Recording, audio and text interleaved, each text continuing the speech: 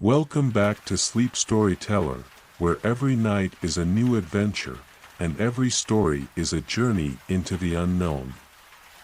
I'm so glad you're here, ready to relax, unwind, and let the gentle sound of rain guide you into a peaceful slumber. As we begin tonight's story, I invite you to close your eyes, take a deep breath, and let the world outside fade away. Remember, this is your space, a place to let go, to dream, and to find the calm you need.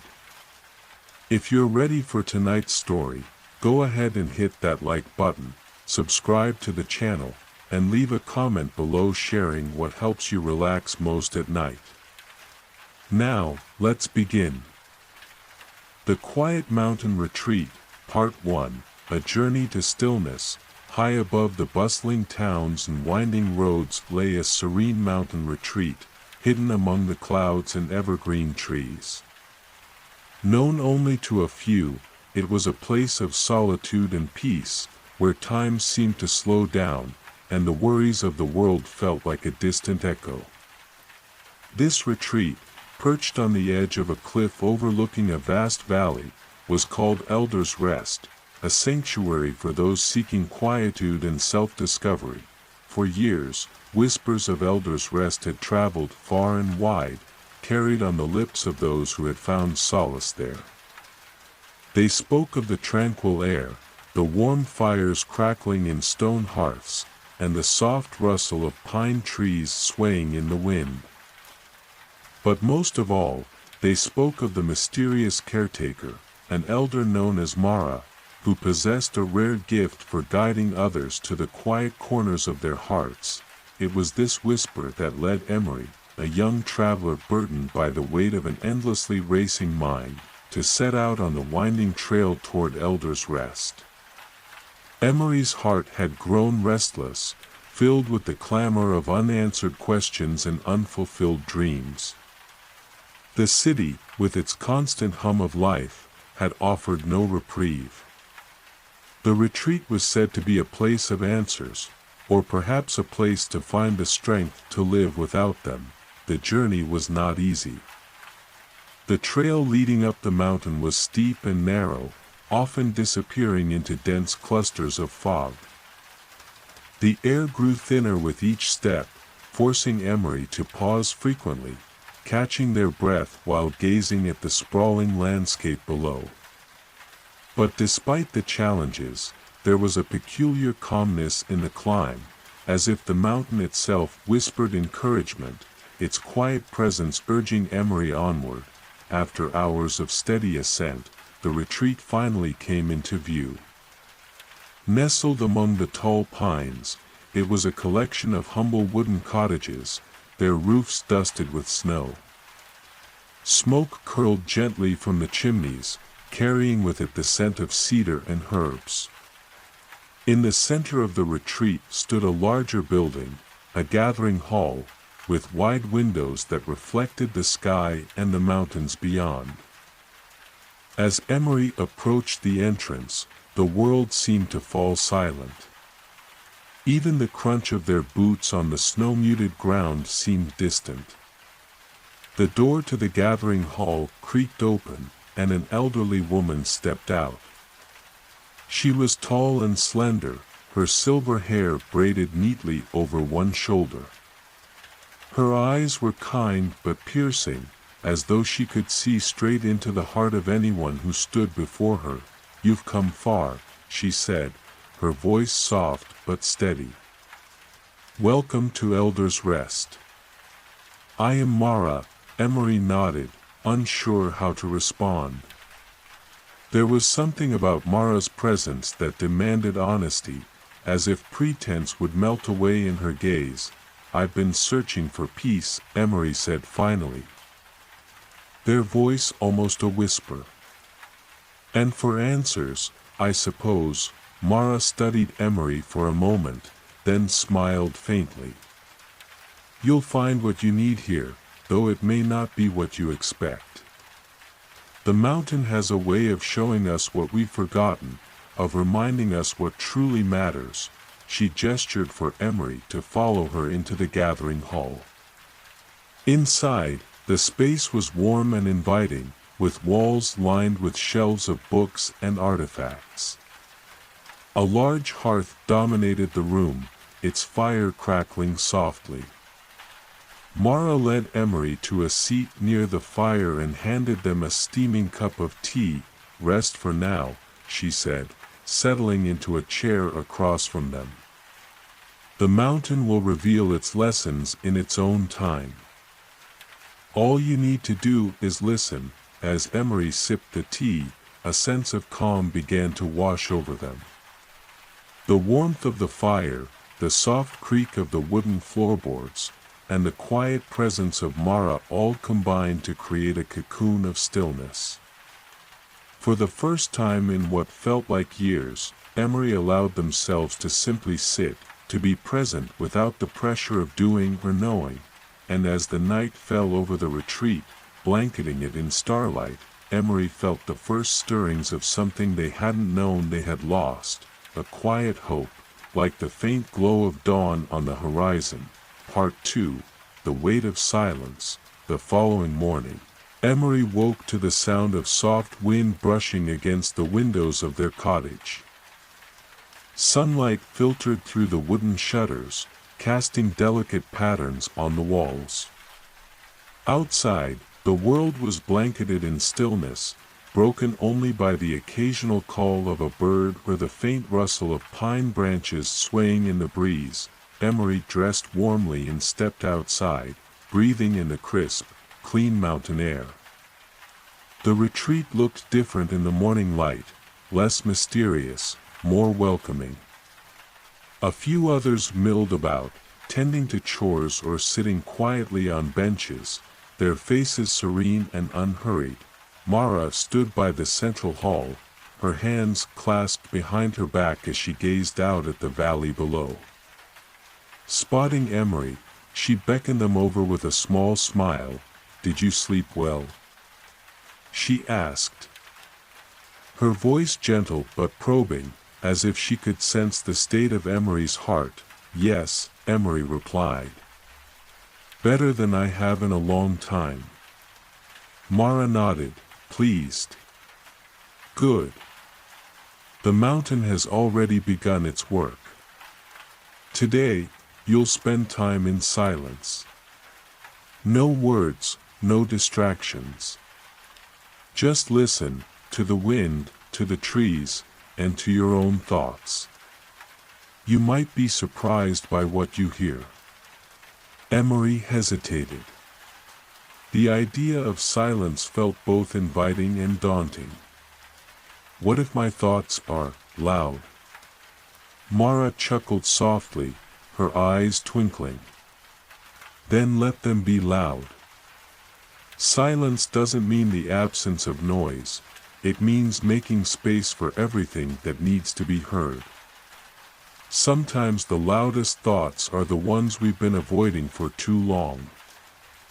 With that, she handed Emery a small woven satchel containing bread, fruit, and water. "Take this and walk. There's a trail that leads to a clearing with a view of the valley. Stay there as long as you need. The retreat will still be here when you return." Emery nodded, clutching the satchel tightly, and set off toward the trail Mara had described. The path wound through dense clusters of pine trees, their branches forming a canopy that filtered the sunlight into soft beams. The quiet was profound, broken only by the crunch of Emery's boots on the snow-dusted ground and the occasional chirp of a bird.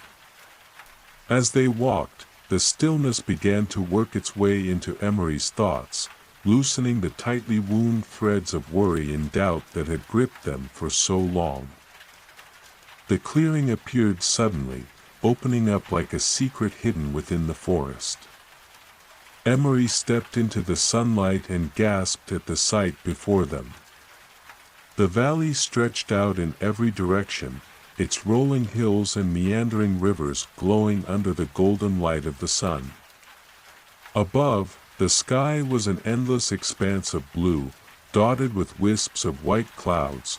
Emery sat on a smooth rock at the edge of the clearing and let the satchel fall to the ground. They closed their eyes and took a deep breath, letting the cool air fill their lungs. At first, the thoughts came rushing in, a relentless tide of worries, questions, and unfinished plans. Emery's chest tightened, but they remembered Mara's words and let the thoughts flow without resistance. As the minutes passed, the tide began to ebb. The thoughts lost their urgency, like a storm quieting after its fiercest winds had passed. In their place came something softer, a gentle curiosity, a sense of wonder at the vastness of the world and their place within it. For the first time in years, Emery allowed themselves to simply be. They noticed the intricate details of the world around them, the way the sunlight danced on the surface of the snow, the distant sound of a waterfall echoing through the valley, the gentle rhythm of their own breath. Hours seemed to pass in a timeless blur. Emery ate the simple meal Mara had packed and lingered in the clearing, soaking in the peace that surrounded them. When they finally rose to return to the retreat, their heart felt lighter, as if a heavy burden had been lifted. As Emery walked back through the forest, they felt the stirrings of a realization, a quiet truth that had been hidden beneath the noise of their daily life. They didn't need all the answers right now. They didn't need to solve every problem or map out every step of their future. Sometimes, it was enough to pause, to listen, and to trust that the path ahead would reveal itself in time. When they returned to the retreat, Mara was waiting by the hearth, her expression calm but expectant. Emery sat down across from her, their face soft with a newfound clarity. The mountain spoke. Emery said simply. Mara nodded, her smile widening. And what did it say? Emery hesitated, searching for the right words. That I've been running so fast, I forgot how to stand still. I've been so focused on finding answers that I didn't notice the beauty in the questions. Mara's eyes glimmered with approval. A wise lesson. The mountain has much more to teach, if you're willing to listen. And as the fire crackled warmly between them, Emery knew they were ready to continue the journey, one quiet step at a time. Part 3, The Mirror of the Soul. The next morning, Emery awoke early, the first light of dawn filtering through the small window of their cottage. They had slept deeply. Their dreams free of the usual worries that had once plagued them. For the first time in a long while, they felt rested, not just physically, but within. The retreat was beginning to work its magic, and Emery was starting to sense that the answers they sought might not come from the outside world, but from within themselves. After a simple breakfast of bread and fruit, Emery made their way to the central hall, where Mara had asked them to meet. The mountain had become more than a backdrop to their journey. It was beginning to feel like a companion, quietly guiding them along. Each morning, the air seemed clearer, and the weight in their chest felt lighter. Mara was already there when Emery arrived, her silver hair glowing in the soft morning light. She stood by the large windows, gazing out at the valley below.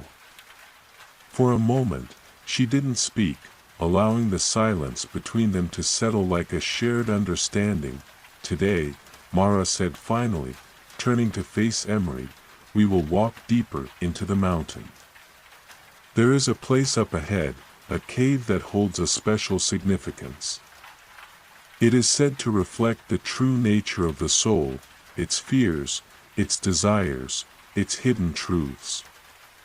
It is not a place for everyone, but I believe you are ready.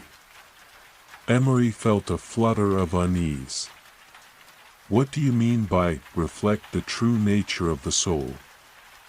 Mara's eyes softened. The cave does not lie. It will show you what you are hiding from yourself. Some find it a place of fear, others of revelation.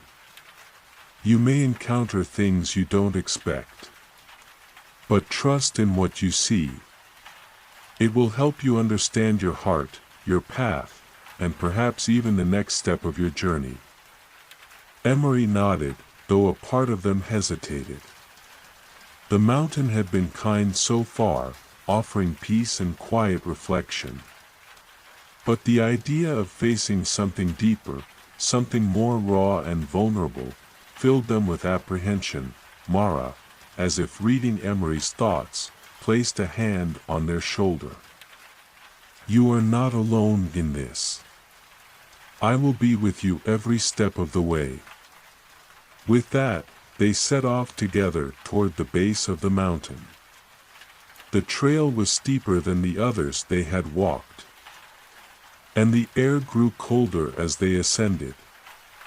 The trees thinned out, and soon they were surrounded by jagged rocks and the scent of moss and earth. The quiet was almost oppressive here, the only sounds the crunch of their boots on the rocky path and the faint call of distant birds. After what felt like hours, they reached a narrow opening in the rock face. The entrance to the cave was hidden behind a veil of ivy, and the air felt heavy as they approached. Mara stood aside, gesturing toward the entrance. This is it, she said softly. Enter when you are ready. Emery stood at the entrance, peering into the darkness. There was a strange pull in the air, a sense of anticipation, as if the cave itself was alive. Waiting. They hesitated for only a moment before stepping inside, Mara following closely behind. The cave was cool and damp, the walls lined with glittering crystals that reflected the faint light from the entrance. It was eerily silent, as though the cave absorbed sound, leaving only the steady rhythm of their breathing. The deeper they went, the darker it became, until the light from the entrance was but a distant memory. Finally, they reached a wide, open chamber. The air here felt thick, almost oppressive, as if the very space was holding its breath. In the center of the room, a large stone slab stood, polished and smooth, like a mirror. Mara stepped back. This is the mirror of the soul. Stand before it, and see what is reflected. Emery approached the stone slab cautiously, their heart pounding. As they stood before it, the surface began to shimmer, ripples appearing like the surface of water disturbed by a gentle breeze. At first, the reflection was distorted, Emery's own face twisted in confusion and fear. Then, slowly, the image began to clear. They saw themselves standing in the mirror, but the person they saw was not quite who they expected. The face was older, weary, filled with the lines of untold stories. There was a sadness in their eyes, a deep longing for something they could not name, but the image shifted again. The figure in the mirror smiled softly, and Emery's reflection was replaced by another, a younger version of themselves, full of hope and curiosity, unburdened by the weight of life's struggles. This reflection was vibrant, full of dreams and possibilities, but it was only a fleeting image, fading away like mist. Suddenly, the mirror flickered again, and this time, Emery saw a shadow. It was an indistinct figure, standing behind them, an embodiment of everything they had avoided, every fear they had buried deep inside. The shadow was tall and dark, its presence oppressive. The figure stretched out a hand, and Emery felt a chill run through their body. It was the face of their fears, the things they had been running from for so long. Emery's heart raced, but instead of turning away, they took a deep breath and stepped closer to the mirror. The shadow flickered again, and they saw a new image, a quiet space within, untouched by the fears and doubts. It was like a small, still pond in the midst of a storm, a place that could not be disturbed, no matter how strong the winds howled. The reflection began to shift once more. The shadow faded, and the vibrant, younger version of Emery reappeared. The face smiled, full of possibility and joy. Emery stepped back from the mirror, their breath shallow but steady. The cave was silent again, and for a moment, they stood in awe of what they had seen. "This is what you needed to see," Mara said, her voice soft but knowing. "Not to escape the shadows, but to understand that they do not define you. Your fears are part of you, yes, but they do not hold power unless you let them. The truth of who you are lies in the stillness between the waves, in the quiet space where you are at peace with all parts of yourself." Emery nodded slowly, the weight of the experience sinking in. They had faced something deep within themselves, something they had avoided for so long. But in that moment, they realized that they were more than their fears. They were more than the shadows that loomed in their mind. They were the stillness between it all, the calm in the center of the storm.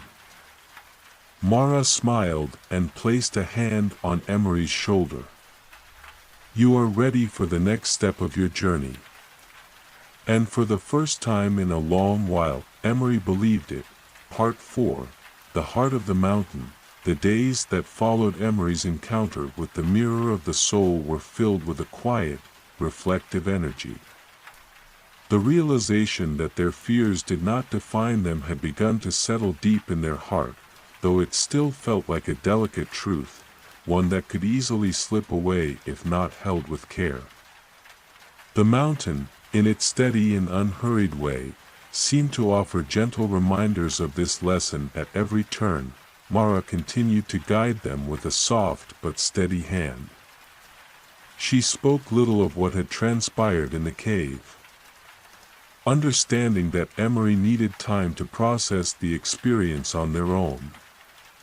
Instead, she invited Emery to join her for daily walks along the winding trails that led through the deeper parts of the mountain. Each walk was different. Some days, they explored quiet groves filled with moss-covered stones and hidden waterfalls.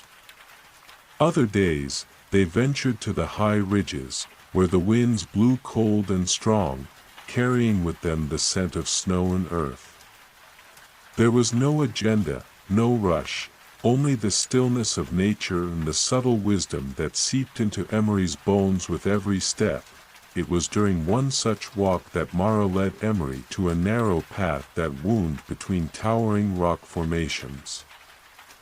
The path was less traveled, the air cooler, and the shadows of the cliffs darker. As they walked, the trees gave way to a vast expanse of bare stone, and soon they stood before an ancient, weathered door carved into the mountain itself. The door was adorned with intricate symbols, their meaning lost to time, but the stone around it was smooth and dark, as if it had been touched by centuries of hands. There was something ancient about this place, a sense of something deeply rooted in the mountain's heart. "This is the heart of the mountain," Mara said, her voice low and reverent. "It is a place of deep stillness, where the wisdom of the mountain itself can be felt. Only those who are ready can enter." "I believe you are." Emery stood before the door, a sense of awe settling over them. There was an energy here, a power that vibrated in the very air. They hesitated, but then, almost instinctively, reached out to touch the cool surface of the door. The moment their fingers made contact, the door seemed to hum, a low vibration that echoed through their body. The symbols on the stone shimmered, and the door slowly creaked open, revealing a small, hidden chamber within the mountain. Inside, the air was thick with the scent of earth and time. The walls were lined with crystals that glowed faintly in the dim light, casting soft reflections on the stone floor. In the center of the room, there was a large stone basin filled with water so still it was like a mirror. Mara stepped forward, her presence calm and grounded. "This place holds the essence of the mountain," she explained. "It is a place where you can listen more deeply, where you can hear the whispers of the earth and the wind, the thoughts of the trees and the stars. But most of all, it is a place to listen to your own heart. The stillness here is like no other. It reflects who you are, what you've become, and what you are meant to be." Emery felt a deep pull toward the basin. The water was so still, so clear, that it seemed to invite them to look into it, to see beyond the surface. As they knelt beside it, the reflections of the crystals danced on the water, and Emery's own face appeared, framed by the glow. For a moment, they saw only their reflection, the same face they had seen before in the mirror of the soul, though now, it seemed different. More peaceful, perhaps, but still touched by uncertainty. Yet, as they gazed deeper, the reflection began to shift, revealing something more. It was not just the physical form, but the essence of who they were, the layers of experience and feeling, the desires and fears, the quiet strength that had been with them all along. In that moment, something deep within Emery stirred, a knowing, a sense of connection to something greater than themselves. The stillness of the mountain, the vastness of the sky, the rhythm of the earth beneath their feet, it was all part of them, and they were part of it. Emery realized that the mountain's wisdom was not something external, something to be learned or understood in a single moment. It was a language, a song that had always been present, woven into the fabric of the world. They had only to listen. Mara watched in silence, as though giving Emery space to absorb the profound experience. After a long pause, she spoke softly. "The heart of the mountain does not give answers. It shows you the truth you already know, the wisdom that is inside you, but which may be hidden beneath the noise of everyday life. You have always known your path, Emery. You only needed stillness to hear it."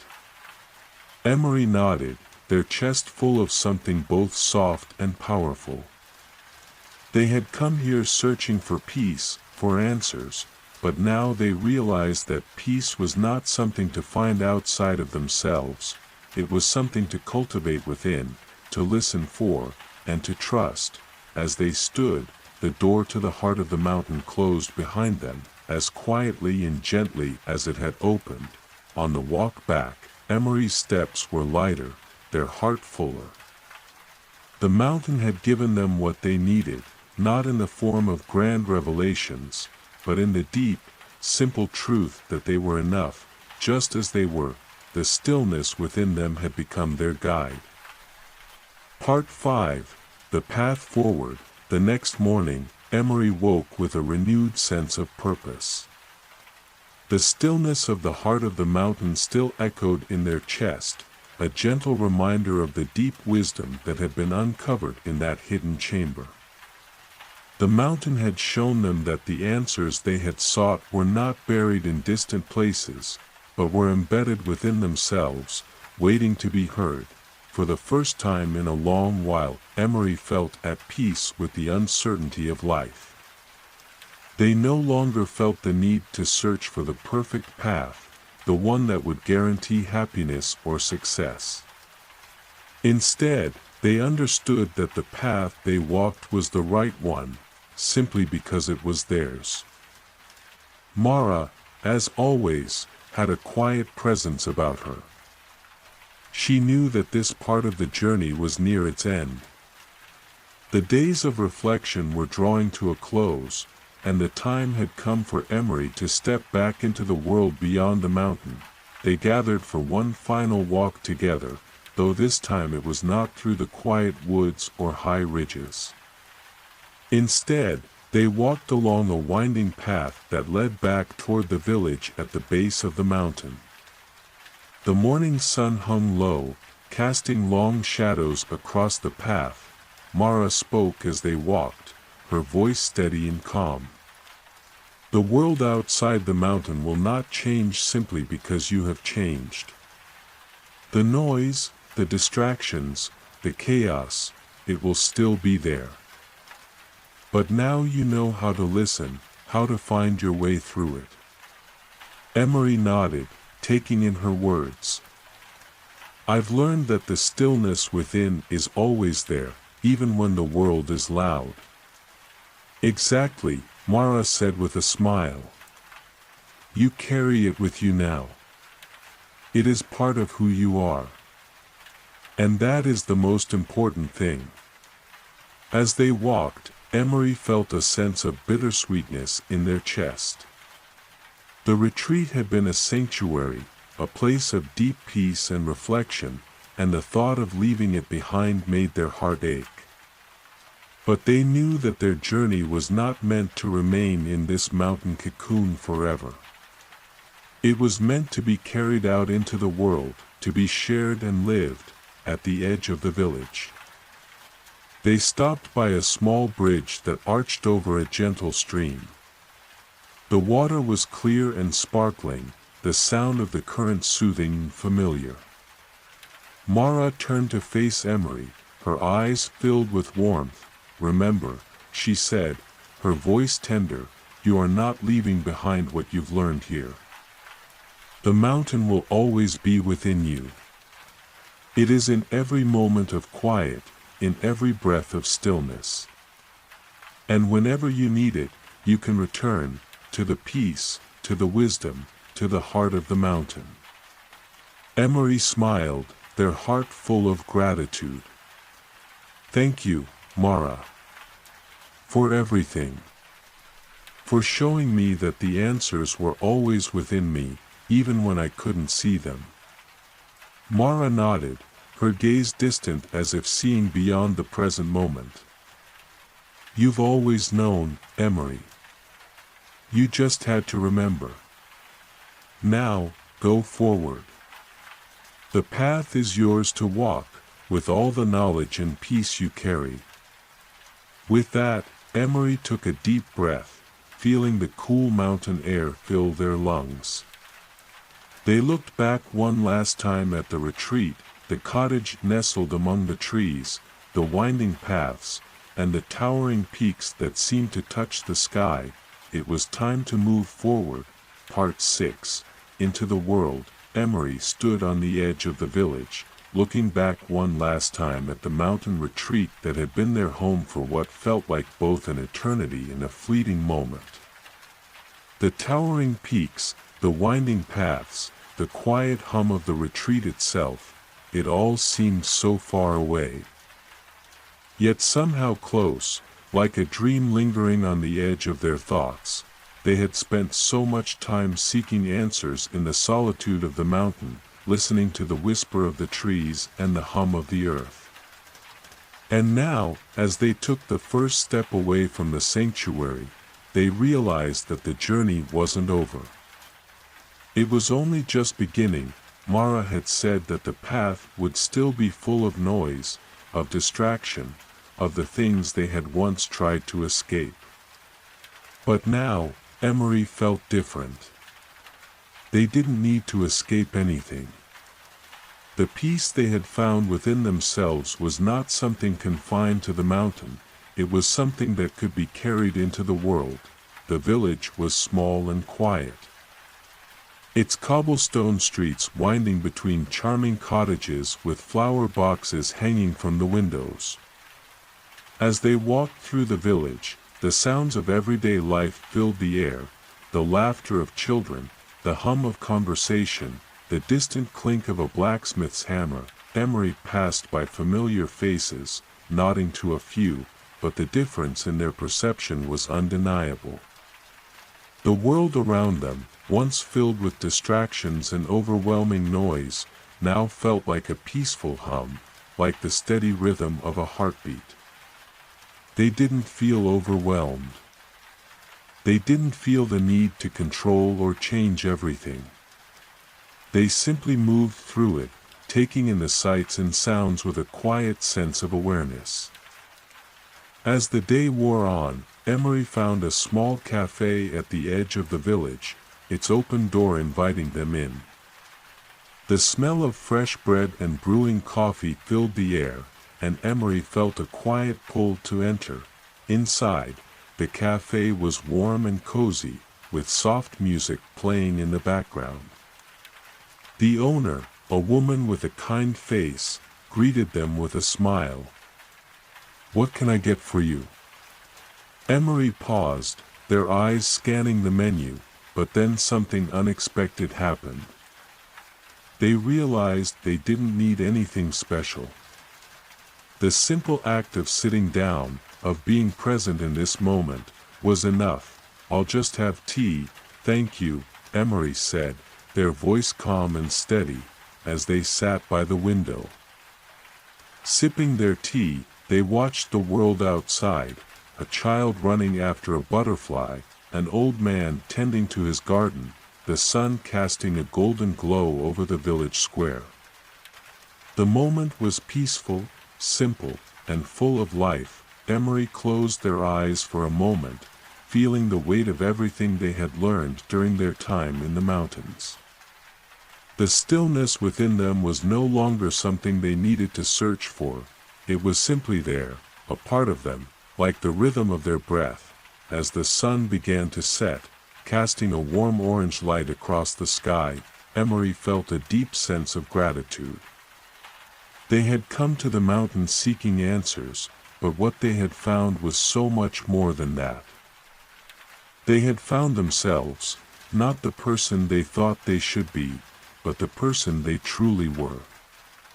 And that person was enough.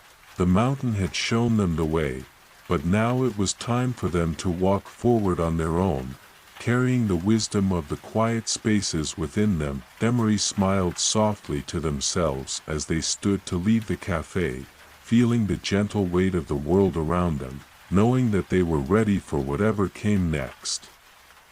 They didn't need to know all the answers. They only needed to trust the path beneath their feet and the peace within their heart. As they walked through the village, the last light of day faded behind them, and Emery's heart felt light, like the breeze that danced through the trees. The world was full of stories, and now they were ready to write their own. Part 7. The Quiet Strength of Change. As the days passed in the village, Emery continued to feel the subtle shift within them. The world outside was as vibrant and full of life as ever, yet they no longer felt as swept up by it all.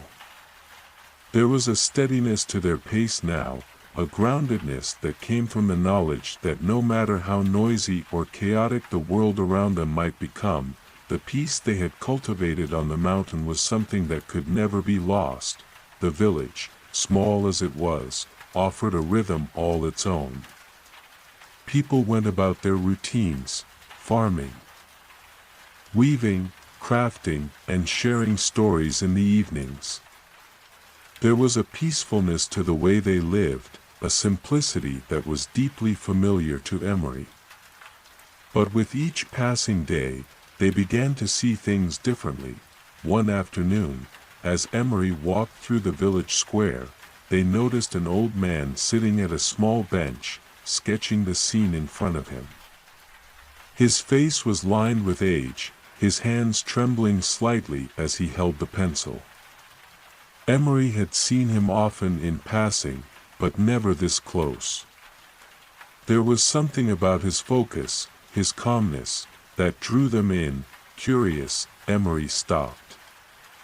"What are you drawing?" they asked softly.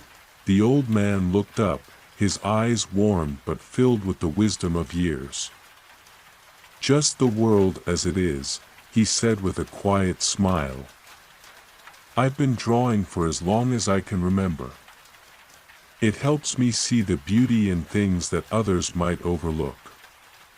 Emery watched him for a moment, fascinated by the way his pencil moved across the paper, capturing the soft lines of the trees, the shadows on the cobblestones, and the gentle movement of the people passing by.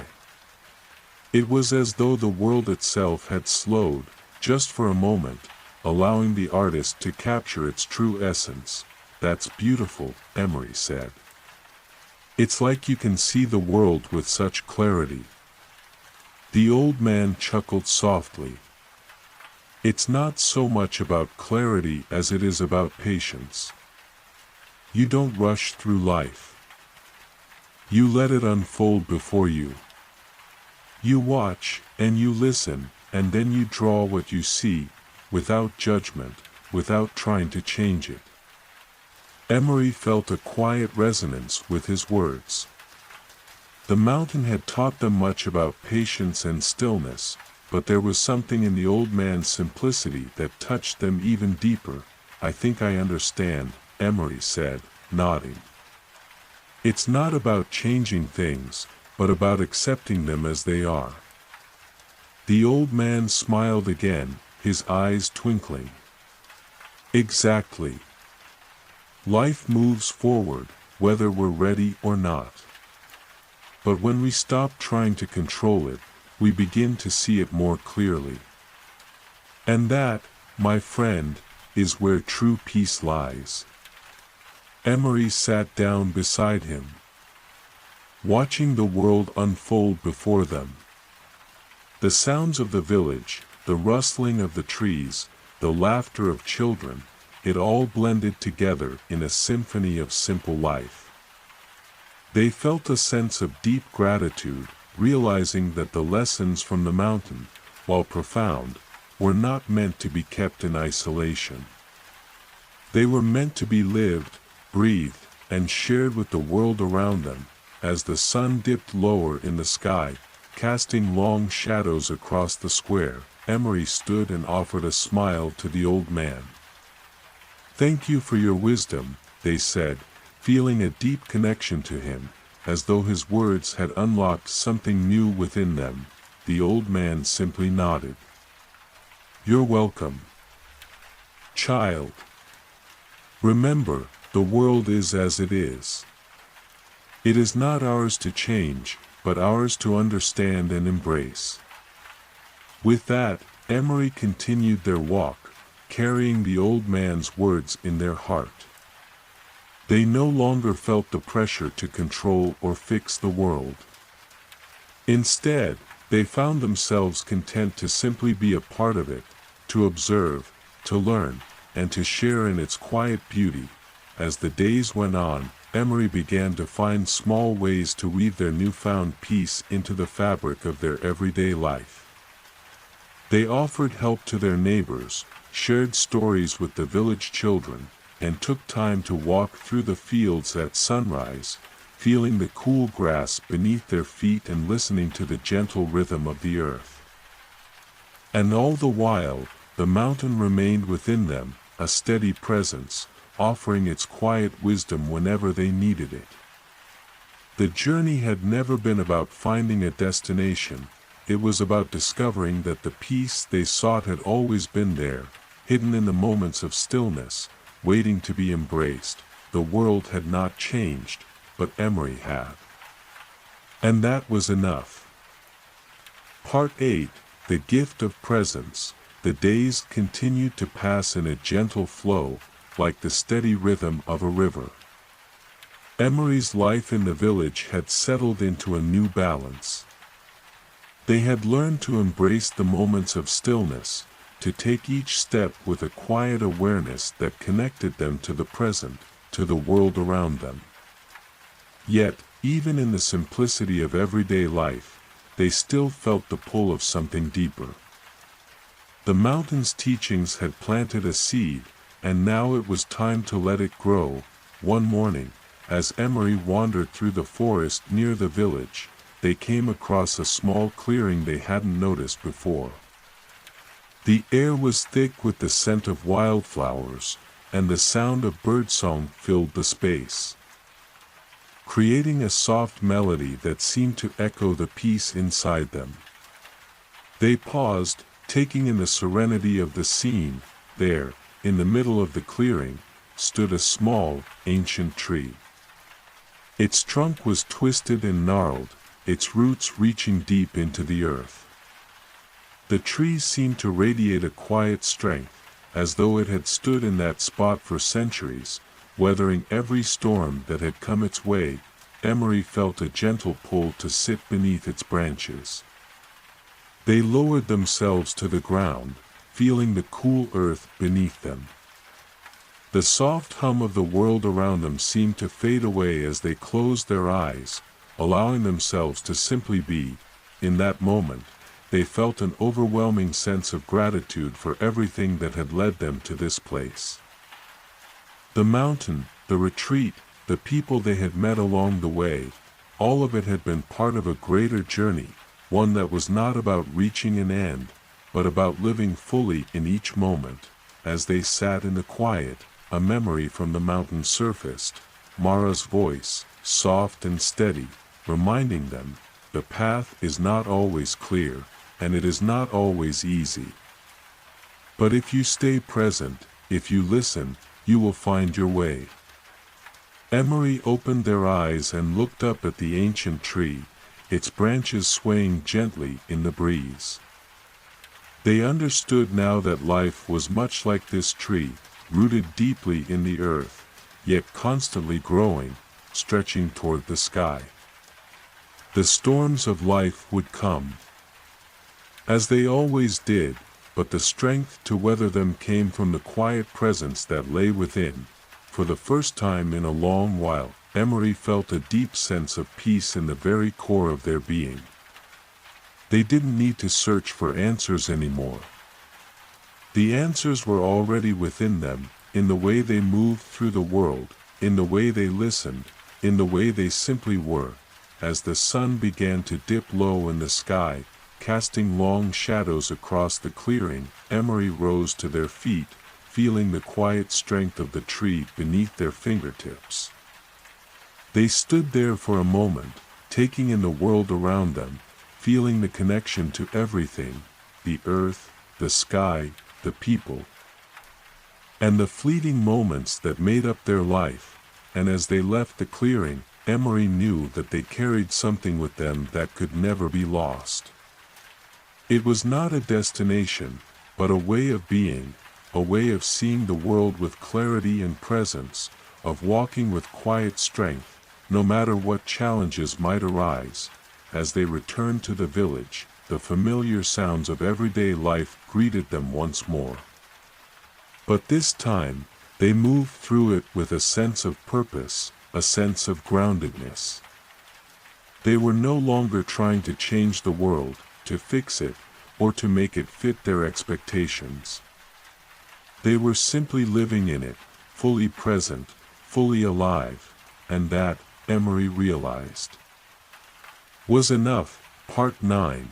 The Ripple Effect. As the days turned into weeks, Emery found that the changes within them were not confined to their own heart. The peace they had cultivated began to ripple outward, touching the lives of those around them in subtle but profound ways. It was as though the stillness they had discovered on the mountain had become a quiet current, flowing through the village, softening the edges of the noise that once filled their mind. One morning, as Emery walked through the village square, they noticed a familiar face, Lena, the young woman who ran the local bakery. Lena had always seemed rushed, her movements quick and purposeful, as if she were always hurrying to the next task. But today, as she arranged a basket of fresh bread on the counter, there was something different in her demeanor. Her movements were slower, more deliberate, and there was a softness in her expression that Emery hadn't seen before. As they approached the bakery, Lena looked up and smiled warmly. "Good morning, Emery," she said, her voice gentler than usual. "It's a beautiful day, isn't it?" Emery smiled back, feeling the warmth of her presence. "It is. You seem different today." Lena laughed softly, a touch of embarrassment in her voice. "I suppose I am. I've been trying something new. I've been slowing down. Taking a little more time to appreciate things." Emery's heart swelled with quiet joy. They had noticed, over the past few weeks, how Lena's energy had shifted. There had been a subtle but noticeable calm in her presence, as though she, too, was beginning to understand that peace didn't come from constant motion, but from being fully present in each moment. "I think that's a wonderful idea," Emery said, leaning against the counter. "Sometimes we get so caught up in rushing, we forget to just be." Lena nodded, her eyes bright with a newfound understanding. "I know exactly what you mean. I've been trying to practice the same thing that you mentioned the other day, just being. It's harder than I thought, but I'm starting to see how much I was missing before." The two of them stood there for a moment, sharing the quiet connection of two people who had both learned that slowing down was not a luxury, but a necessity for truly experiencing life. As they spoke, more villagers passed by, exchanging greetings, and Emery noticed something remarkable. The hurried pace of the village seemed to be slowing, too. People walked with more awareness, children played with laughter that echoed in the air, and even the simple tasks of daily life, buying bread, tending to gardens, were being done with a renewed sense of purpose and presence. It was as if the entire village had caught the quiet rhythm that Emery had discovered on the mountain. Later that afternoon, as Emery walked along the edge of the village, they spotted an elderly woman sitting by the side of the road. It was Mrs. Hayes, the village's longtime seamstress, known for her bright smile and keen eye for detail. Today, however, she sat quietly with a basket of threads, her hands still, her eyes looking out over the fields as the sun dipped lower in the sky. Emery approached, drawn by the calm aura that surrounded her. "Good afternoon, Mrs. Hayes," they said softly. The woman turned and smiled, her face creased with the years of laughter and wisdom. "Ah, Emery. You're a sight for sore eyes. What brings you here this evening?" Emery sat down beside her, feeling the gentle weight of the moment. "I was just passing by and saw you sitting here. You seem peaceful today." Mrs. Hayes chuckled, the sound like a soft breeze. "Peaceful? Yes, I suppose I am. I've been thinking about things. About how much time I spent rushing around when I was younger. And now, as I get older, I realize that there is more joy in slowing down, in savoring each moment." Emery smiled, feeling a deep connection with Mrs. Hayes. "I think we all forget that sometimes. It's easy to get caught up in the need to do more, to be more. But really, the most important thing is to simply be." The elderly woman nodded thoughtfully. "Exactly. You're a wise one, Emery. I'm glad you're here. It's good to see that the younger ones are learning this lesson, too." Emery sat with Mrs. Hayes for a while longer, watching the sun set over the fields, painting the sky in hues of pink and gold. They felt a deep sense of gratitude for this quiet moment, for the connections they had made, and for the simple yet profound truth that was becoming their way of life, that true peace came not from rushing, but from being fully present, fully alive, in the here and now. As they walked back to their cottage that evening, Emery noticed how different everything seemed. The village was no longer a place of hurried footsteps and bustling energy. It was a place where people were beginning to understand the power of stillness, of slowing down, and of living fully in the moment. It wasn't just Emery who had changed, it was the village itself, and that, Emery realized, was the true gift of the mountain's wisdom. Not only had it transformed their own life, but it had begun to ripple out into the world, touching others and inviting them to pause, to breathe, and to find peace in the simplicity of the present moment. The journey was far from over, but for the first time, Emery felt that they were exactly where they were meant to be. Part 10. The Circle of Peace. The change in the village was subtle, like the soft unfolding of a flower. It was no longer just Emery who felt the quiet strength of the mountain within them. More and more, the villagers embraced a slower, more mindful way of life. It wasn't something anyone had forced upon them, but rather something that had emerged organically, like a current flowing gently through the community. One morning, as Emery wandered through the village square, they saw something that made their hearts swell with joy. A small group had gathered near the fountain in the center of the square. At first glance, it appeared to be an ordinary gathering, with the villagers exchanging greetings and going about their daily tasks. But as Emery drew closer, they noticed something different. There was an undeniable sense of calm that hung in the air. People were speaking to one another with a newfound softness, their movements deliberate and slow. There were no hurried words, no rushed conversations.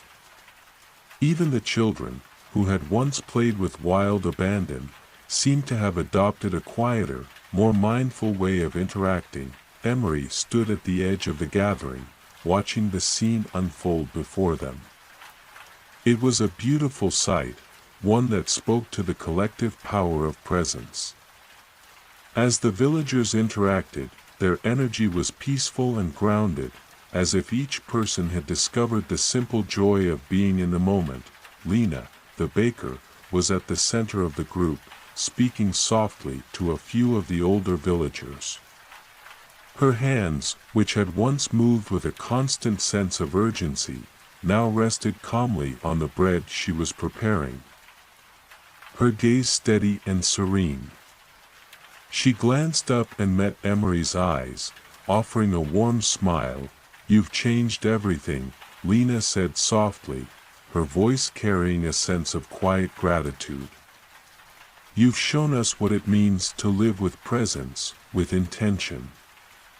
I never realized how much I was missing until I started slowing down." Emery smiled, their heart full. "I'm not the one who changed everything. The change was always here, waiting for us to notice it." Lena nodded, her eyes thoughtful. "But you brought it into focus. You showed us that we don't have to rush through life. We can enjoy each moment, appreciate the quiet beauty of the world around us.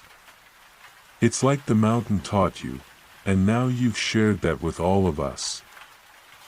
As the conversation drifted to a quiet lull, Emery felt a sense of deep peace wash over them.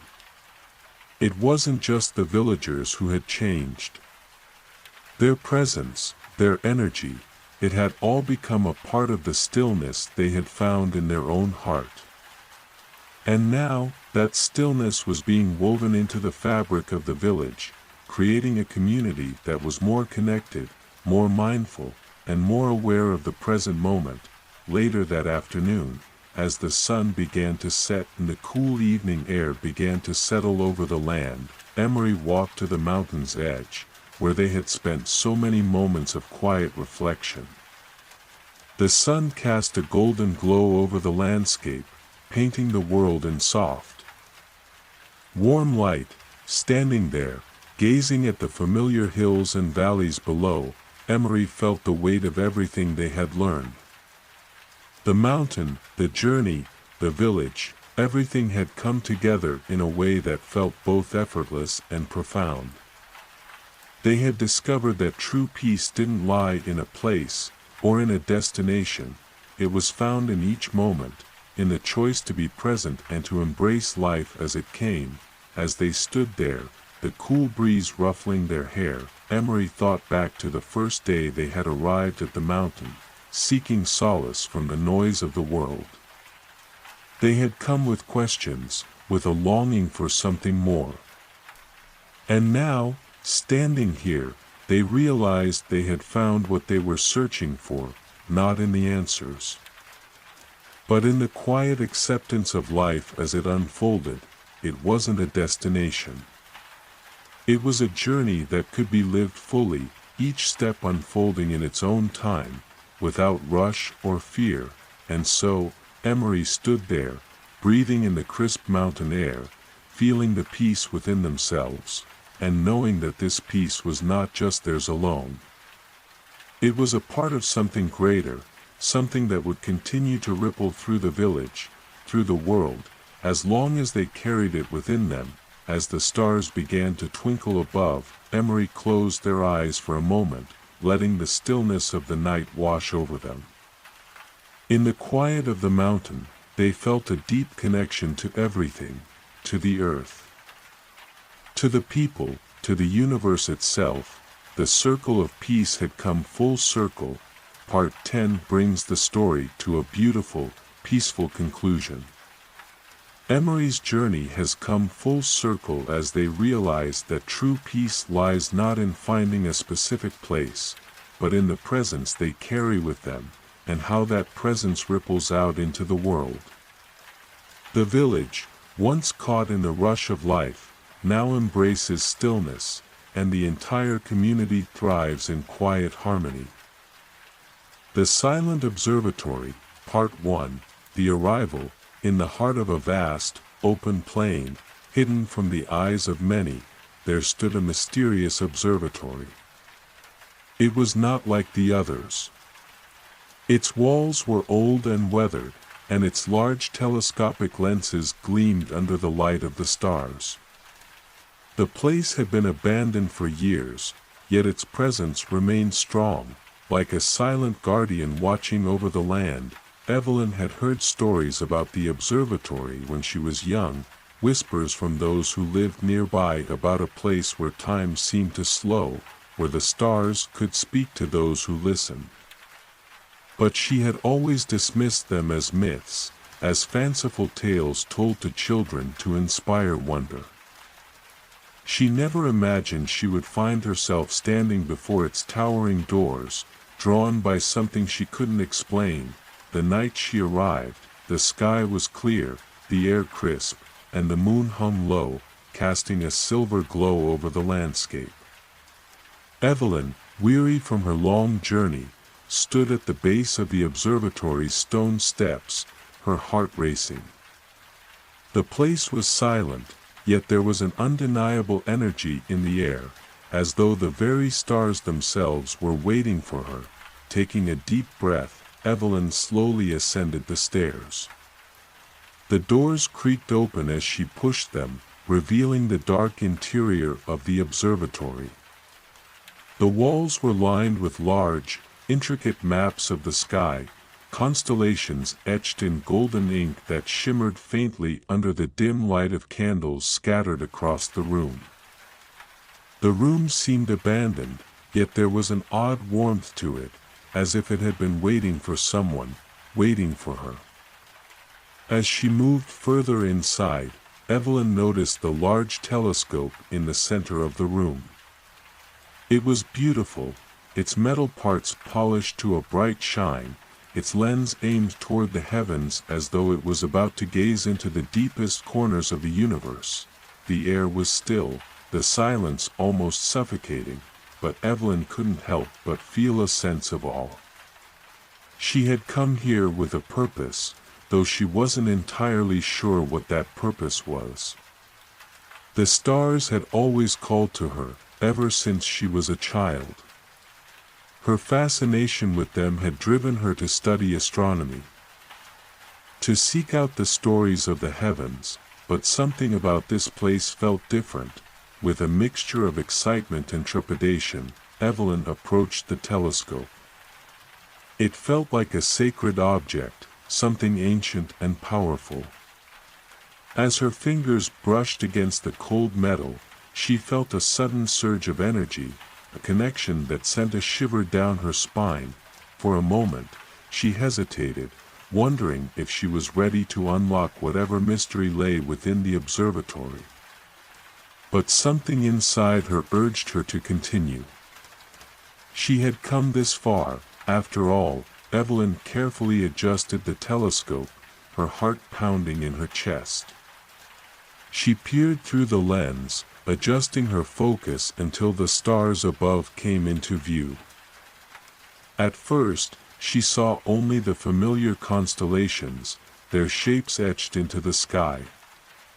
But then, something unusual caught her eye, a faint light flickering in the distance, a star that seemed to pulse with a rhythm of its own. It wasn't like any star she had ever seen. It was brighter than the others, almost as if it were calling out to her. Her breath caught in her throat, and she instinctively adjusted the lens to get a closer look.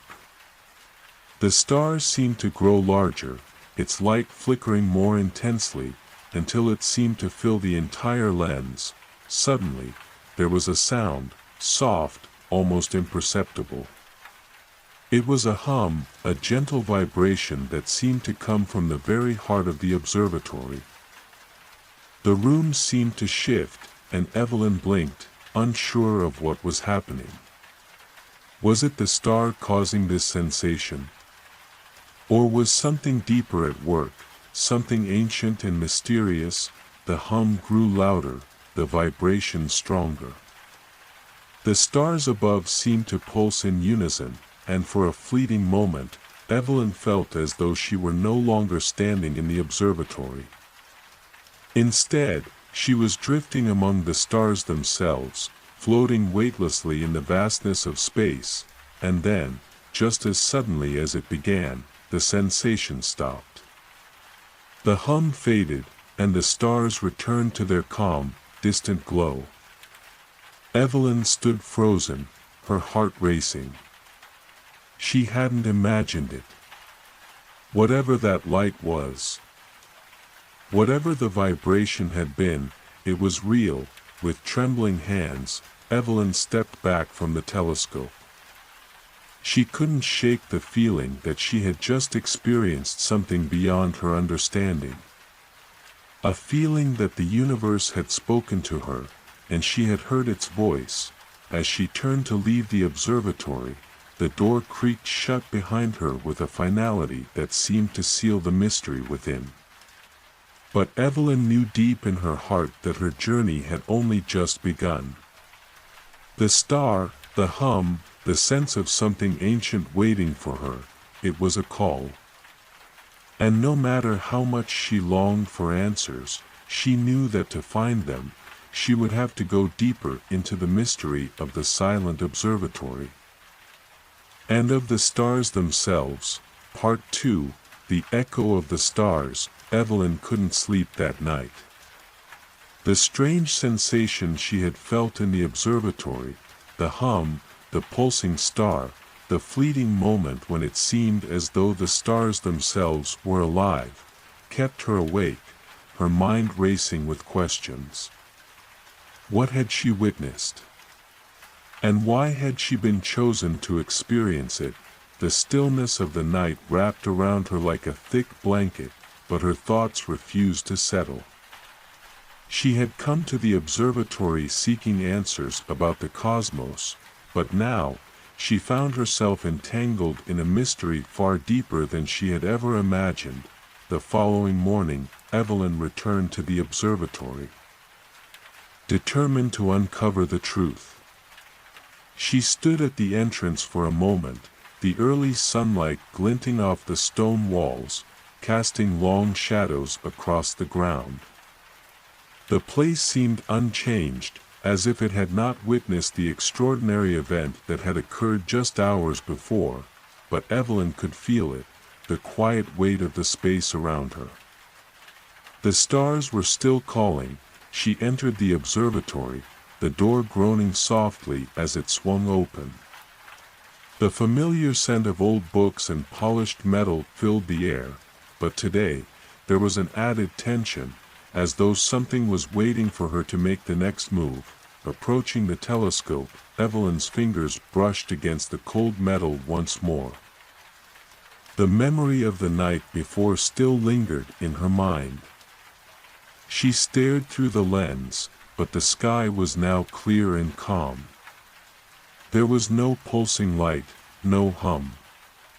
Just the ordinary patterns of the stars, their familiar constellations twinkling in the distance. Her heart sank for a moment. Had she imagined it all? Was it just a trick of the mind? But deep down, Evelyn knew that what she had experienced had been real. The connection to the stars, the pulse that had vibrated through her very being, it had been undeniable. She couldn't let go of it. Not yet. Evelyn turned her attention to the room around her. Perhaps she was overlooking something. The maps on the walls, those intricate drawings of constellations and cosmic phenomena, might hold a clue. She examined them closely, her eyes tracing the paths of the stars. Some of them were familiar, the constellations she had studied countless times. But others were different, more obscure, their patterns unfamiliar. One map in particular caught her attention. It depicted a constellation she had never seen before, one with stars arranged in a shape she couldn't quite recognize. The map was ancient, the ink faded, and there was something unsettling about the lines that connected the stars, as if they formed a path rather than a static image. Evelyn's fingers traced the shape of the constellation, a strange feeling sweeping over her. The lines on the map seemed to hum faintly under her touch.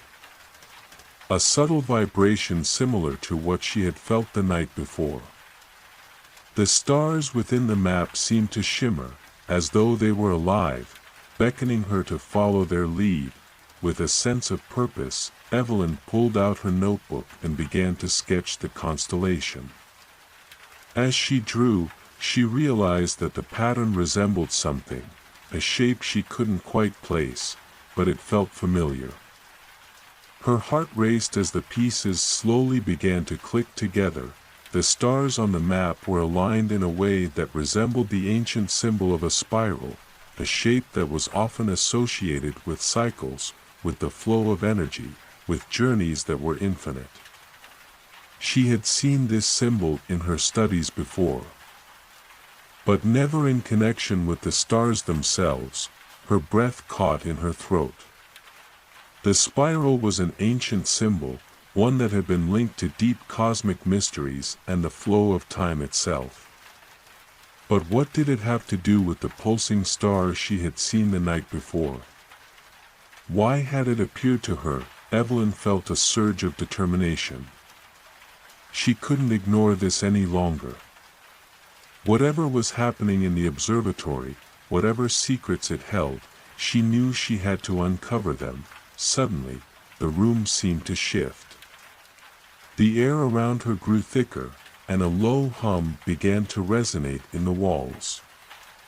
It was faint at first, but it grew stronger, just as it had the night before.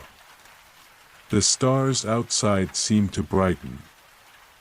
As though responding to the vibrations, Evelyn turned toward the telescope again. Her hand trembled slightly as she adjusted it, aiming it once more at the sky. The same star, the one that had pulsed with light, was there. But this time, it was brighter, more intense. The hum in the room seemed to echo in her very bones, urging her to look closer. Through the telescope, the stars seemed to expand, its light flickering in a rhythmic pattern. It almost looked like a signal, a message from the cosmos itself. Evelyn leaned in, her eyes locked on the star, her pulse quickening with each passing second. Then, as if in response to her gaze, the star shifted. A burst of light shot out from its core, forming a spiral in the sky. It was the same spiral she had seen on the map, the same symbol that now pulsed in her mind. The stars around it seemed to form an intricate web, as if the universe itself were unfolding before her eyes. For a moment, Evelyn was suspended in that space, caught between the present and something far beyond.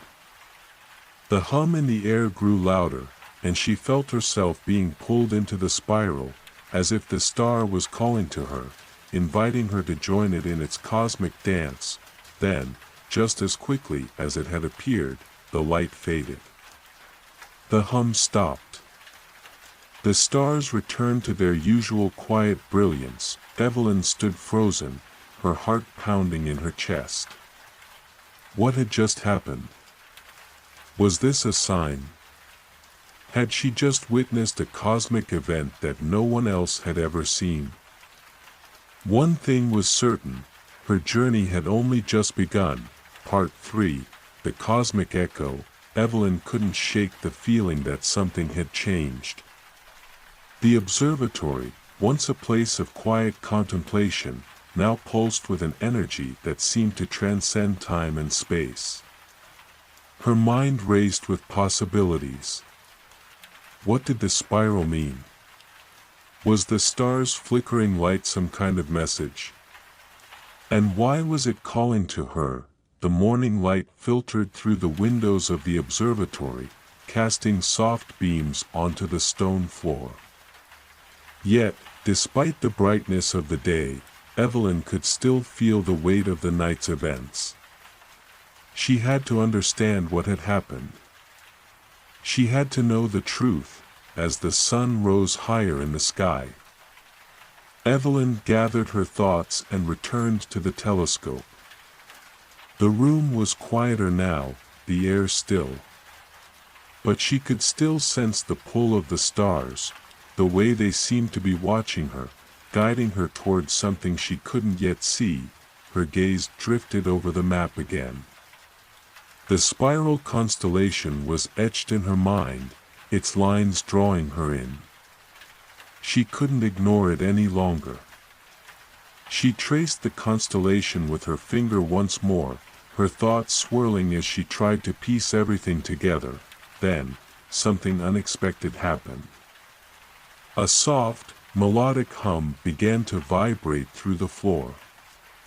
It was faint at first, barely perceptible, but it grew stronger with each passing second. Evelyn froze, her breath catching in her throat. It was the same hum she had felt the night before. The one that had filled the room, resonating with the very core of her being. This time, however, the sound wasn't coming from the walls. It seemed to be coming from the very floor beneath her feet. She stepped back, her heart racing as she watched the ground ripple in subtle waves, like the surface of a calm pond disturbed by a single drop of water. The vibrations intensified, and Evelyn felt a strange sensation deep within her chest, as though her very heartbeat was syncing with the rhythm of the hum. She quickly turned to the telescope. The same star was visible in the sky, its light steady and bright. But now there was something more, another faint flicker, like a pulse, matching the rhythm of the hum beneath her feet. The stars seemed to be responding to her. Or perhaps it was guiding her. Without thinking, Evelyn adjusted the telescope once more, this time focusing on the area around the star.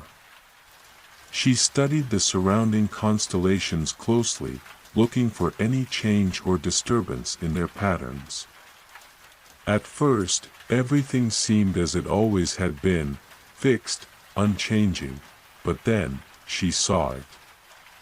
A subtle shift, a new formation emerging from the stars. A line, thin but distinct, connecting the star she had been watching to another far in the distance. It was as if the star itself was sending out a signal. Connecting to something far beyond her reach, Evelyn's breath quickened as she followed the line with her eyes. The new formation was just beginning to take shape, but it was clear now that it wasn't a simple constellation. It was a map, an intricate web that connected stars across the sky.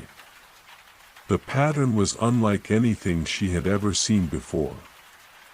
It wasn't just random, it was deliberate, a design created with purpose, and the more Evelyn focused, the clearer it became.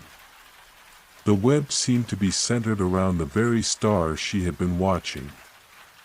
But this time, the web wasn't just confined to the night sky. It was expanding, growing, as if the entire universe was unfolding in front of her. The hum beneath her feet grew louder, and for a brief moment, Evelyn felt herself being drawn into the cosmic web. Her eyes widened as she saw something shifting within the pattern, a symbol. It was the same spiral she had seen on the map, but now, the spiral was alive. It was spinning, twisting, unfolding like a flower blooming in the night. The energy from the spiral seemed to reach out to her, enveloping her in a wave of warmth and light. Suddenly, the vibrations in the floor ceased. The hum faded into silence. The stars returned to their usual places, calm and steady, as if nothing had happened. But Evelyn knew that what she had witnessed was real. She stepped back from the telescope, her hands trembling. The room was silent, and yet, she felt more alive than she ever had before. Her mind was buzzing with questions, but one thing was clear: she had seen something ancient, something vast, and the universe had chosen her to witness it. The spiral, the hum, the pattern in the stars, everything was connected. But what was the purpose of it all? Why had the observatory called her? And what did the spiral mean? Evelyn knew she couldn't leave just yet. The answer was somewhere within the walls of the observatory, hidden in the ancient maps and texts that lined the shelves. She needed to learn more. Her gaze shifted to the far corner of the room, where a large, dust-covered book sat on a pedestal. The cover was worn, but the title was still visible: The Echo of the Stars. Evelyn had noticed it before, but had never thought to open it. Now, something compelled her to approach it. She moved toward the book, the hum still lingering faintly in the air. As her fingers brushed the cover, a sense of recognition washed over her. This was the next step. This was where the answers lay. With a deep breath, Evelyn opened the book. Part 4, The Secrets Unveiled. Evelyn's fingers trembled as she turned the weathered pages of The Echo of the Stars. The book was ancient, its pages yellowed with age, but the writing was clear, each word carefully inscribed in a language that felt both familiar and foreign. It was as though she were deciphering an ancient code, one that had been waiting for her to unravel it. The first few pages seemed to be filled with astronomical observations, charts of distant stars, and notes about the movements of celestial bodies. But as she flipped through the pages, the tone of the text began to change. The observations grew more mystical, and the language seemed to shift into something more poetic, more enigmatic. The mention of the spiral constellation stood out immediately. There, in the middle of the page, was a detailed drawing of the constellation she had discovered. The spiral was not just a symbol, it was part of a larger pattern, one that stretched across the sky, intertwining with the paths of other stars. And in the center of it all, there was the very star she had been watching, the one that had pulsed with light, calling to her. The passage next to the drawing was written in a language Evelyn didn't immediately recognize. However, something within her seemed to understand it, as if the words resonated with an ancient memory deep inside. She read aloud, her voice almost a whisper, "The spiral is the key, the pathway through which time flows. To follow the spiral is to walk the path of the universe, to witness its cycles. The one who stands at its center will see the echoes of the stars, and through them, they will find the truth of the cosmos."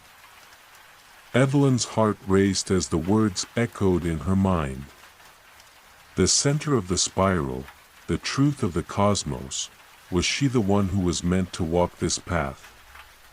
Was she the one chosen to uncover the hidden meaning of the stars? She turned the page, her fingers eager to continue. The next few pages contained more cryptic writings and drawings, but what caught her attention was a section near the end, labeled The Awakening. The text described a process, one that involved aligning oneself with the energy of the stars. It spoke of rituals, of moments when the stars would align just so, when their power would be at its peak. The passages hinted at the observatory being a place of initiation, where those who sought knowledge could unlock their potential by connecting with the cosmic forces. One passage in particular made Evelyn stop. It described an ancient ceremony that took place at the observatory, a ceremony in which the seeker would stand beneath the light of the stars, allowing the energy of the cosmos to flow through them. It was said that those who underwent the ceremony would be able to see beyond the material world, to glimpse the true nature of the universe. Evelyn's thoughts raced. Could this ceremony be the key to understanding what had happened to her? Was it possible that the mysterious events at the observatory were not random, but part of something much larger, a cosmic plan that had been set into motion long ago? As she pondered this, the hum in the observatory returned, faint at first, but growing louder with each passing moment. The air seemed to vibrate with energy, and Evelyn felt a sudden surge of power, as though the very walls of the observatory were alive with the energy of the stars. She looked up, and for the first time, she saw something new. The large telescope, which had always been a passive tool for stargazing, now seemed to be alive with purpose. The lens shimmered with an otherworldly glow, and the star she had been watching was once again pulsing, its light growing brighter and more intense. Without thinking, Evelyn stepped toward the telescope, her hands reaching for the controls. She felt an overwhelming compulsion to look through the lens again. Her heart pounded in her chest as she adjusted the focus, aiming the telescope toward the center of the spiral constellation, and then, as if the universe itself were holding its breath, the image through the lens shifted. For a brief moment, the stars vanished. Instead, Evelyn saw something else, an image of herself, standing in the center of the spiral, surrounded by the vastness of the cosmos. She was not alone. There were figures beside her, shadows of others, their faces obscured, but their presence undeniable.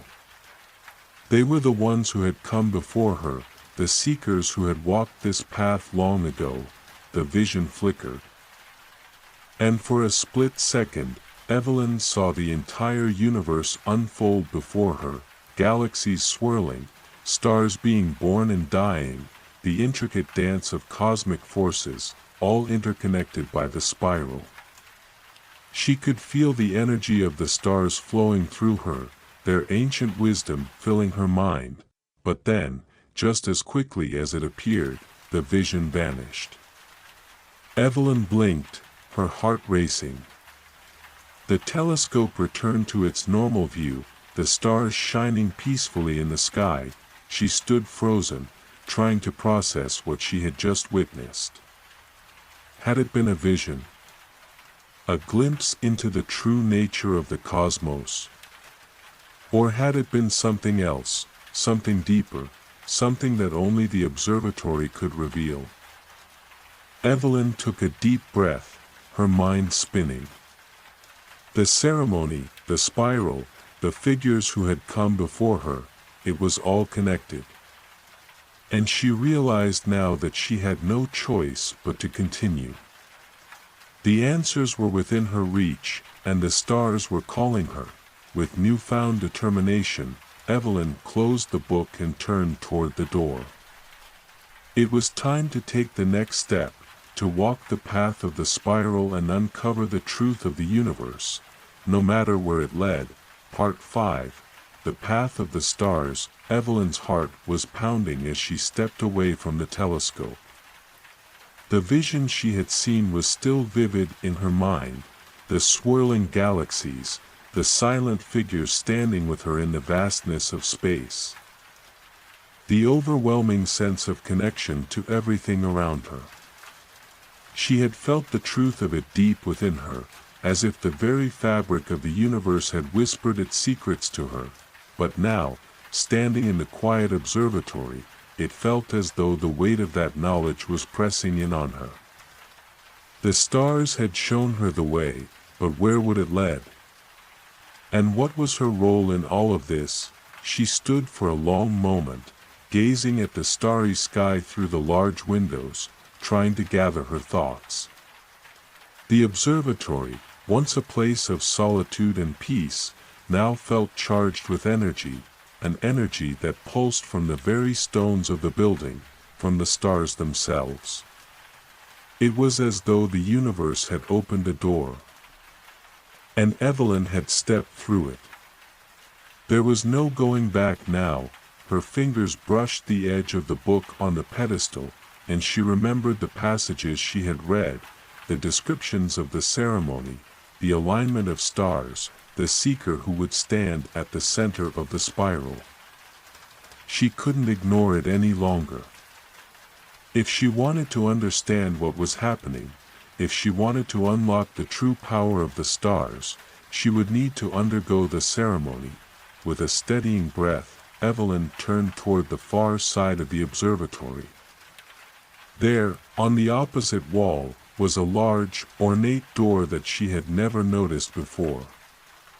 It was old, its wood darkened with age, and it seemed to glow faintly, as if it were alive.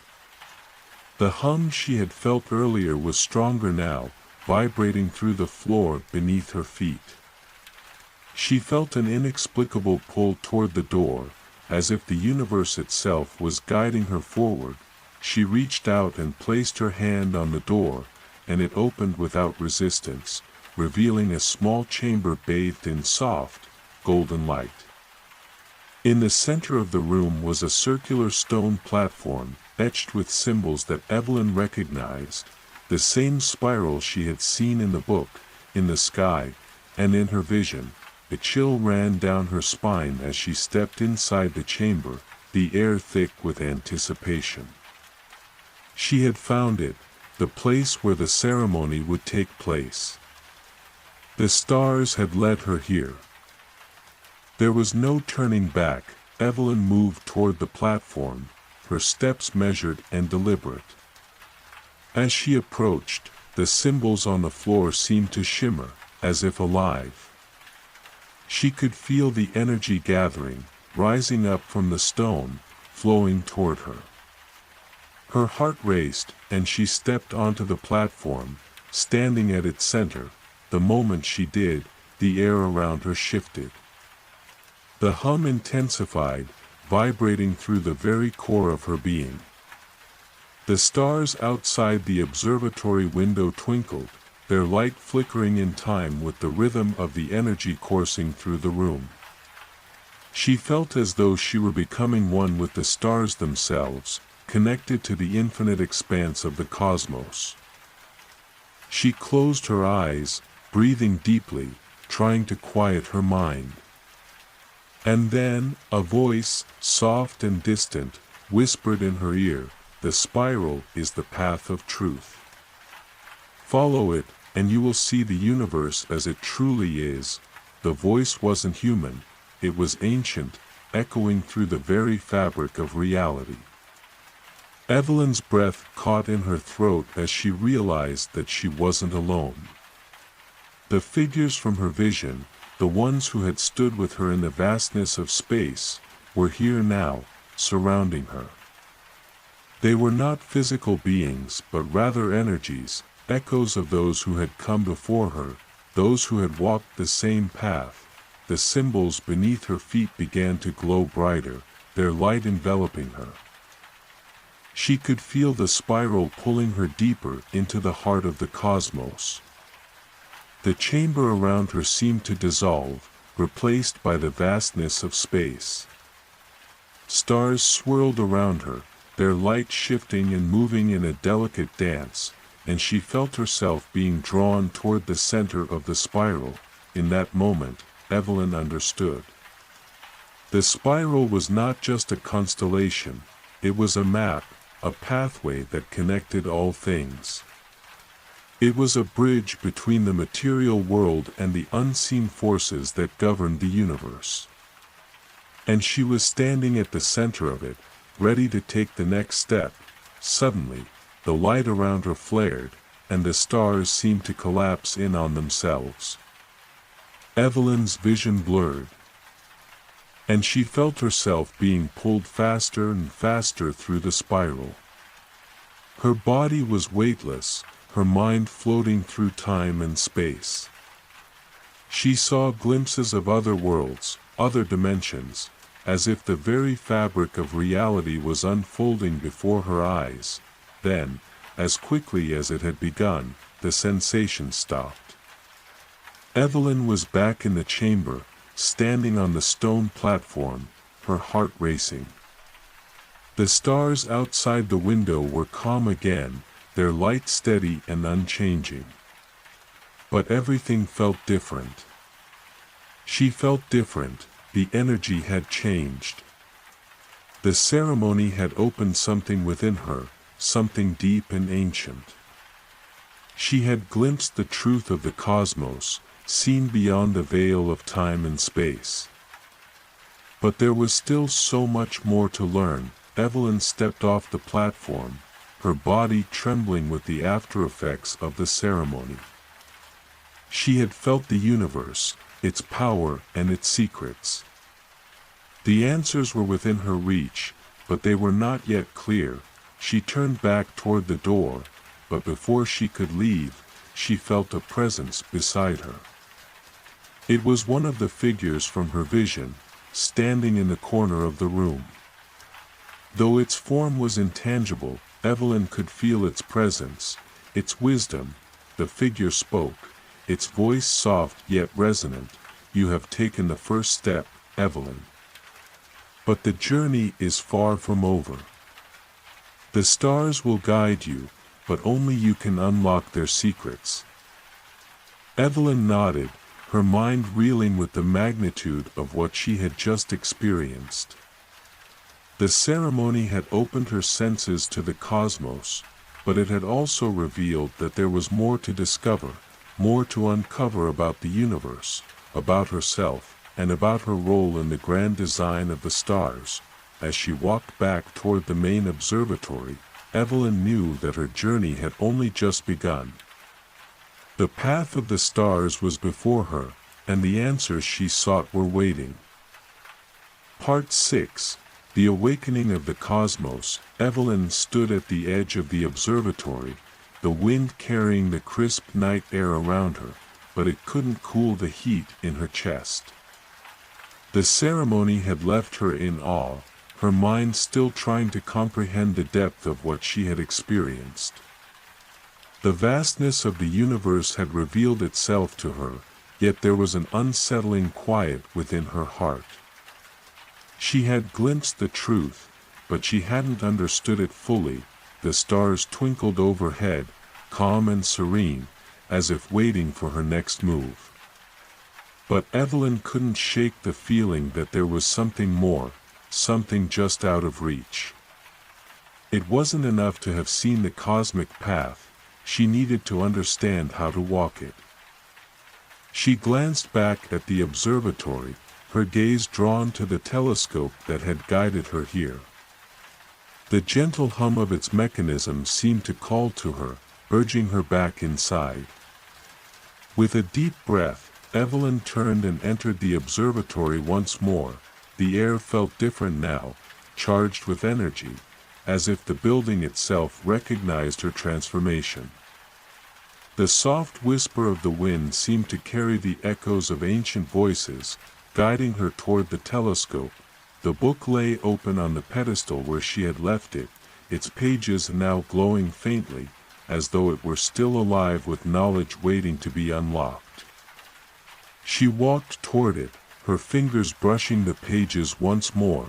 The words that greeted her were different this time, written in a flowing script that seemed to shimmer in the light.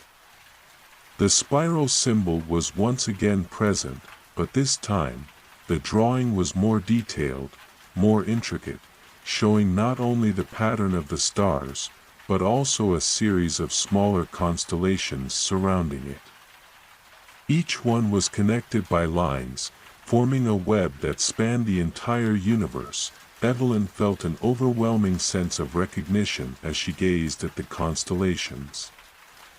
She had seen these before, her vision of the spiral, the cosmic forces weaving through time and space. These constellations were the keys, the guiding lights that would lead her forward. She read aloud from the book, her voice steady despite the rush of excitement in her chest. The spiral is the thread that binds the cosmos. It is the beginning and the end. Follow the path of the stars, and the threads will lead you to the heart of the universe, where all truths lie waiting. Evelyn's eyes widened as the words sunk in. The path of the stars, the threads that bound the universe, they weren't just metaphors. They were real. The constellations weren't just patterns in the sky, they were connections, tangible pathways that spanned across time and space. But the question remained, how would she follow this path? What was her role in this vast, interconnected web? The book didn't provide an answer. It only showed her the map. The next step was hers to discover. Her gaze shifted toward the telescope. She had used it before to look into the spiral, to witness the stars in all their splendor. But now, she knew there was more to it. The telescope was not just a tool, it was a bridge, a way to connect with the cosmic threads. She moved toward it again, this time with a new sense of purpose. She adjusted the lens, this time aiming the telescope not just at the spiral constellation, but at the smaller constellations surrounding it. The web of stars seemed to pulse, each constellation radiating its own energy, and Evelyn felt the vibrations deep within her. As she peered through the lens, the universe shifted once more. The stars seemed to align, their light growing brighter and more intense. The constellations surrounding the spiral began to glow, each one sending out tendrils of light, connecting with the others, creating a vast web of light that stretched across the night sky. And then, she saw it. A faint, glowing thread that connected her to the spiral, running from her chest and winding through the constellations. It was not just a thread of light, it was a living force, one that pulsed with energy and knowledge. Evelyn's breath caught in her throat as she realized what it meant. She wasn't just an observer. She was a part of this cosmic web.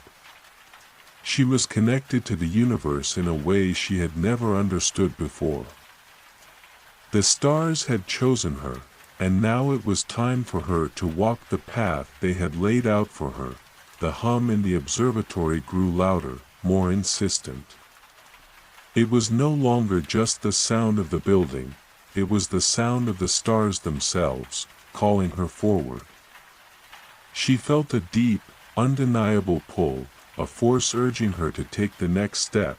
Without hesitation, Evelyn stepped away from the telescope and toward the door. The stars were guiding her, but it was up to her to follow. She had glimpsed the heart of the universe, and now she had to find a way to unlock its secrets. As she stepped out into the night once more, the constellations above her seemed to shimmer, their threads stretching out before her like a map. The path was clear.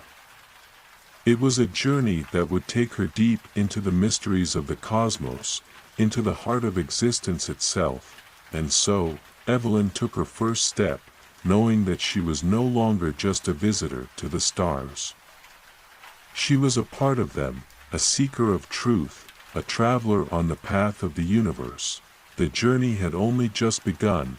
Part 7, The Path of the Seeker. The night sky above Evelyn seemed to shimmer with an otherworldly glow as she stepped forward, the weight of her newfound understanding pressing down on her shoulders.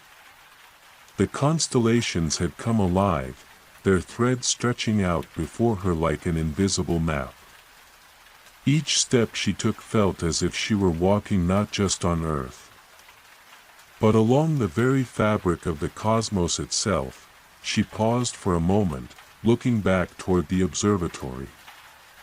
The ancient stone building stood silent, its windows reflecting the stars above.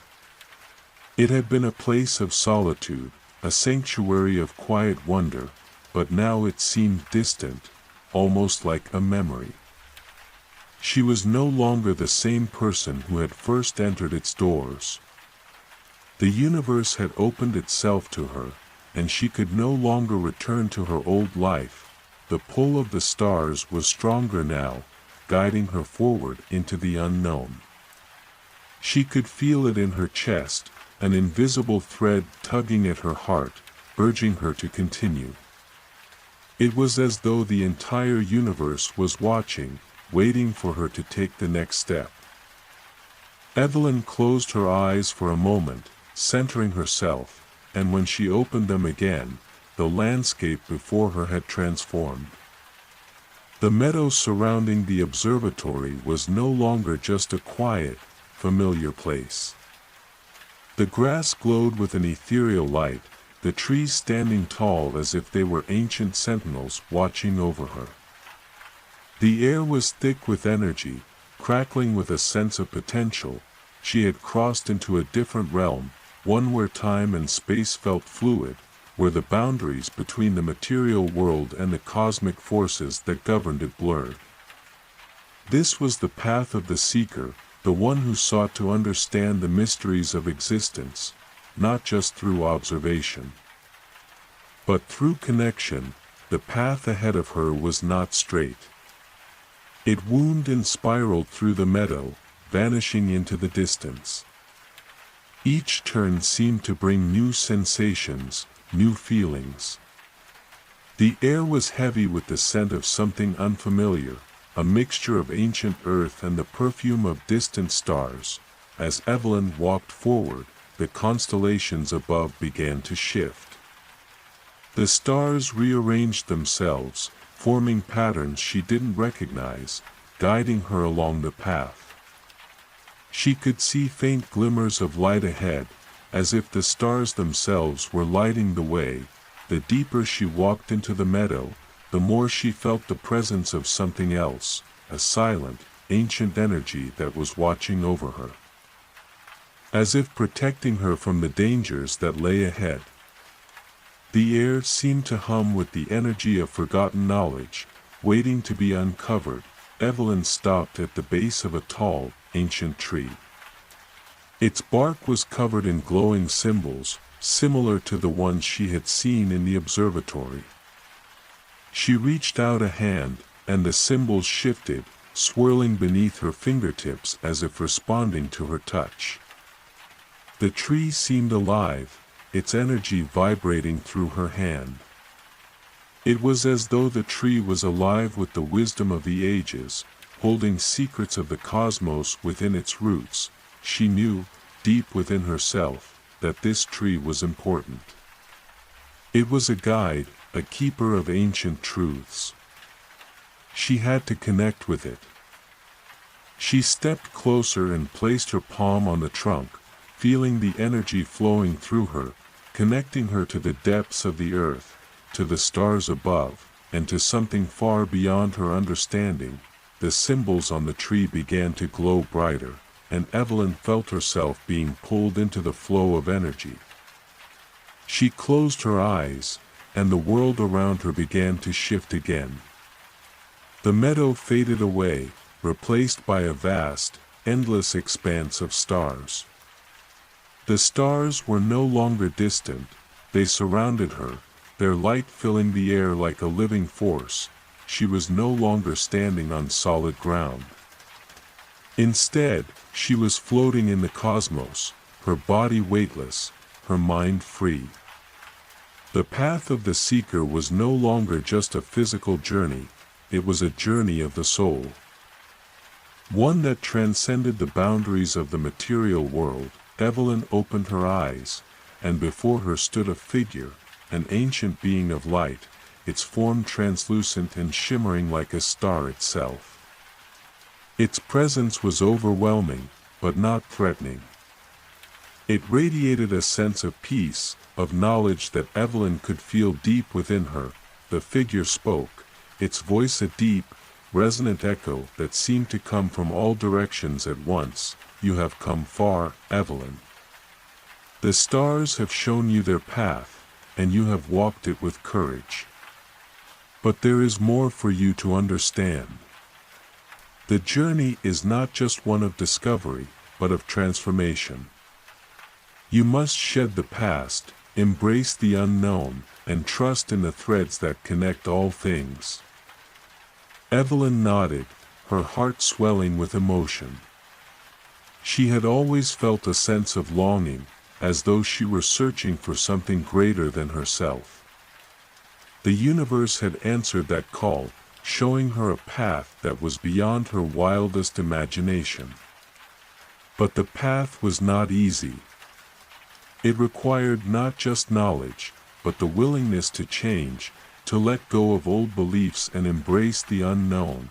The figure extended its hand, and Evelyn hesitated for only a moment before taking it. The moment their hands touched, she was flooded with a rush of energy, an overwhelming surge of knowledge, of wisdom, of truth. It was as though the universe itself had opened up to her, revealing the interconnectedness of all things. The stars, the planets, the galaxies, all of it was part of a grand design, and she was a part of it. The figure spoke again, its voice soft but powerful. Now you are ready. The journey has only just begun, but you are no longer alone. The stars will guide you, and you will walk the path of the seeker with courage and wisdom. Trust in the threads that bind you to all things, and you will unlock the secrets of the cosmos. Evelyn felt the energy surrounding her pulse one last time, and then the vision began to fade. She was back in the meadow, the stars above her now calm and steady. The figure had vanished, but its presence remained within her, guiding her forward. She took a deep breath and began walking once more. Her heart steady, her mind clear. The path ahead was still uncertain, but she knew now that she was ready to face whatever challenges lay ahead. She was no longer just a seeker. She was part of the universe's great design, and she would follow the stars wherever they led her. The journey had only just begun. Part 8, The Bridge of Light. Evelyn walked through the meadow, her step steady, yet her mind still whirling with the vast, cosmic truths she had just encountered. The figure of light, the ancient energy that had connected with her, lingered within her, like a soft echo reverberating in her chest. She knew she had changed. She could feel it deep inside, her connection to the stars, to the universe, was no longer just an intellectual understanding. It was something far more intimate, far more personal. The air around her seemed to hum with a quiet resonance, as though the meadow itself was alive, aware of her transformation.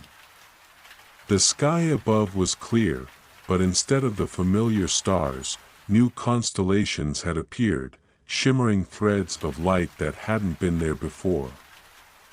They pulsed with an energy she could feel in the depths of her soul. She stopped for a moment, gazing at the stars that had guided her this far.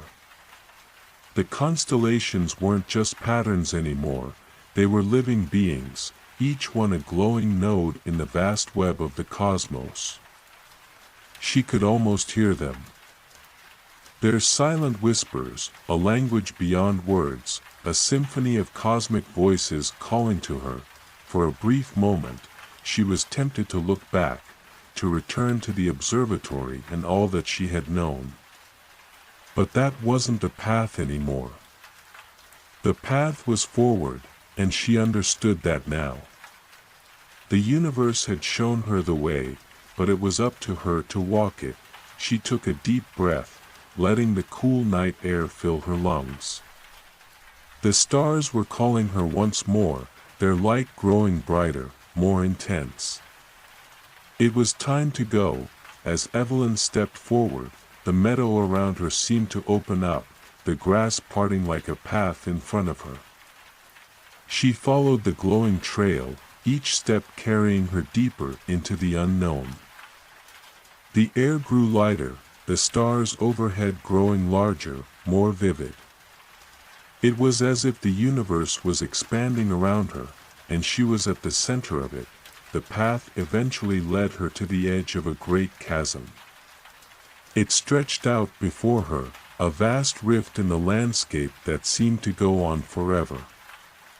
Across the chasm, on the far side, she could see a faint light, a soft, glowing bridge made of what appeared to be stardust and cosmic energy, shimmering faintly in the distance. The bridge of light, Evelyn knew instinctively what it was. It was the final step, the crossing from one realm into another. The bridge would take her from the world of the known to the unknown, from the material realm to the cosmic plane. It was the gateway to the heart of the universe, the place where all truths converged. She didn't hesitate. Her heart was steady now, her soul calm. The stars had prepared her for this moment. She could feel their energy surging through her, guiding her. She stepped onto the bridge, and the moment her foot made contact, the ground beneath her seemed to hum with power. The bridge of light shimmered, its energy vibrating through her, lifting her up. As she crossed, the world around her began to shift. The meadow, the stars, the observatory, all of it faded away, replaced by a vast expanse of light. She was no longer just walking in the physical world. She was now part of the cosmic flow, moving between realms, between dimensions.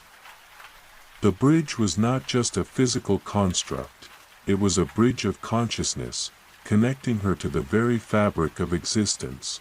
The farther she walked, the more the light grew.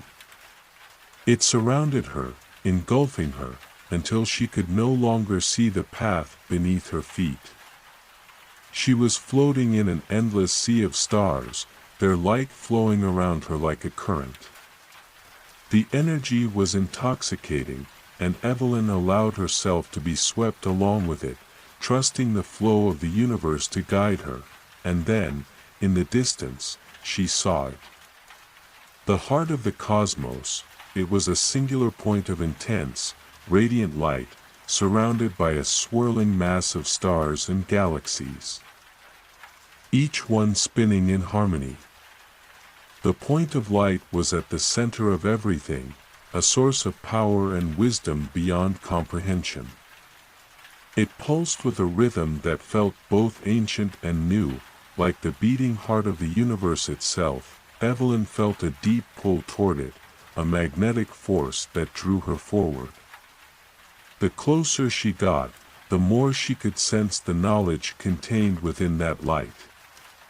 It was not just information, it was understanding, a deep knowing that transcended time, space, and existence itself.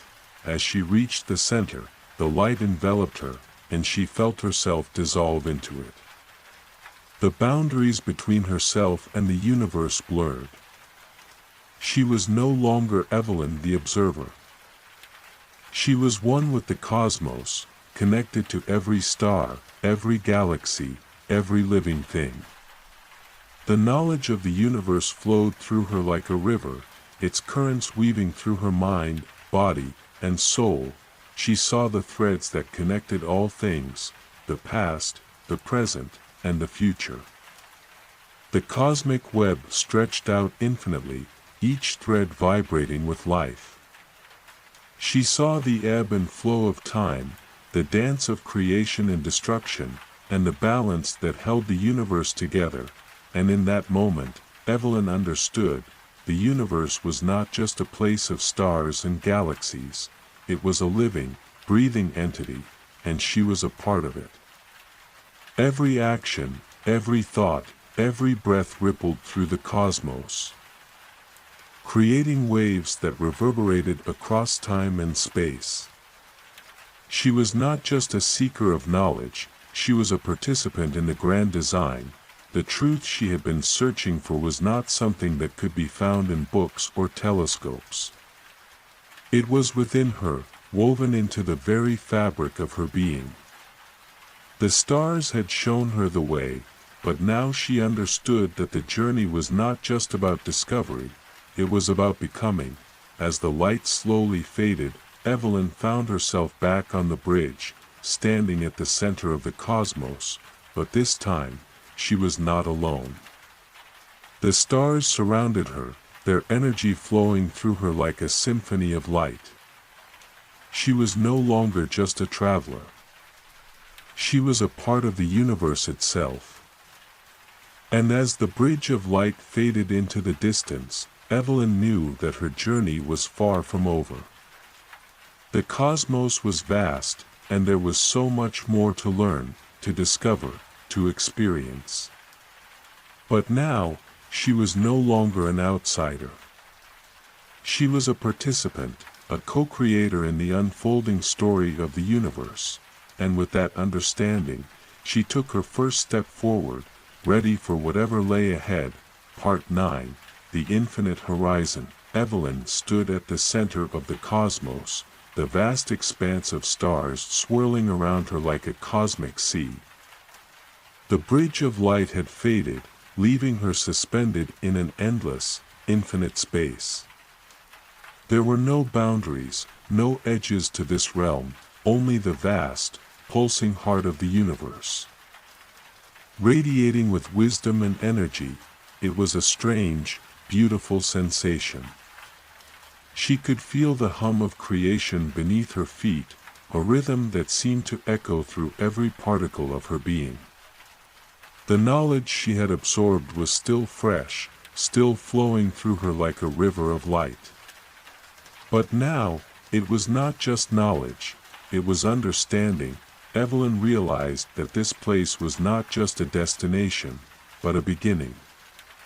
The journey that had started with her quiet nights at the observatory, gazing up at the stars, had brought her here, not just to observe, but to be a part of something much larger than herself. She had crossed into a new realm, one where the very fabric of existence was laid bare before her. The infinite horizon stretched out before her, endless and full of possibilities. Each star, each galaxy, each nebula was not just a distant object, but a living, breathing entity. She could feel the interconnectedness of it all, the delicate dance of creation and destruction, the balance of forces that held everything together. It was as if the entire universe was one great organism, and she was now an integral part of it. Evelyn took a deep breath, her senses expanding. The air, or what passed for air in this place, was thick with energy, charged with the vibrations of every star and galaxy in existence. She could feel the presence of countless beings, both seen and unseen. Their consciousnesses intertwined in the great web of the cosmos. There was a sense of peace here, a stillness that contrasted with the boundless motion of the stars. It was as though time itself had stopped, and everything existed in a moment of perfect harmony. She could hear whispers in the silence, soft, distant voices, as if the very fabric of the universe was speaking to her. These weren't just thoughts or words, they were feelings, emotions, and concepts that transcended language. It was the wisdom of the stars, speaking directly to her soul, guiding her to understand her place in the grand design. Evelyn closed her eyes and let herself drift in the current of energy. She didn't need to move, she simply existed here. Surrounded by the vastness of the cosmos, connected to it in a way that was beyond comprehension. But even in this state of peaceful union, she knew that there was more to discover, more to understand. As she floated, the stars around her began to shift, their patterns changing in a slow, rhythmic dance. She could sense something new, a movement, a direction in the cosmic flow. It wasn't chaotic, but purposeful. The stars were aligning, pulling together into a new configuration. The path was being revealed to her, one she had to follow. Evelyn felt a gentle pull, not from her body, but from her very soul. The universe was calling her forward, guiding her toward something she couldn't yet fully grasp. Something important, something waiting just beyond the horizon. With a deep breath, she allowed herself to move, floating effortlessly through the stars, the galaxies, and the nebulas. The journey ahead was still unknown, but now, it felt right. She wasn't just a seeker anymore. She was a guide, a traveler, a part of the cosmos itself. The stars were her companions, and the universe was her map. The deeper she traveled, the more she felt the vastness of the universe pressing in on her. It wasn't suffocating, but awe-inspiring, like standing at the edge of a great ocean, knowing that its depths were filled with wonders yet to be discovered. Every moment, every pulse of energy brought new insights, new feelings. She could see the threads that connected everything, the patterns that held the cosmos together. And as she moved through them, they began to reveal their secrets. She passed through star systems she had never seen before, their light shining like beacons in the dark expanse. Each one was unique, each one a story unto itself, yet they were all connected, each star, each planet, each being a part of the same cosmic fabric. It was overwhelming, yet exhilarating. The knowledge was coming faster now, as though the universe was eager to share its secrets with her. And then, she saw it. In the distance, a massive nebula shimmered in a kaleidoscope of colors, swirling and changing like a living thing. It was unlike anything she had ever seen, a vast, pulsating cloud of stardust and energy, its heart beating in time with the rhythm of the cosmos. She could feel its power, its ancient energy, drawing her toward it. Evelyn moved closer, her heart racing with anticipation. The nebula was alive with possibility, a place of creation and transformation. As she neared its center, the energy surrounding her grew more intense, swirling around her like a cosmic wind. She could hear the faintest of whispers, ancient voices calling to her from the heart of the nebula. The nebula was not just a place of beauty, it was a place of change. It was where stars were born, where galaxies were formed, where the very building blocks of the universe came into being. This was the birthplace of creation itself. Evelyn reached out, her hand trembling as she touched the energy that swirled around the nebula. The moment her fingers made contact, a surge of power flowed through her, filling her with a sense of awe and understanding. The nebula was speaking to her, showing her its secrets, revealing the processes of creation that had been unfolding for eons. She could feel the pulse of every star being born, every galaxy being formed, every atom coming together to create the world she had known, and then, as she stood in the center of the nebula, she understood. She was not just a traveler anymore. She was a part of the cosmic flow, a co-creator in the unfolding story of the universe. The stars, the galaxies, the nebulae, all of it was alive with possibility. And she, too, was a part of that creation. Evelyn closed her eyes, her soul resonating with the power of the nebula, and for the first time in her life, she felt at home. She was part of the cosmos. And the cosmos was part of her. Part 10, The Cosmic Awakening. Evelyn stood within the heart of the nebula, enveloped by its vibrant energy. The swirling stardust and pulsating lights surrounded her like a cosmic dance, filling her with a sense of creation so pure and profound that words could hardly capture it. Every breath she took was filled with the essence of the universe, its history, its future, its potential. She felt as though she was both infinitely small and impossibly vast, a single point in the grand weave of existence, yet fully a part of it. The nebula, in its swirling beauty, was more than just a cosmic spectacle. It was a symbol of the ever-changing nature of the universe, a reminder that from chaos came order, from destruction came creation, and from the void came light. Evelyn could feel it deeply now, the profound truth that all things, all life, were interconnected in a vast and eternal cycle. As she stood there, absorbing the nebula's ancient wisdom, a sudden thought crossed her mind: what comes after discovery? She had traveled across galaxies, witnessed the birth of stars, and felt the pulse of the universe deep within her soul. But now, she knew that understanding the cosmos was not the end of her journey. It was merely the beginning.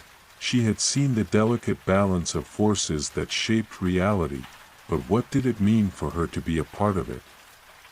Was her purpose simply to learn, to understand, or was there something more? The nebula seemed to sense her question. The energy around her shifted, and in the distance, she saw a shape begin to emerge, a silhouette of light, shimmering faintly in the nebula's swirling colors.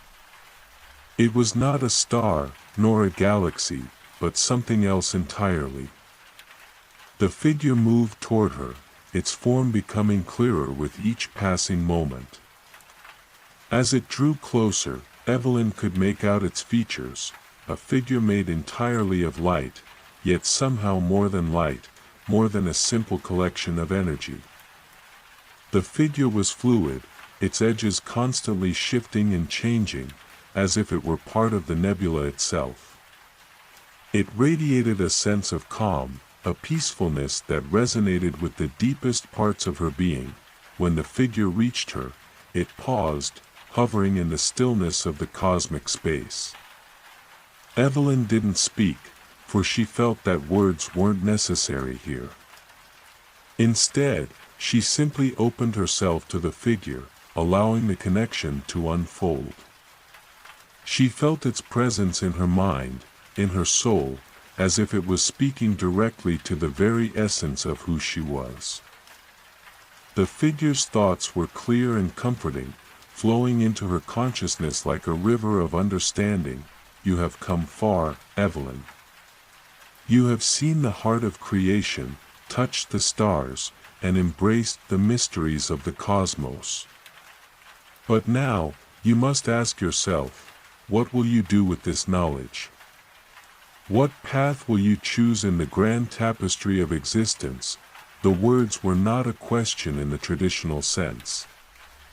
They were an invitation, a challenge.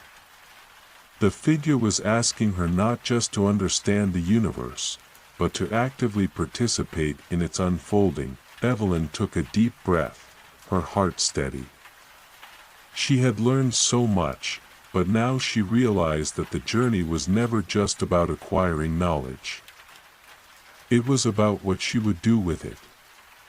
How she would contribute to the ongoing story of the universe.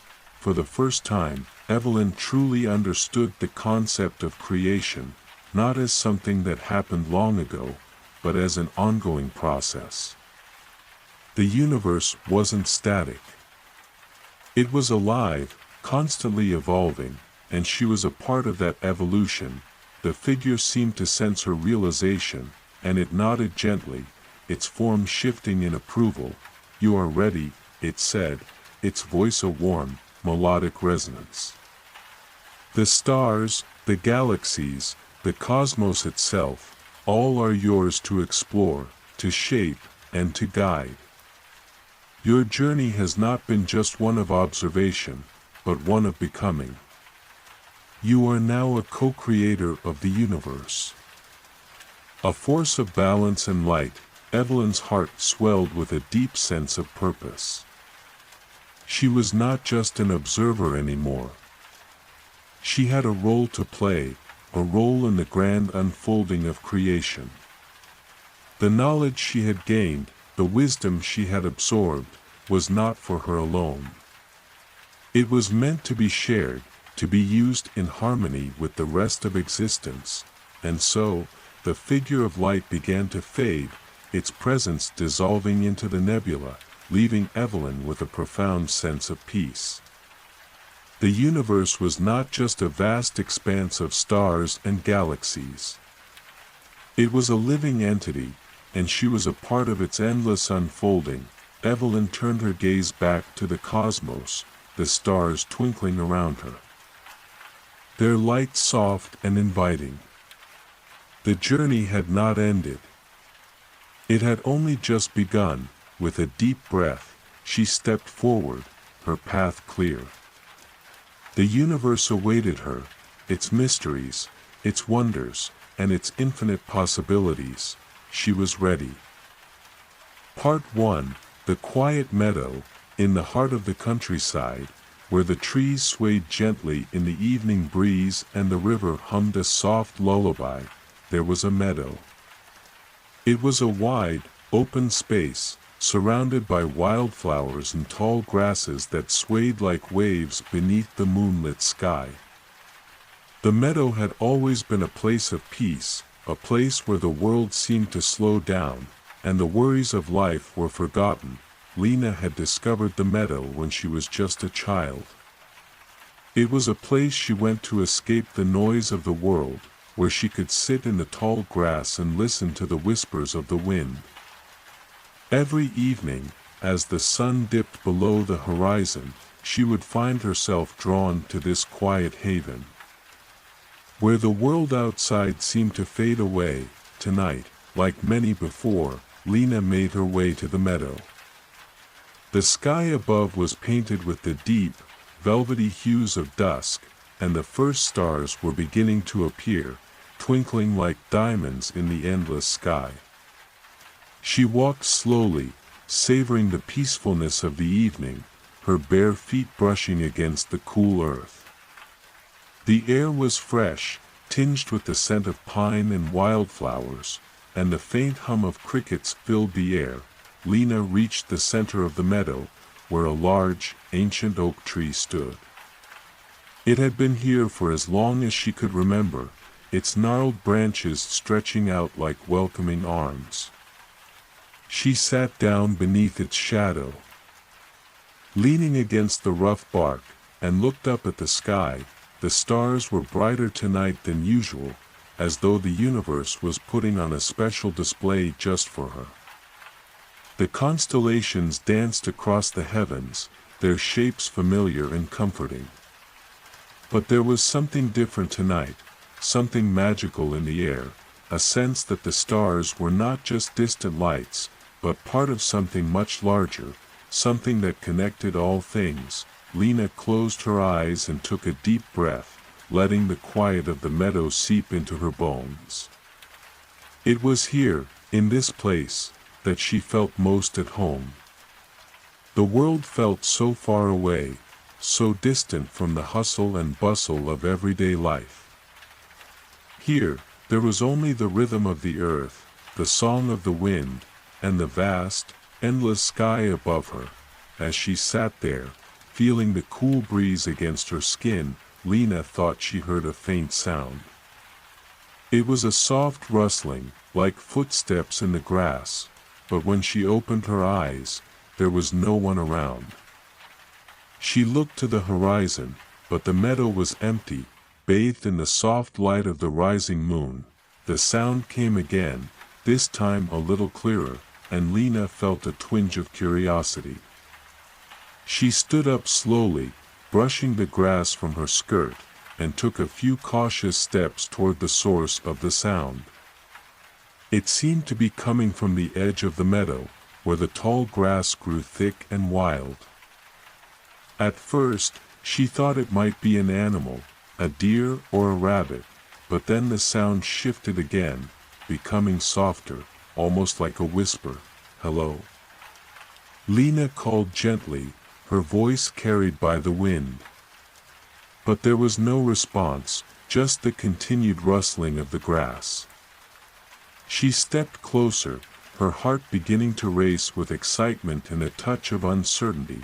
The night felt different now, as though the stars above had drawn closer, their light brighter, more tangible. The air seemed to shimmer with energy, and Lena's skin prickled with the sensation of something mysterious unfolding in the stillness of the meadow. Then, from the edge of the meadow, a figure appeared. At first, it was a shadow, just a dark silhouette against the moonlit sky. But as it stepped closer, Lena could make out the shape of a person, tall and slender, with long flowing hair that seemed to shimmer as though it were made of stardust. The figure's movements were graceful, almost as though they were floating above the ground, their feet barely touching the earth. Lena's breath caught in her throat. She had never seen anyone like this before. The figure stopped a few paces away, and for a long moment, neither spoke. The only sound was the soft rustling of the meadow's grass and the quiet hum of the night. Then, the figure spoke, their voice soft but clear, like the gentle ringing of a bell. "You hear it too, don't you?" Lena blinked, taken aback by the question. "Hear what?"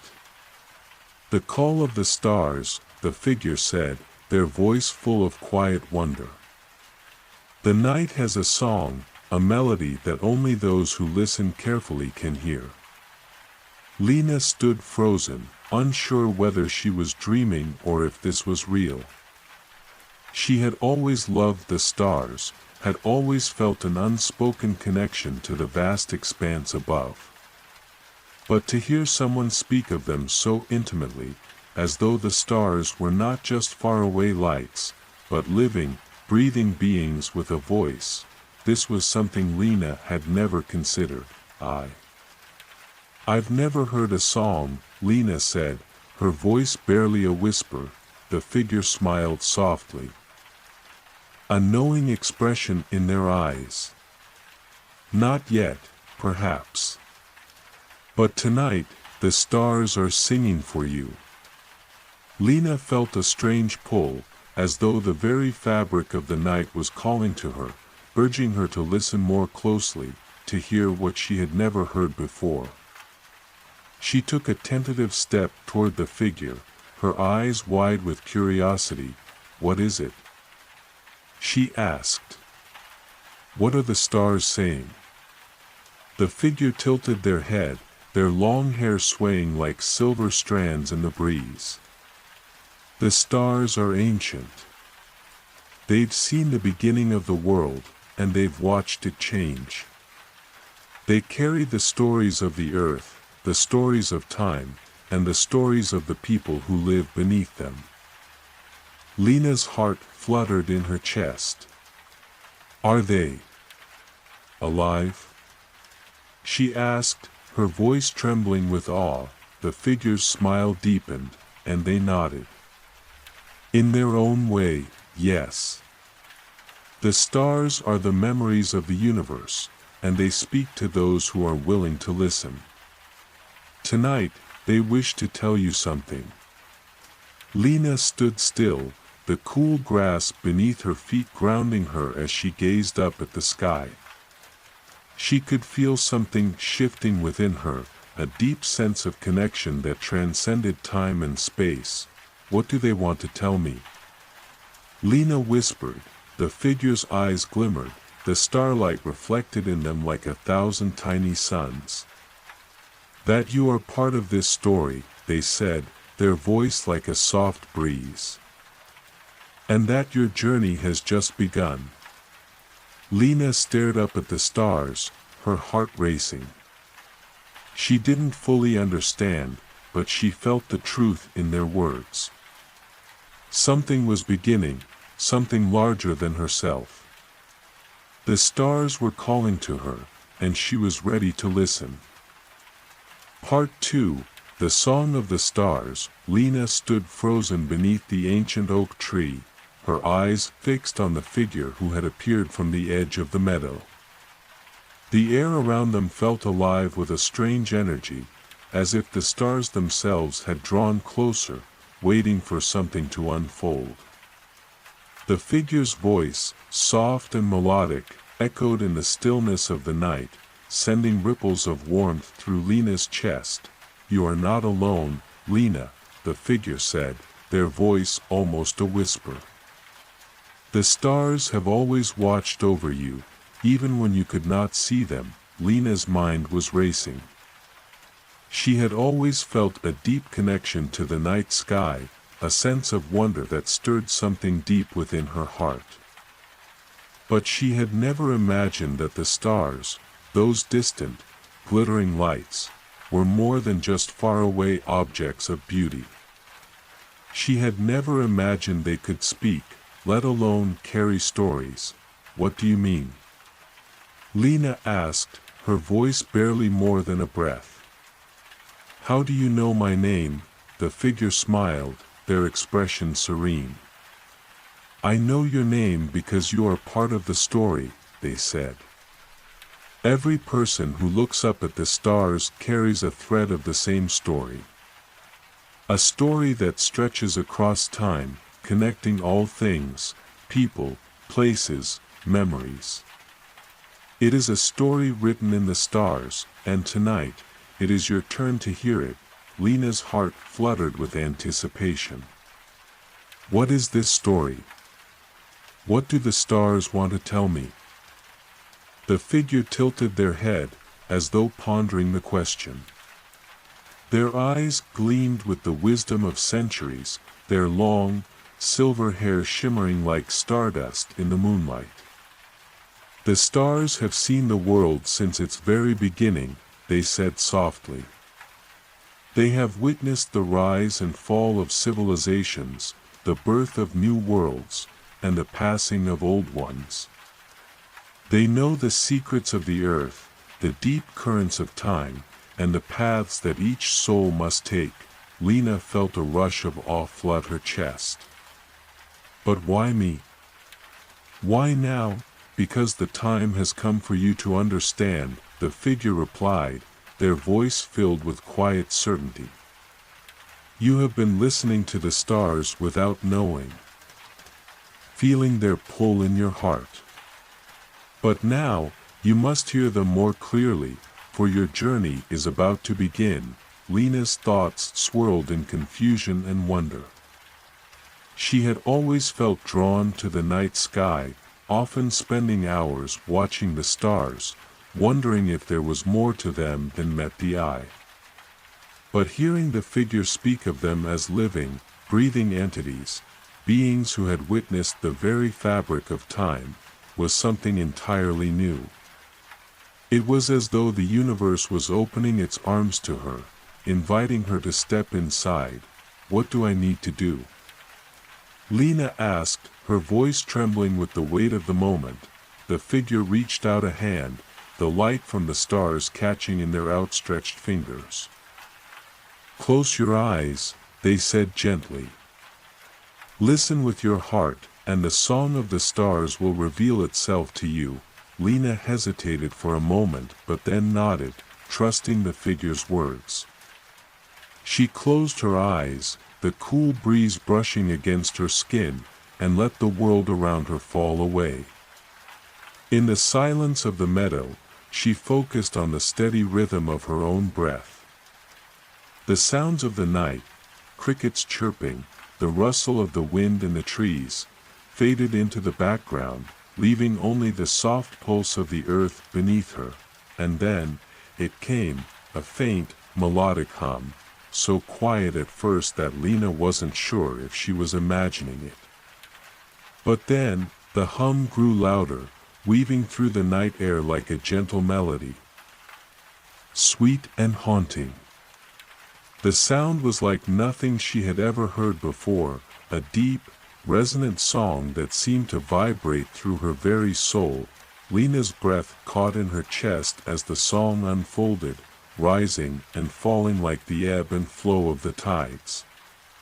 It was a harmony that seemed to encompass everything, the stars, the trees, the earth beneath her feet. It was a song of life, of time, of all things that had ever existed and would ever exist. The melody wrapped around Lena like a comforting embrace, and she felt herself being pulled into it, as though the stars were reaching down to touch her. The song spoke of distant memories, of forgotten places and lost loves, of laughter and tears, of beginnings and endings. It was a story that had no beginning and no end, a tale as old as the universe itself. Lena's heart swelled with the beauty of it, but there was something else, something deeper in the song that stirred a sense of longing within her. The melody spoke of a journey, of a path that she must walk, a destiny that only she could fulfill. It was a calling, a whisper from the stars urging her forward. The song grew more urgent, the notes becoming sharper, more insistent. Lena could feel the weight of the stars' gaze upon her, their light burning brighter as if they were watching, waiting for her to answer. Slowly, she opened her eyes. The figure was still there, watching her with a gentle smile. "Do you hear it now, Lena?" they asked softly. Lena nodded, her eyes wide with awe. "I hear it. The song of the stars. It's beautiful." The figure's expression softened, their eyes filled with warmth. "It is the song of your soul, Lena. The stars are calling you, guiding you. You are meant to find something, a truth that has been hidden for a long time. The journey ahead will not be easy, but it is yours to take." Lena's mind raced with questions, but one thing was clear, something had changed within her. The stars were no longer distant, unreachable lights in the sky. They were part of her story. And the path she was about to walk, though unknown, was something she was ready to embrace. "Where do I go from here?"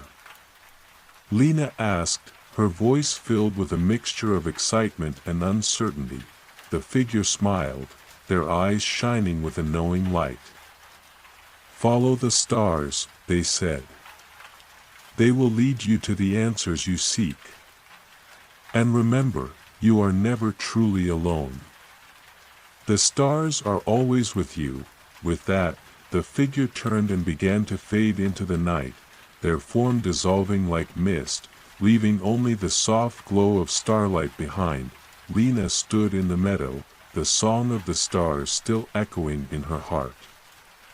She looked up at the vast expanse above her, her eyes tracing the constellations as they danced in the sky. The journey ahead was uncertain, but she knew one thing for sure: the stars had spoken, and she was ready to follow their light. Part 3: The Path of the Stars. Lena stood in the quiet meadow, her gaze fixed on the stars above. The figure that had appeared to her was now gone, their form faded into the night like a fleeting dream.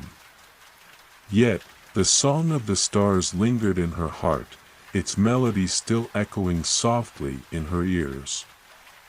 The wind rustled the grass around her, carrying with it the faint scent of wildflowers and earth, but it felt different now, charged with a quiet energy, as if the very air was alive with the promise of something extraordinary. Lena closed her eyes, letting the peace of the night wash over her. The stars above seemed brighter than ever, their light shining down like beacons, guiding her forward. It was as if the universe itself was urging her to step forward into the unknown, to follow the path the stars had set for her. But where was this path? What did it mean to follow the stars? Her thoughts were a whirlwind, questions racing through her mind. The song had spoken of a journey, of a destiny that only she could fulfill. But what was that journey? Where would it lead her? And what truths were waiting to be uncovered? She glanced around the meadow, its soft grasses swaying in the breeze, the shadows of the trees stretching long in the moonlight. Everything seemed so still, so peaceful. Yet, she knew that within that stillness, something incredible was stirring. The stars were calling to her, and she could feel their pull deep within her chest. Lena took a deep breath and stepped forward, her feet moving almost on their own, as though they were being guided by some invisible force. She had no plan, no map to follow, only the stars above her and the quiet certainty that the path would reveal itself in time. As she walked, the meadow seemed to open up before her, the tall grasses parting like a curtain to reveal a hidden path. It was a narrow trail, winding through the trees and leading toward the distant hills. The path was bathed in soft moonlight, and the stars above seemed to glow brighter as if they were illuminating her way. Lena hesitated for a moment, her heart racing. This was it, the beginning of her journey. She had no idea where the path would lead, but something within her stirred with anticipation. The stars were guiding her, and she felt an unshakable sense of trust in their light. With a final glance at the meadow behind her, Lena stepped onto the path. The cool night air brushed against her skin, and the distant sound of the river could be heard faintly in the background. The only other sound was the gentle crunch of leaves and twigs beneath her feet as she walked, each step taking her farther from the familiar and closer to the unknown. As she moved deeper into the forest, the stars above seemed to grow brighter, their light growing stronger with every step she took. The path ahead was illuminated by their glow, casting long shadows along the forest floor. The trees around her whispered softly in the wind, their leaves rustling like a quiet conversation. The deeper she went, the more she felt the pull of the stars, as though they were guiding her toward something, toward an answer, a revelation that awaited her. The path twisted and turned, weaving between the trees, and the air grew cooler as she ventured farther from the warmth of the meadow. But Lena wasn't afraid. There was something reassuring in the way the stars seemed to light her way, as though they were watching over her, protecting her on this journey, after what felt like hours. Lena came to a clearing. In the center of the clearing stood an old stone circle, its ancient stones worn smooth by time. The stones were arranged in a perfect circle, and each one was covered in a thin layer of moss. The moonlight bathed the clearing in a soft, ethereal glow, casting long shadows from the stones. And above it all, the stars shone with a brilliance that made Lena's breath catch in her throat. She stepped into the circle, feeling an overwhelming sense of peace wash over her. The stars seemed to shine brighter here, their light pooling at her feet, as if the very ground beneath her was alive with starlight. The air felt charged, heavy with an ancient energy that seemed to hum beneath her feet. Lena's heart beat faster as she stood in the center of the circle, feeling the power of the stars all around her. She didn't understand it, but she could feel it in her bones, a sense of destiny, a sense that this moment was a turning point, a place where the past and future converged. Suddenly, a soft, familiar voice broke the silence. "You've made it," the voice said, gentle but filled with warmth. Lena turned to find the figure from the meadow standing at the edge of the circle, their presence as ethereal as before, their silver hair shimmering in the moonlight. The figure smiled at her, their eyes filled with knowing. "You found the first step of your journey," they said. "The stars have brought you here, to this sacred place. This is where your path truly begins." Lena's heart fluttered with excitement. "What happens now?" The figure stepped forward, their eyes gazing at her with deep understanding. "Now, you must listen," they said softly. "The stones you stand among are ancient, older than the stars themselves. They are guardians of the stories of the world. They hold the wisdom of time, the memories of those who came before you. But to unlock their secrets, you must first listen with your heart, with your soul." Lena took a deep breath, feeling the weight of their words. She closed her eyes and reached out, her fingers grazing the surface of one of the stones. The moment her skin touched the cool stone, a wave of energy surged through her, filling her with a sense of both awe and understanding. The stone seemed to pulse with life, as if it were responding to her touch, and then, the stars began to speak. It wasn't a sound, not exactly. It was more like a vibration, a hum that resonated deep within her chest. The stars, the stones, the earth beneath her, all of it seemed to come alive with the song she had heard earlier. But this time, it was different. This time, the song was clearer, its meaning beginning to unfold. The song spoke of a forgotten world, a place where the stars were born, where time itself was woven together. It spoke of an ancient promise, of a hidden truth waiting to be uncovered. And at the heart of it all was Lena, her journey, her purpose, her connection to the stars. As the song filled her, Lena understood, this was her calling.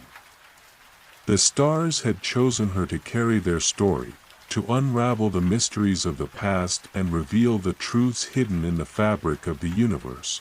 Her journey was just beginning. Part 4. The Secrets of the Stones. Lena stood in the center of the stone circle, her fingers still gently touching the cool surface of the ancient stone. The song of the stars echoed inside her chest, vibrating through her in a way that was both familiar and completely foreign. She felt the weight of the universe pressing in on her, the knowledge of all things ancient and untold rushing through her mind, yet there was a strange stillness within her. It was as if time itself had paused, holding its breath. The figure from the meadow stood silently at the edge of the circle, their silver hair glowing softly in the moonlight. Their eyes never left Lena, watching with a mixture of patience and gentle encouragement. "Do you hear it?" the figure asked, their voice a whisper in the night. Lena nodded slowly, her heart pounding in her chest. She could still feel the pulse of the stones beneath her fingers, and the hum of the stars above her seemed to reverberate within her very soul. "Yes," she whispered. "I hear it. It's like a song, but different. It feels like it's been waiting for me." The figure smiled, their eyes twinkling with understanding. "It has been waiting for you," they said. "The song of the stars, the song of the earth, the song of the stones, they have all been calling to you. You are part of a story much older than you can imagine. A story that stretches back to the very beginning of time." Lena stepped back slightly, taking in the sight of the stone circle more fully. The stones were massive, each one covered in a blanket of moss and vines, their surfaces etched with symbols that seemed to shimmer in the moonlight. They were arranged in a perfect circle, and each one felt as though it were alive, pulsing with an ancient energy. "Why me?" Lena asked, her voice trembling with the enormity of the question. "Why have the stars chosen me? What is this story?"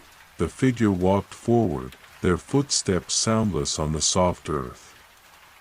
"You are a keeper of the story, Lena," they said.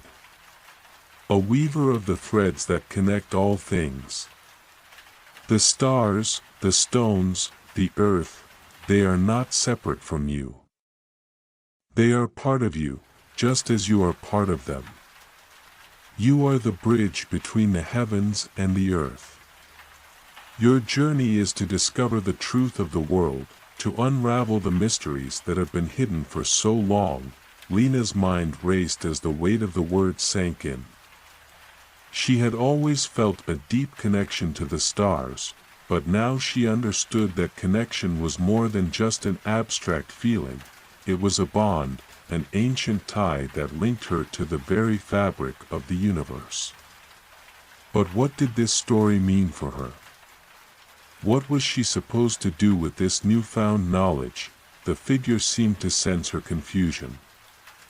"The stones hold the answers you seek," they said, their voice soft but firm. "But first, you must listen. Listen with all your senses, not just your ears. Feel the energy of the stones, feel the pull of the stars, and you will begin to understand." Lena nodded, closing her eyes. She reached out once more, this time with both hands, her fingers grazing the smooth, weathered surface of the nearest stone. As her hands made contact, she felt a surge of energy rush through her, a current of warmth that spread from her fingertips and up her arms. It was as though the stone itself was alive, responding to her touch, and in that moment, Lena felt herself slipping into something beyond the physical world. The air around her seemed to shimmer, the stars overhead blurring as though the very sky was bending. Lena's mind was flooded with images, visions of places and people she had never seen, of landscapes that stretched beyond her comprehension, of events that seemed to occur across vast spans of time. The stones seemed to whisper to her, their language ancient and forgotten, yet somehow familiar. She could hear the voices of those who had come before her, their words mingling with the song of the stars, their memories woven into the very fabric of the earth. She saw the stars in their infancy, young and full of fire, scattered across the cosmos like diamonds in a velvet sky. She saw the rise of civilizations, their people looking up at the same stars she now gazed upon, their hopes and dreams reflected in the heavens above. She saw the fall of those civilizations, the collapse of empires, the passage of time as it swept across the world, leaving only echoes in its wake, but through it all, there was a constant, a thread that tied everything together. The stars, the stones, the earth, and the people, they were all connected, all part of the same story. And at the center of it all was Lena. As the visions faded, Lena's breath came in short gasps, her heart racing. She pulled her hands away from the stone, her fingers tingling with the lingering energy.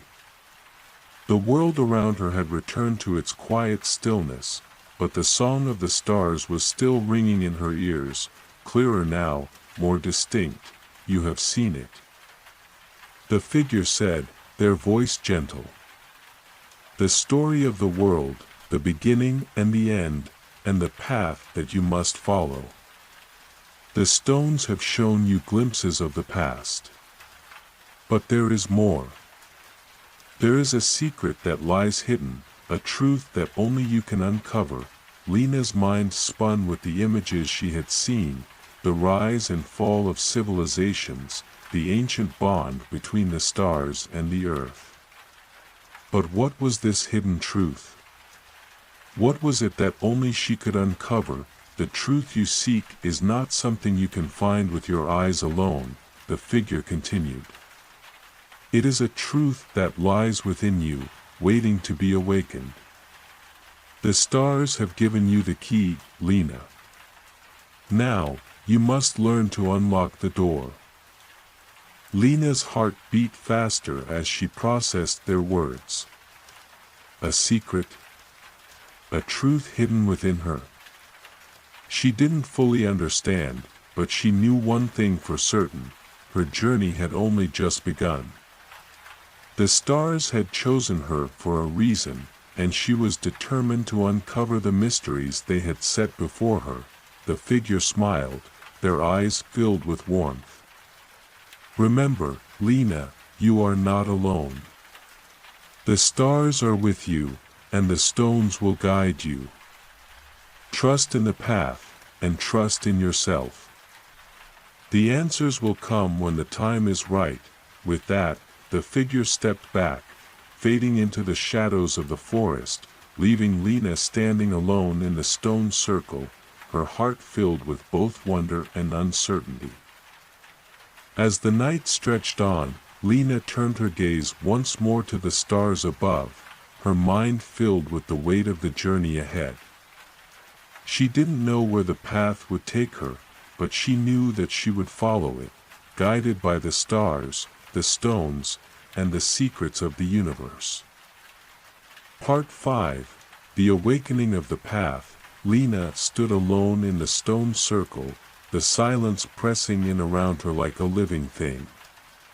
The last words of the figure echoed in her mind: "The stars are with you, and the stones will guide you." The air was still, but there was a quiet intensity to it now, as if everything, every blade of grass, every whisper of wind, was waiting for something. Waiting for her. Her heart still raced from the visions she had seen, the glimpses of ancient times and distant places. It was as though the entire universe had unfolded before her eyes in a flash of light, and now, all that remained was the weight of knowing. The stones, the stars, and the earth were all connected. All part of the same story. And that story was hers to uncover. With a final, lingering glance at the stone circle, Lena took a deep breath and stepped back onto the path that had brought her here. The trees whispered softly above her, their branches swaying in the cool night breeze, as though they, too, were aware of the journey she was about to undertake.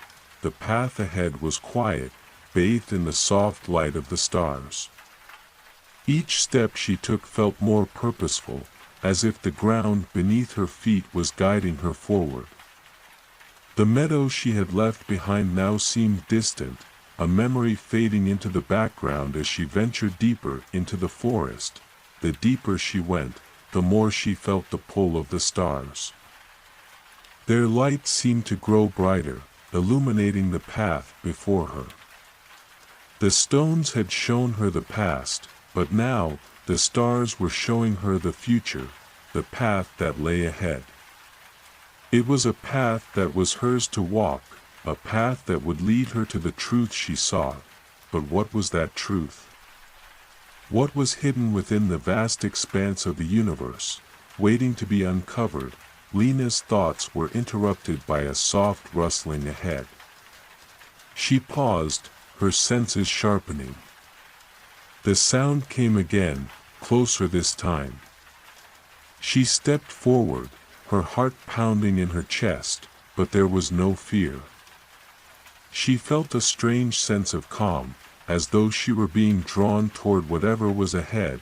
The rustling stopped as suddenly as it had started. And Lena found herself standing at the edge of a small clearing. In the center of the clearing was a pool of water, its surface still and serene, reflecting the stars above. The pool seemed to glow with an ethereal light, as though it held the essence of the stars themselves. Lena stepped closer, her reflection merging with the light of the stars on the water's surface. She could feel the energy of the pool calling to her, its pull undeniable. Without thinking, she knelt beside the water and gazed into its depths. At first, all she saw was her own reflection, her face framed by the shimmering light of the stars. But as she stared deeper into the water, the reflection began to change. The surface of the pool rippled, and the image of Lena faded, replaced by a vision of a vast landscape, a mountain range stretching high into the sky, its peaks hidden in mist. The vision shifted, and Lena saw a small village nestled in a valley, its people going about their daily lives, unaware of the storm brewing on the horizon. Dark clouds gathered above the village, and the once calm sky began to swirl with energy. She saw a figure, cloaked in shadows, standing at the edge of the village, watching the people below. Lena's breath caught in her throat. She recognized the figure. It was the same being she had seen earlier, the one who had appeared to her in the meadow. Their silver hair shimmered in the shadows, their eyes glowing with an unsettling light, but there was something different about them now. The once gentle presence was now filled with an intensity that sent a chill through Lena's bones. She could feel their power, their control over the forces of nature. They were not just a guide, they were a force to be reckoned with. The vision shifted again, and Lena saw herself standing in the midst of the storm, the winds howling around her.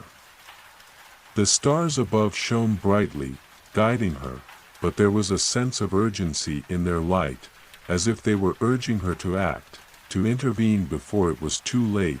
The image faded, and Lena found herself staring at her own reflection once more. Her heart raced, her mind spinning with the implications of what she had seen. The figure, the one who had guided her, was not simply a mentor. They were part of something much larger, something darker. What does this mean? Lena whispered to the still water, her voice trembling. What am I supposed to do? A voice answered her, soft and familiar, as though it were carried on the wind. You are the key, it said. The key to unlocking the balance. You must confront the storm before it consumes everything. Lena's breath caught in her chest. The storm, the shadowed figure, it was all part of a larger conflict, one that only she could resolve. She had been chosen for a reason. And the stars had not just guided her to the stones, but to this moment. The path was clear now, though still shrouded in mystery. The stars were calling her to something greater, something far beyond the quiet meadow and the peaceful night. They were calling her to face the storm, to confront the forces that threatened the balance of the world. With newfound determination, Lena rose to her feet. The path before her was no longer uncertain. She knew what she had to do. The stars had given her the knowledge, the stones had shown her the past, and the water had revealed her future. Now, she would take the first step toward facing the storm, toward confronting the shadows that loomed on the horizon. Lena turned away from the pool, her heart steady and her mind focused. She could feel the presence of the stars above her, their light shining down, guiding her every step. The journey ahead would be fraught with danger, but she was ready. The path was hers to walk, and she would walk it with courage, knowing that the stars would never lead her astray. Part 6. The Gathering Storm. Lena's heart beat steadily in her chest as she stepped away from the shimmering pool, its surface now calm, reflecting nothing but the stars. She knew what she had to do now. The vision of the storm, of the shadowed figure, haunted her thoughts, but it also filled her with a sense of purpose. The path ahead was uncertain, but one thing was clear: she had been chosen for something greater than she could have imagined. The wind had picked up since she first arrived in the clearing, whispering through the trees and carrying with it the scent of rain. The air felt charged, as if the world itself were holding its breath in anticipation of something to come. She could feel the pull of the stars once more, their light guiding her forward, urging her toward the unknown. But what was this storm? What was the figure's connection to it, and how could she stop it from consuming everything? As these thoughts raced through her mind, the voice of the figure who had first appeared to her in the meadow echoed in her thoughts. "You are the key to unlocking the balance." The weight of those words pressed down on Lena's shoulders. She wasn't just a witness to the story of the stars, she was a participant, and that meant taking action. The stars had chosen her to be the one who confronted the storm, to face the shadowed figure who sought to unravel the balance of the world. But how? What power did she have? What could she possibly do against such a force? The path beneath her feet seemed to whisper in response, its soft crunch beneath her boots a reminder that each step she took was part of something larger. The world had been waiting for someone to take this journey, to confront the forces that threatened it, and now it was her turn. The weight of destiny rested on her shoulders, but it did not feel like a burden. Instead, it felt like a call she couldn't ignore. As she continued along the winding path, the forest around her seemed to shift. The trees, once tall and steadfast, now leaned in toward her, their branches entwining above her head, casting long shadows on the ground. The air grew colder, the wind picking up as if the very earth were preparing for the coming storm. Lena pressed forward, the stars above her shining bright despite the growing darkness. Soon, the path opened into a larger clearing, where the trees gave way to a wide, open space. In the center of the clearing stood a massive stone archway, ancient and worn with time. The stones were covered in ivy, their surfaces etched with symbols that glowed faintly in the moonlight. It was as though the archway had always been there, waiting for her arrival. Lena's pulse quickened as she stepped closer, the sense of purpose that had been building inside her growing stronger. This was no ordinary archway, it was a threshold, a gateway to something beyond the world she knew. The stones seemed to hum with energy, as if the archway itself were alive, calling to her. Without hesitation, Lena stepped through the archway, the cool air swirling around her. The moment she crossed the threshold, everything around her shifted. The stars above disappeared, swallowed by an overwhelming darkness. The wind howled, and the ground beneath her feet trembled. She was no longer in the forest. The world had changed. Before her stood a vast expanse of nothingness, a swirling storm of shadows and light, as if the very fabric of the universe was unraveling. The wind roared, carrying with it a deep, unsettling sound that seemed to reverberate from all directions. The storm was here, and it was unlike anything Lena had ever seen. In the distance, a figure emerged from the chaos, their silhouette faint at first, but growing clearer with each passing moment. The shadowed figure, the one she had seen in her vision, the one who had once been her guide, stood at the center of the storm, their silver hair glowing in the darkness. Their eyes, once warm and full of knowing, now shone with an unsettling intensity. "You've come," the figure said, their voice calm, yet filled with a dark power. "I knew you would. You always were meant to find your way here." Lena's heart raced, but she stood her ground. The stars had led her to this moment, and she would not turn back. "What is this storm?" she asked, her voice steady despite the fear rising within her. "What are you trying to do?" The figure's smile was thin, almost cruel. "This storm is the end of balance," they said. "The world cannot remain in harmony forever. The stars themselves know this. Everything must be tested. I am simply the instrument of that test." Lena shook her head, her eyes narrowing. "No. This is not right. The balance is everything. It's the only way the world can survive." The figure's eyes gleamed with an otherworldly light.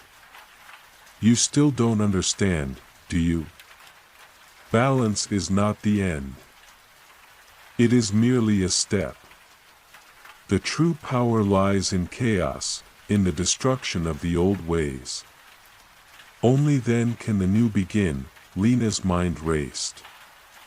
The storm around her seemed to press in, the wind whipping through the air, but she could feel something within herself stirring, a strength, a power that had been awakened by the stars, the stones, and the water.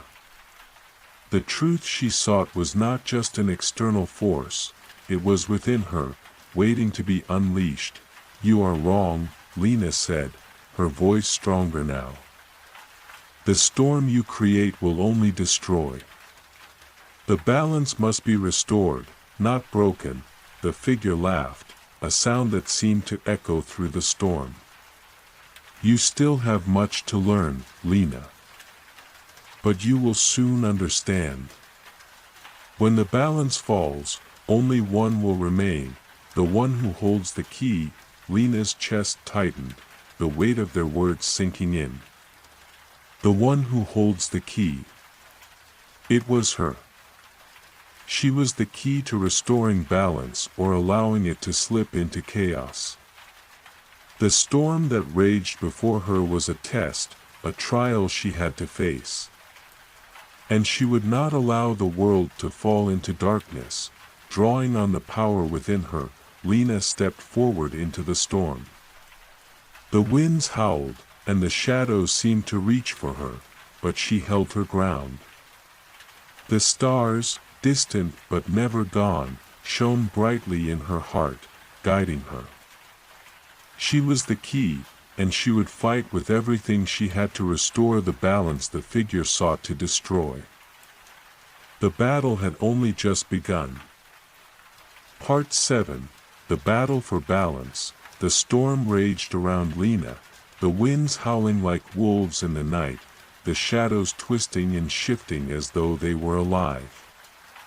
Every step she took toward the figure at the center of the chaos felt like wading through a force much greater than herself. The air crackled with dark energy, and the ground trembled beneath her feet, as if the very earth were protesting her presence in this place. But Lena was resolute. She could feel the warmth of the stars deep within her, their light burning in her chest, urging her forward. She had been chosen for this, and she would not falter. The figure who stood before her, the one who had once been her guide, now seemed like an impossible force. A being of power who wished to plunge the world into darkness. She could not allow it. "You still resist," the figure said, their voice smooth like silk but carrying an undercurrent of dark power. "Why do you fight, Lena? You know what must be done. The storm is inevitable, and it will sweep away the old, just as it always has." Lena's heart pounded as she locked eyes with the figure. "I fight because the storm you speak of is not the end," she said, her voice unwavering. "It's the beginning of something far worse. Chaos doesn't create. It destroys. The world needs balance, not endless destruction." The figure's smile was cold, their silver hair whipping around them as the storm intensified. "Balance is an illusion," they said, their eyes glowing with a fierce, otherworldly light. "Everything is cyclical, Lena. What you call balance is merely stagnation. The stars themselves know this. They have chosen me, just as they chose you, to end this cycle." Lena shook her head, her mind swirling with the figure's words. She could feel the weight of their power, pressing in on her from all sides, but the light within her heart, shone brighter. The truth she had glimpsed through the stones, the water, and the stars was becoming clearer with each passing moment. The balance was not about stagnation, it was about harmony, the interconnectedness of all things. She was not meant to end the cycle, but to protect it, to ensure that the stars continued to shine, that the earth continued to breathe. "No," she said again, more firmly this time. "You are wrong. The world is not meant to fall into chaos. It is meant to grow, to change, but not to destroy itself." The storm swirled violently around them, but Lena stood her ground. The figure laughed, a sound that echoed like thunder through the storm. "You still don't understand," they said, their voice now tinged with menace. "You are only a small part of a much larger picture. This balance you cling to is fragile, Lena. The stars, the stones, the earth, they all have their roles to play. And I am the one who will set them free." The figure raised their arms, and the storm intensified. The winds howled like a living creature, and lightning cracked through the sky, striking the ground near Lena's feet. But she did not flinch. She could feel the stars within her, their light growing brighter with every passing moment. She was not alone. The universe was with her, guiding her, supporting her. Lena closed her eyes, taking a deep breath. She could hear the stars singing, their voices weaving through the winds, through the storm. They were calling her, urging her to act. The power of the stars was within her, but it was not a force of destruction. It was a force of creation, of balance, of unity. She was not meant to fight the storm with violence, but with the strength of her own light.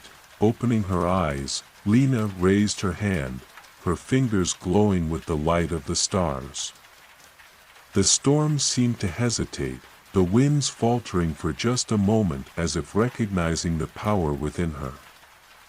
The figure looked at her, their expression unreadable.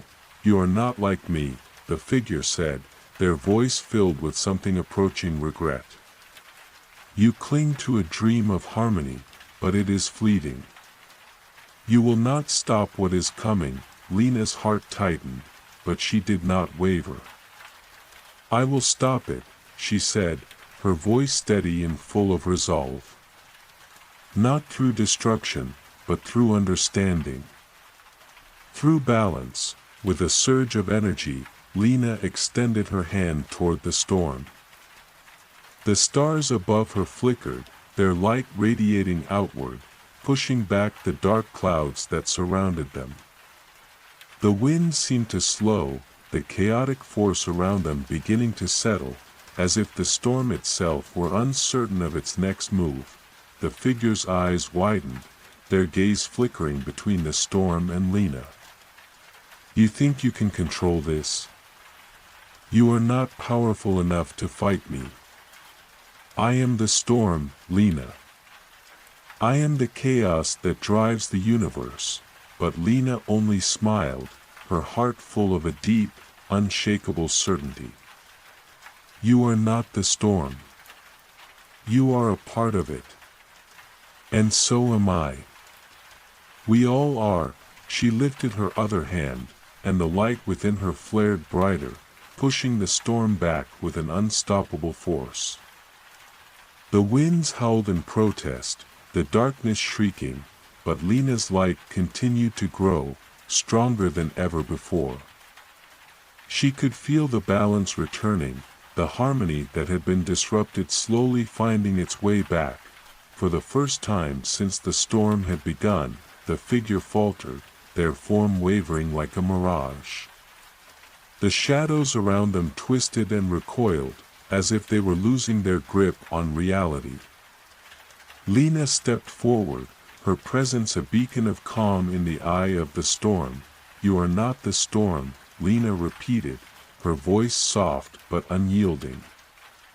"You are the shadow of it. And shadows fade when the light rises." With one final surge of energy, Lena reached out and touched the center of the storm. Her hand glowing brighter than the stars themselves.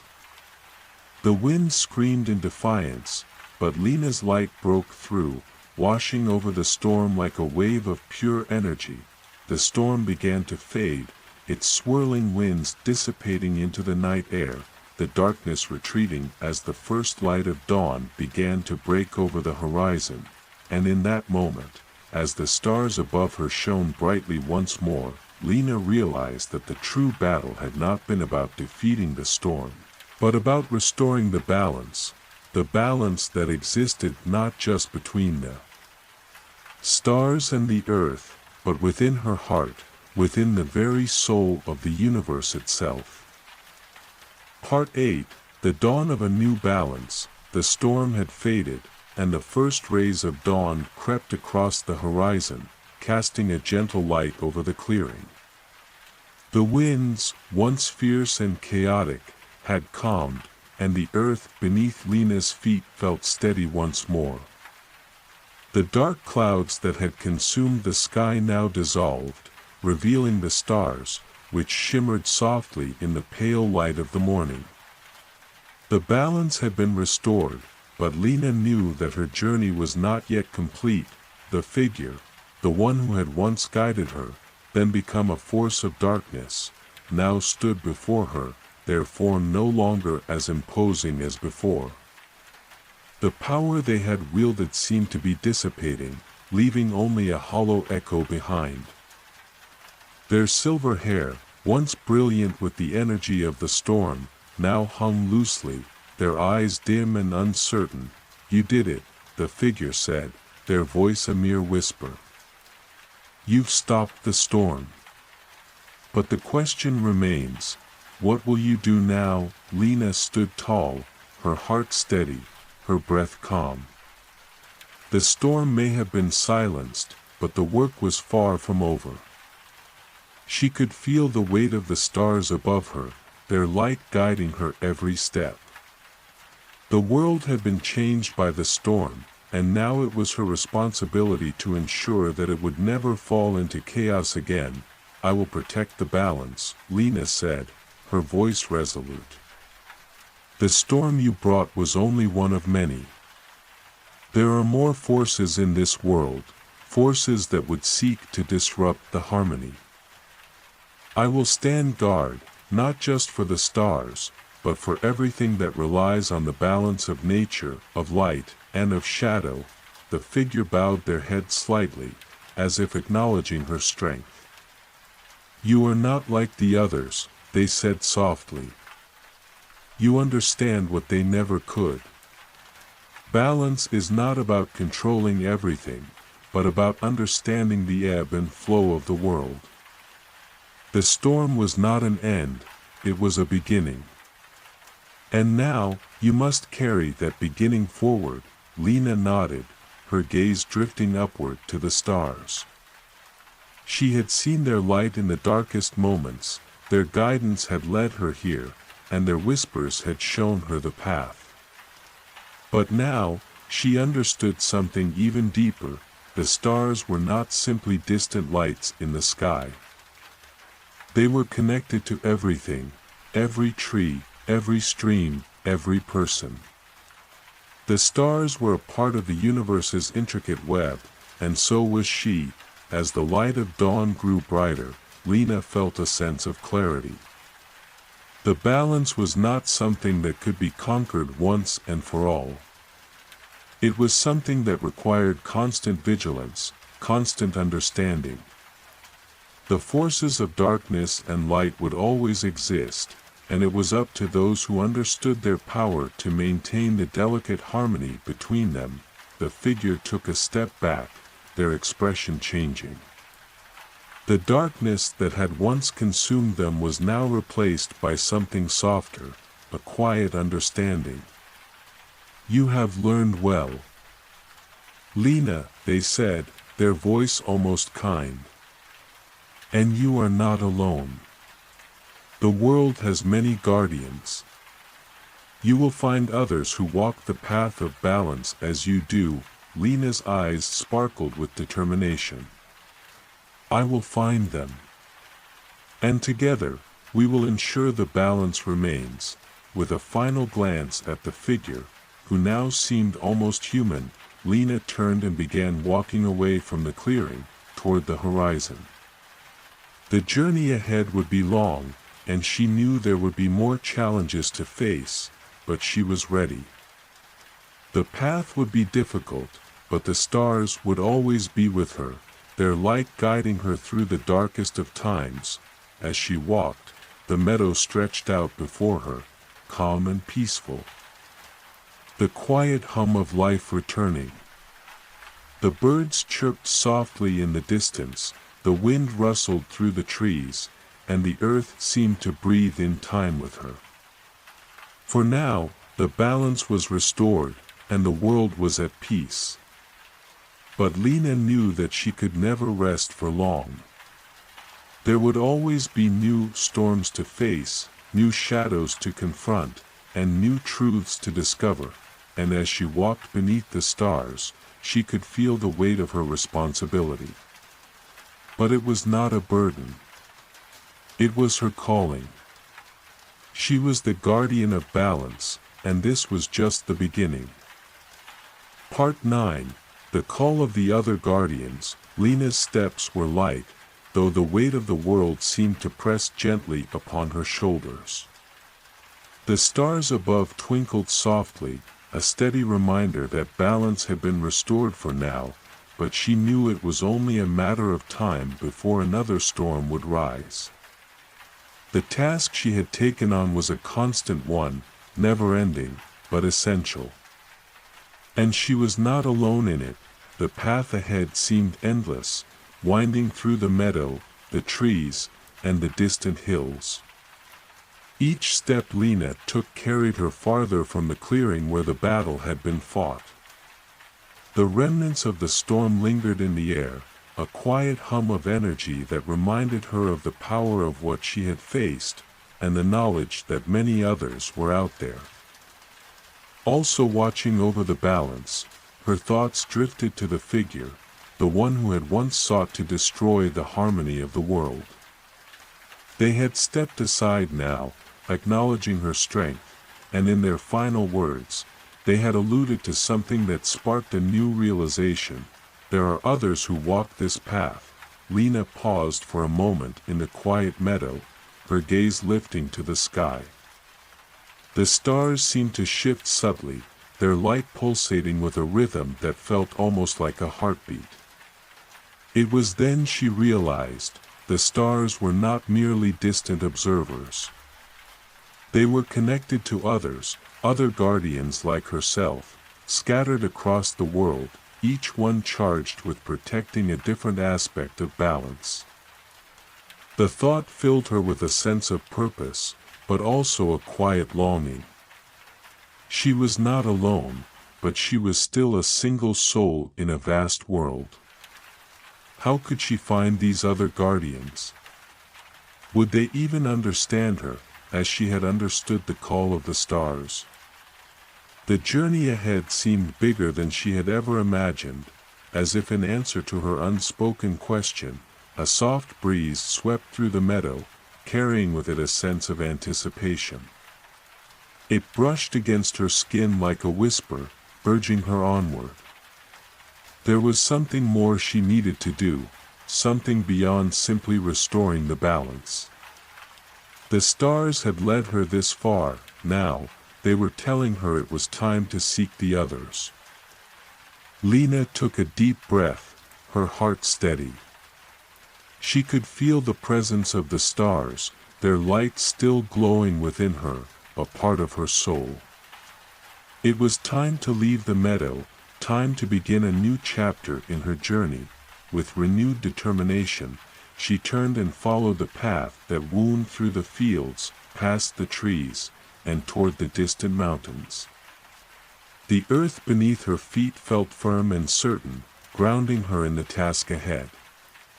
The road was long, but she was no longer afraid. She was ready. The sun was setting now, casting a soft orange glow across the land, and the first stars began to appear. As Lena walked, the stars overhead seemed to shift with her, as though they were guiding her steps. She could feel their gentle pull, their subtle guidance, and knew that they were watching over her, always. But her journey was not just about finding the other guardians, it was about discovering herself, too. She had learned so much in the past days, but she understood that this path, this calling, was not one of clear answers. It was a journey of constant learning, of listening to the whispers of the stars, the winds, the earth, and her own heart. As she ventured farther into the wilderness, she felt a strange sensation, a quiet tug in her chest, like the echo of a distant song.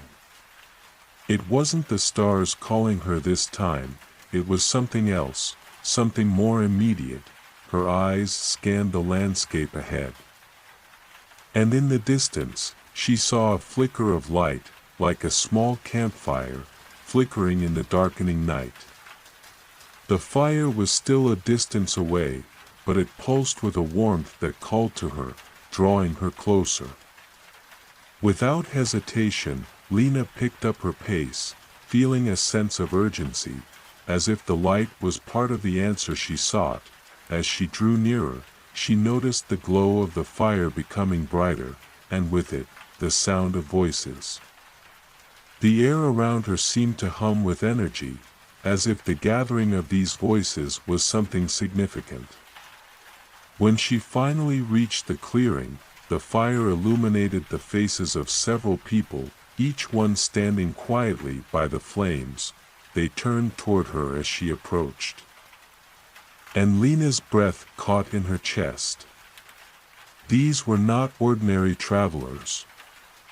They wore garments that seemed woven from the night sky itself, their eyes glowing faintly with the same light she had seen in the stars. They were guardians, each one of them, just like her. One of them stepped forward, a woman with dark, flowing hair and eyes that glimmered like the night sky. She smiled gently as she saw Lena approach.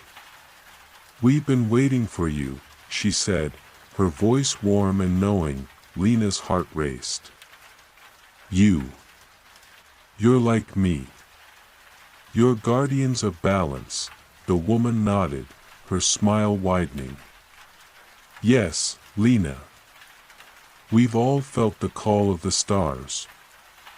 You are not the only one who walks this path. Together, we are many, and our purpose is the same, to protect the balance, to ensure that harmony is never lost." Lena looked around at the others, who all nodded in agreement, their faces serene and confident.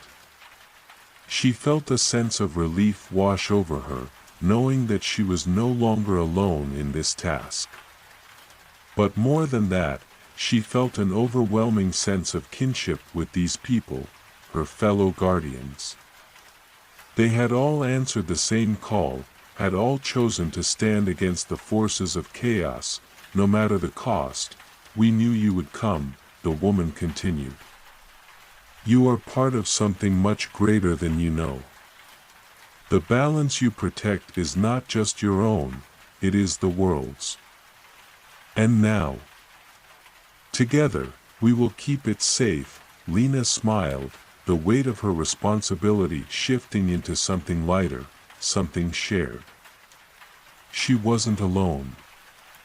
She was part of something larger, something that connected them all, the stars, the earth, the wind, and each other. They were the guardians of balance, and together, they would ensure that the stars continued to shine, that the world remained in harmony. As the fire flickered in the night, Lena joined the others around the flame, knowing that this was only the beginning of a much larger journey, one she would walk, not alone, but with her fellow guardians by her side. Part 10: The Gathering of Guardians. The night deepened as Lena sat beside the fire, the warmth of the flames licking at the cool evening air. The other guardians sat with her, their silent presence like a soft hum in the world around them. The stars above twinkled more brightly than she had ever seen, as if they, too, were watching this moment unfold. The balance, though protected, was always in motion, always shifting, always evolving. But now, Lena understood that she was no longer alone in this delicate dance. The woman who had first spoken to Lena sat next to her, the glow of her eyes mirroring the stars above. Her name, as she had introduced herself, was Arya. She had a calmness to her presence, a certainty in the way she moved, and Lena felt an instant bond with her. The other guardians, each with their own distinct energy, also sat in quiet reflection, their faces illuminated by the firelight. "We are the keepers of the balance," Arya said softly, her voice like the wind rustling through the trees. "Each of us watches over a different part of the world, some over the earth, others over the sky, some over the oceans. Our paths may seem different, but we are united by the stars. They are our guide, our strength, our reminder of what we protect." Lena nodded, the realization settling in her heart. She had always known the stars were guiding her, but hearing Arya speak of them in this way, almost reverently, made her understand their importance in a new light. The stars were not just distant lights, they were the pulse of the universe, the thread that connected everything. They were the heart of the balance, and Lena had been chosen to protect that heart. Another guardian, a tall man with silver hair that shimmered in the firelight, spoke next. "I guard the winds," he said, his voice low and deep, like the sound of distant thunder. "The winds carry the breath of the world. Without them, there would be no change, no growth. It is through the winds that the earth is nourished, that the stars speak to us. The balance must be maintained, not just in one place, but in all. Lena felt the weight of his words, and the fire crackled in response, as though the earth itself was nodding in agreement. Each guardian had their own domain, their own responsibility in maintaining balance, but together, they were much stronger than any one of them alone. A third guardian, a woman with dark skin and eyes like pools of water, spoke next. "I watch over the oceans," she said, her voice gentle yet full of power. "The oceans hold the secrets of the world. They are vast and mysterious, a mirror to the stars. What happens in the depths of the ocean echoes in the heavens above. I ensure that the waters remain calm, that they do not drown the world in their fury. The balance of the oceans is vital to the survival of all life." Lena's heart swelled with understanding.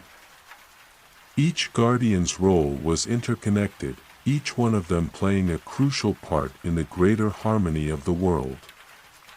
And now, Lena knew that her role, her responsibility, was to protect the balance of the stars, to ensure that the light of the heavens would never fade, that the night sky would remain a guiding force for all who needed it. A fourth guardian, a young man with fiery red hair and eyes that glowed with an inner fire, added his voice to the conversation. "I guard the flames," he said, his smile warm but fierce. "Fire is life and destruction.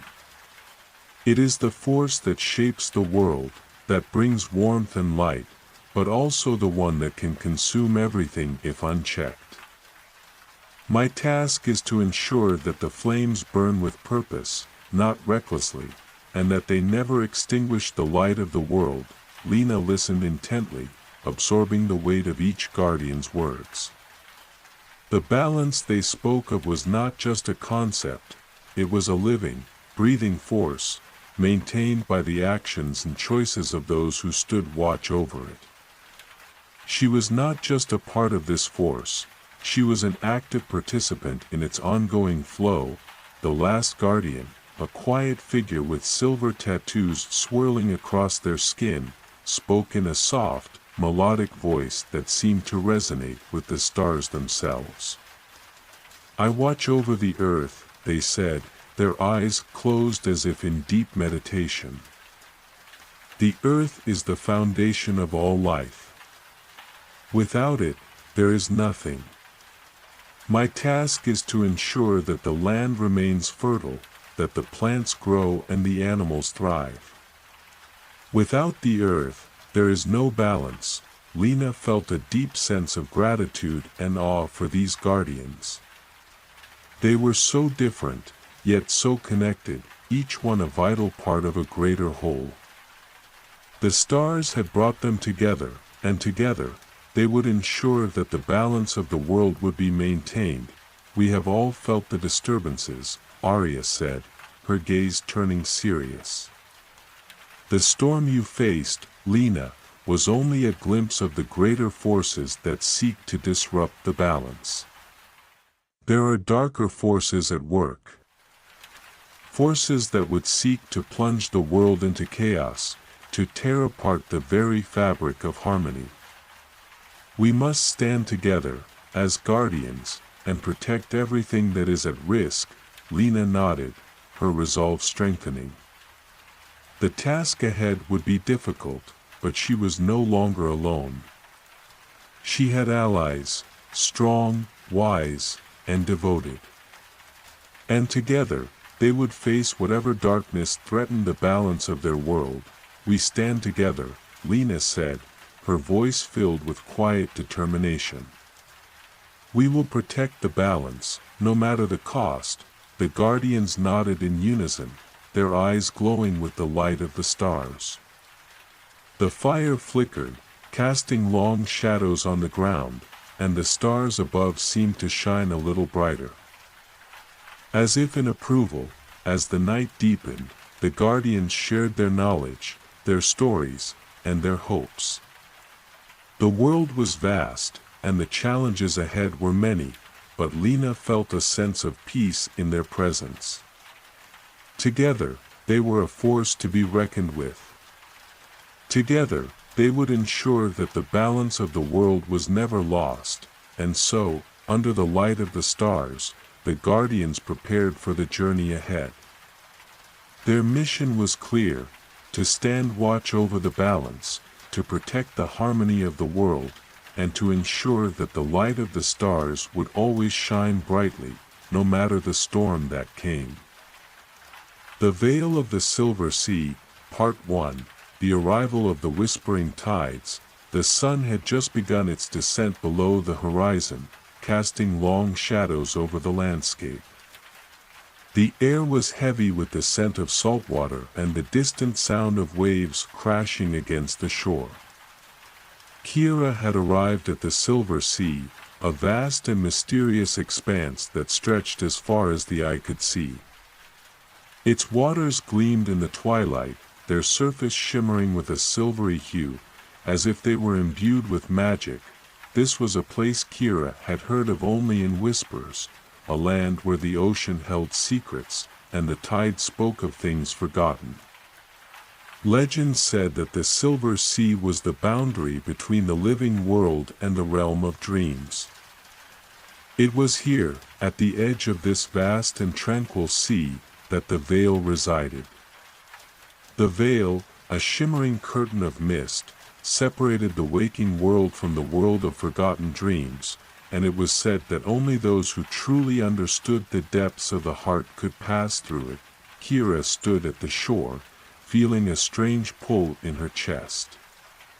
She had come here seeking answers, but also hoping for closure, for the peace she had longed for ever since her journey in the Mistlands. The thought of the Veil had intrigued her, and yet there was a part of her that felt uneasy. The whispers of the tide seemed to beckon her, urging her forward, but there was something about the Silver Sea that felt different, distant. Otherworldly. The sound of the waves grew louder, as though the sea itself was speaking, its voice rising with the winds. Kira felt an ancient presence in the air, the kind of energy that seemed to resonate deep within her soul. She took a step forward, her feet sinking slightly into the cool sand as she walked along the shore. Her breath was steady, but her heart pounded with anticipation. As Kira moved further along the beach, the mist at the edge of the sea began to thicken, swirling around her in a delicate dance. The Veil was near. She could feel it. The mist shimmered with the same silver glow as the water, and as it enveloped her, Kira felt a chill run down her spine.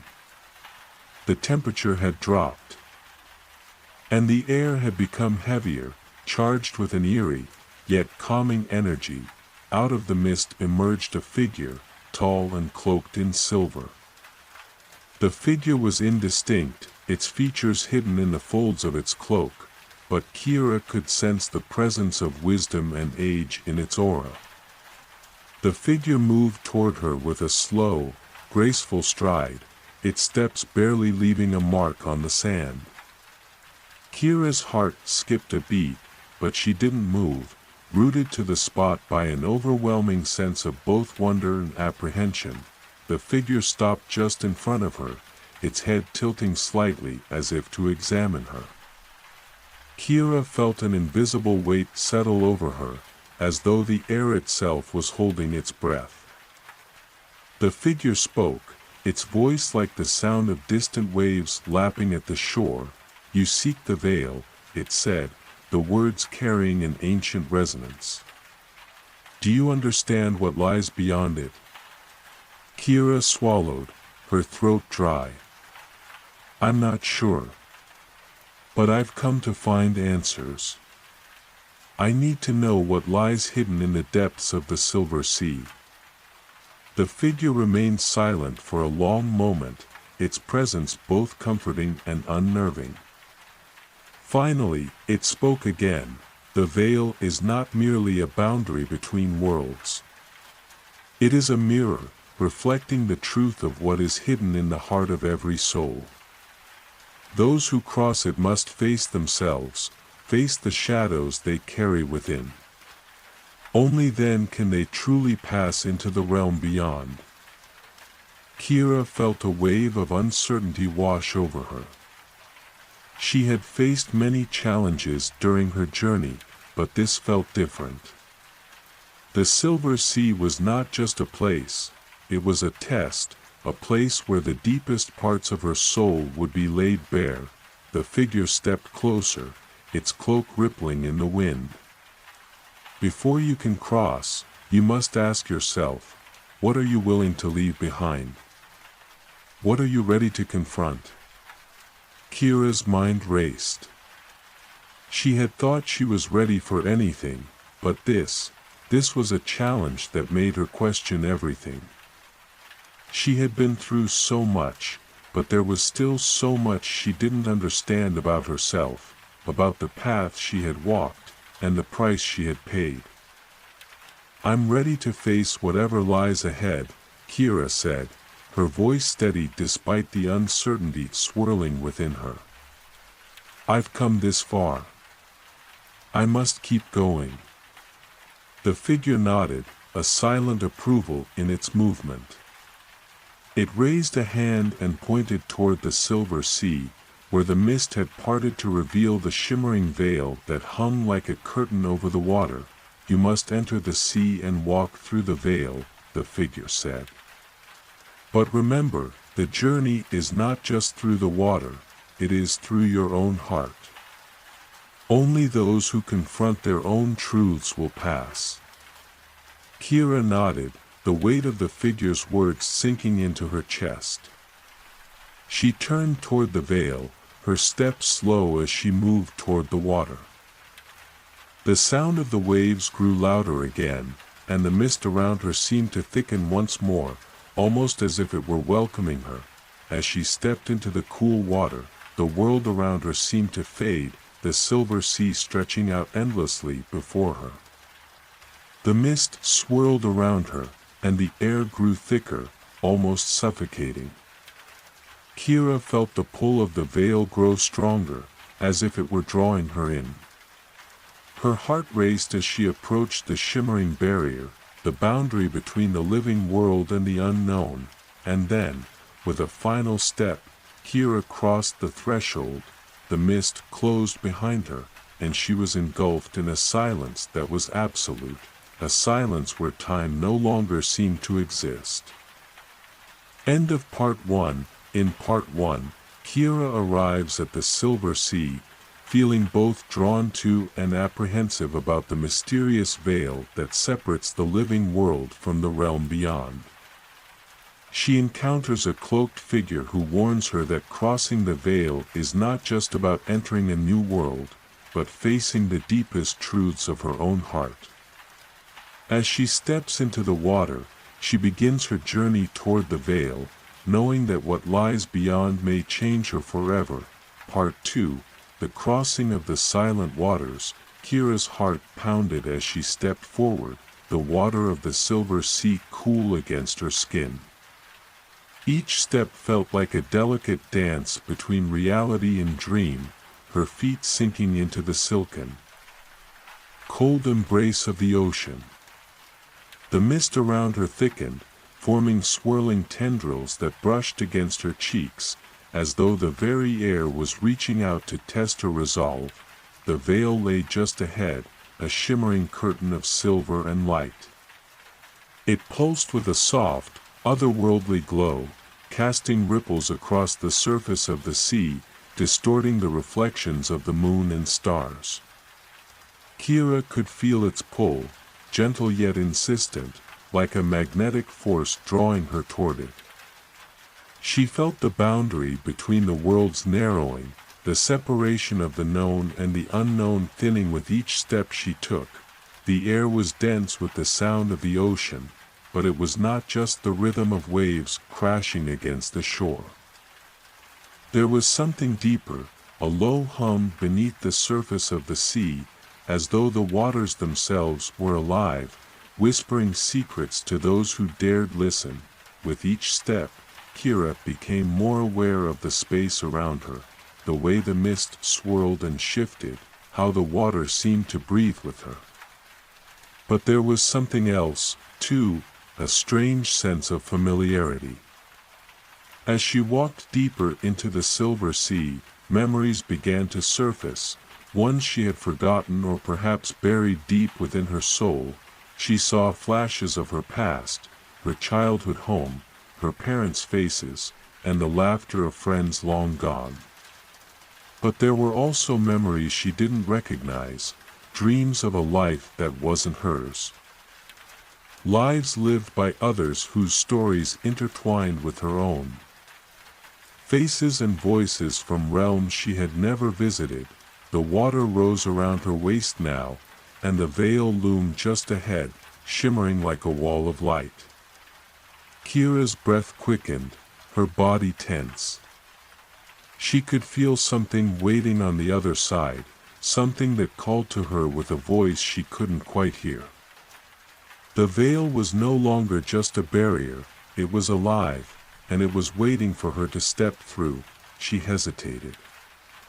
The figure's words echoed in her mind, "Only those who confront their own truths will pass." What did that mean? What truth had she yet to confront? She had faced so much, fought battles both outside and within. Hadn't she already uncovered enough of herself?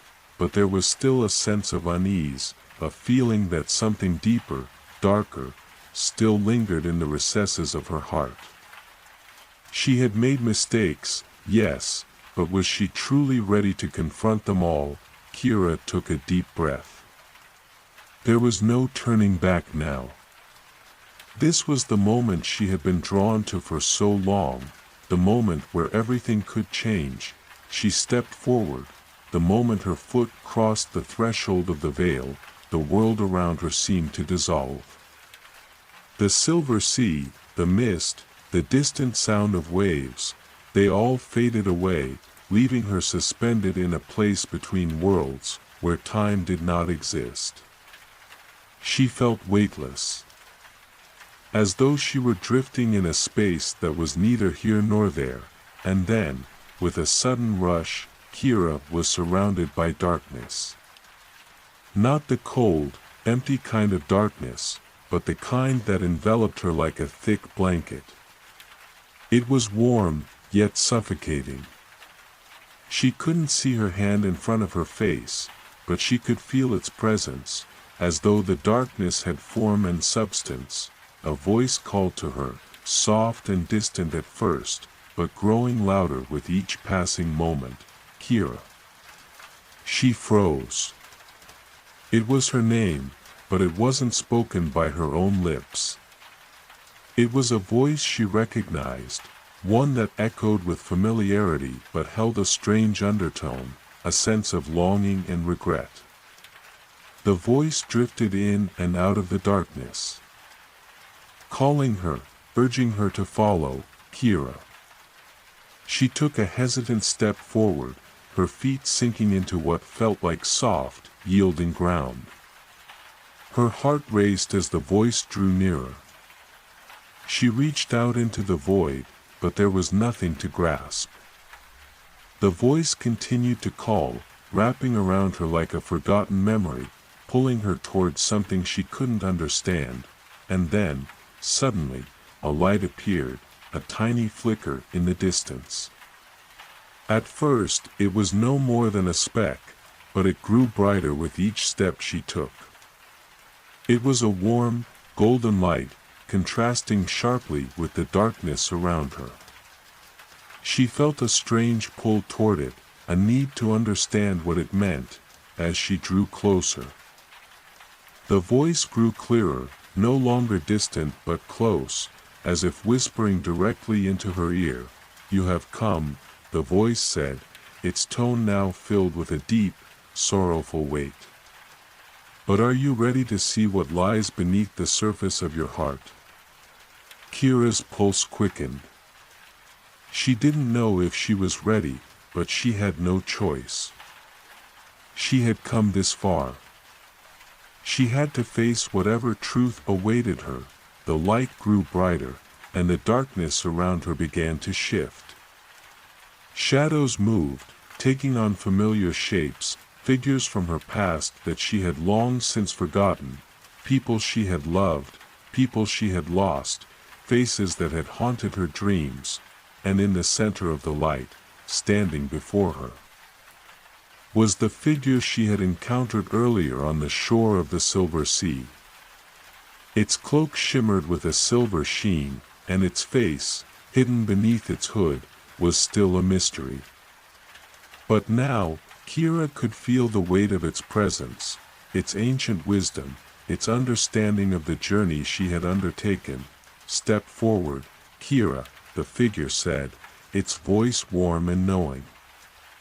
"The truth you seek is not far now. You must confront it, or you will remain lost, suspended in the limbo between worlds." Kira took another step forward, her heart beating loudly in her chest.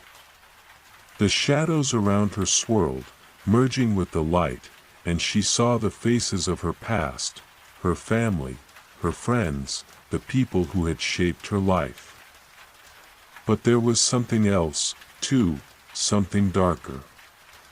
A shadow that had followed her, a mistake she had never fully forgiven herself for, a regret that still lingered in the deepest part of her soul. The figure spoke once more, its voice gentle but firm. "To move forward, you must let go of what weighs you down. Only then can you truly pass through the veil."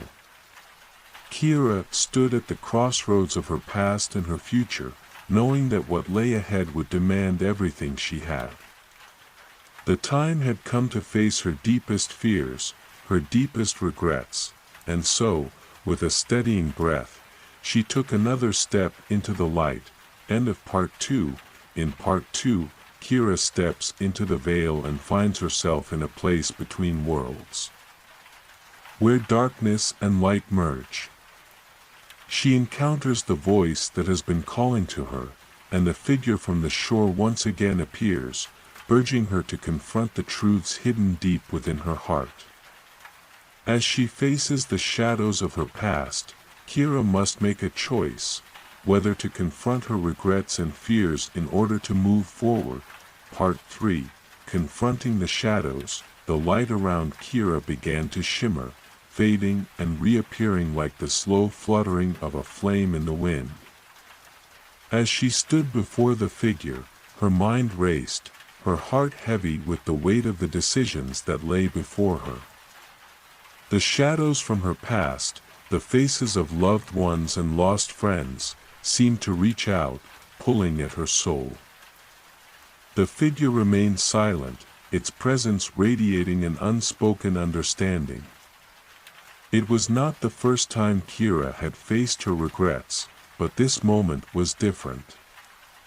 This time, the weight of her choices did not just lie on her shoulders, it was part of her, woven into the very fabric of who she had become. She could no longer hide from it. "Kira," the figure's voice echoed softly, as though it had been waiting for this moment. "What is it that holds you back? What shadow do you fear most?"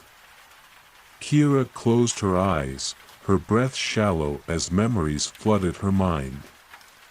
The loss of a dear friend, a betrayal that had never healed, and the moments of selfishness she wished she could undo.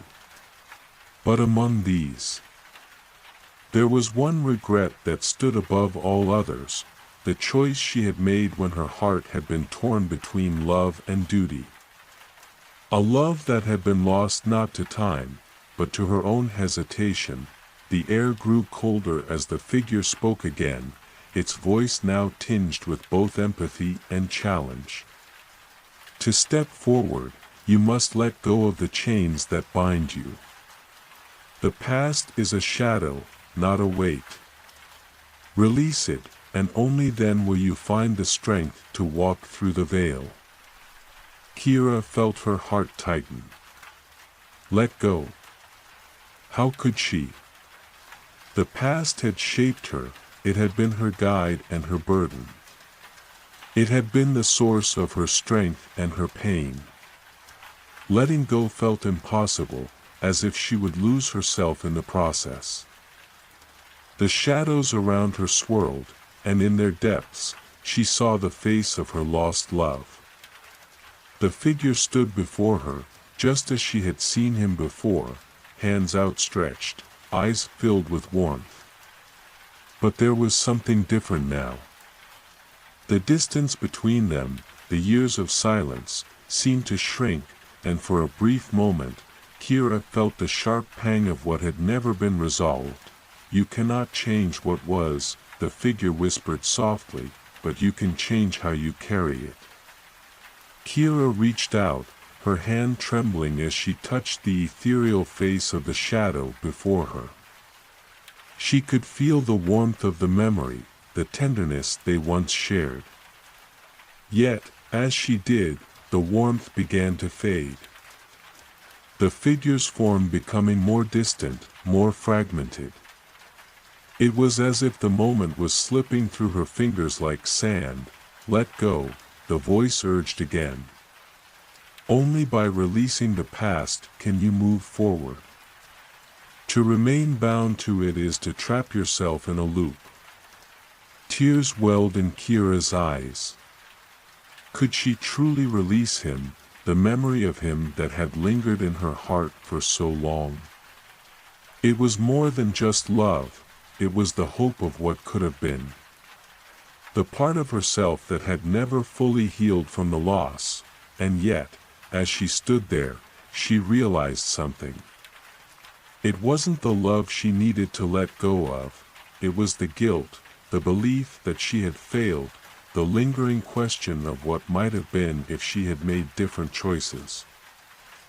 With a deep breath, Kira stepped closer to the shadow, reaching her hands through it, as if to embrace the memory one last time. The figure smiled softly, but there was no sadness in its eyes, only understanding. I'm sorry, she whispered, her voice breaking. I didn't know how to say goodbye. The figure nodded, and as Kira's hands passed through it, the shadow began to dissolve, fading into the mist. The moment was gone, but Kira's heart felt lighter. She didn't need to carry the weight of what could not be changed. She could forgive herself. As the shadow melted into the sea of mist, a new clarity washed over Kira. She understood now, the past was a part of her, but it didn't define her. The choices she made, the love she lost, all of it had shaped her, but they were not chains. They were lessons. The figure turned to face her, and Kira saw something new in its eyes, pride. You have done it, Kira, the figure said, its voice full of reverence. You have released the past. You are no longer bound by the weight of your regrets. Kira felt a surge of warmth spread through her chest, a sensation of freedom she had never known. For the first time, she felt the full power of her own strength. She had faced the deepest shadows of her heart and emerged from them with clarity. The veil is open to you now, the figure said, stepping aside, revealing the shimmering path beyond. You are ready. Go, and find what lies ahead. Kira nodded, her breath steady, her heart full. She took the first step toward the glowing light, her feet no longer burdened by the past. As she walked forward, the air around her began to shift, and the path ahead became clearer. She was no longer in the dark, lost between worlds. She was free. The veil, once a barrier, now felt like a doorway, a threshold leading to the next chapter of her journey. And as Kira crossed through it, she knew that whatever lay beyond, she was ready. She had faced her fears, released her regrets, and emerged stronger than before. End of Part 3. In Part 3, Kira confronts the deepest regrets and shadows of her past, learning to release the guilt and pain that have held her back. By embracing her memories and forgiving herself, she finds the strength to step through the veil and move forward on her journey. Part 4. Through the shifting mists, Kira stepped through the veil, and in an instant, the world around her changed. The mists that had once felt cold and oppressive now seemed to part like a curtain, revealing a new, more vibrant world. The air was thick with a scent of salt and earth, and before her stretched a vast, silver sea, its waves shimmering in the light of a pale, crescent moon. The sea's surface reflected the sky above, creating a sense of infinite space, as if the world had no beginning or end. She took a deep breath, feeling the cool, salty breeze on her face. The weight she had carried for so long, the guilt, the self-doubt, had lifted, and with it came a strange, exhilarating sense of freedom. Yet, despite the calm, there was a quiet unease within her. The silver sea was beautiful, but it was also mysterious. It felt like a place of both promise and uncertainty. As Kira walked along the shore, the soft lapping of the waves at her feet was the only sound. The moonlight illuminated the path ahead, casting long shadows that danced with the rhythm of the water.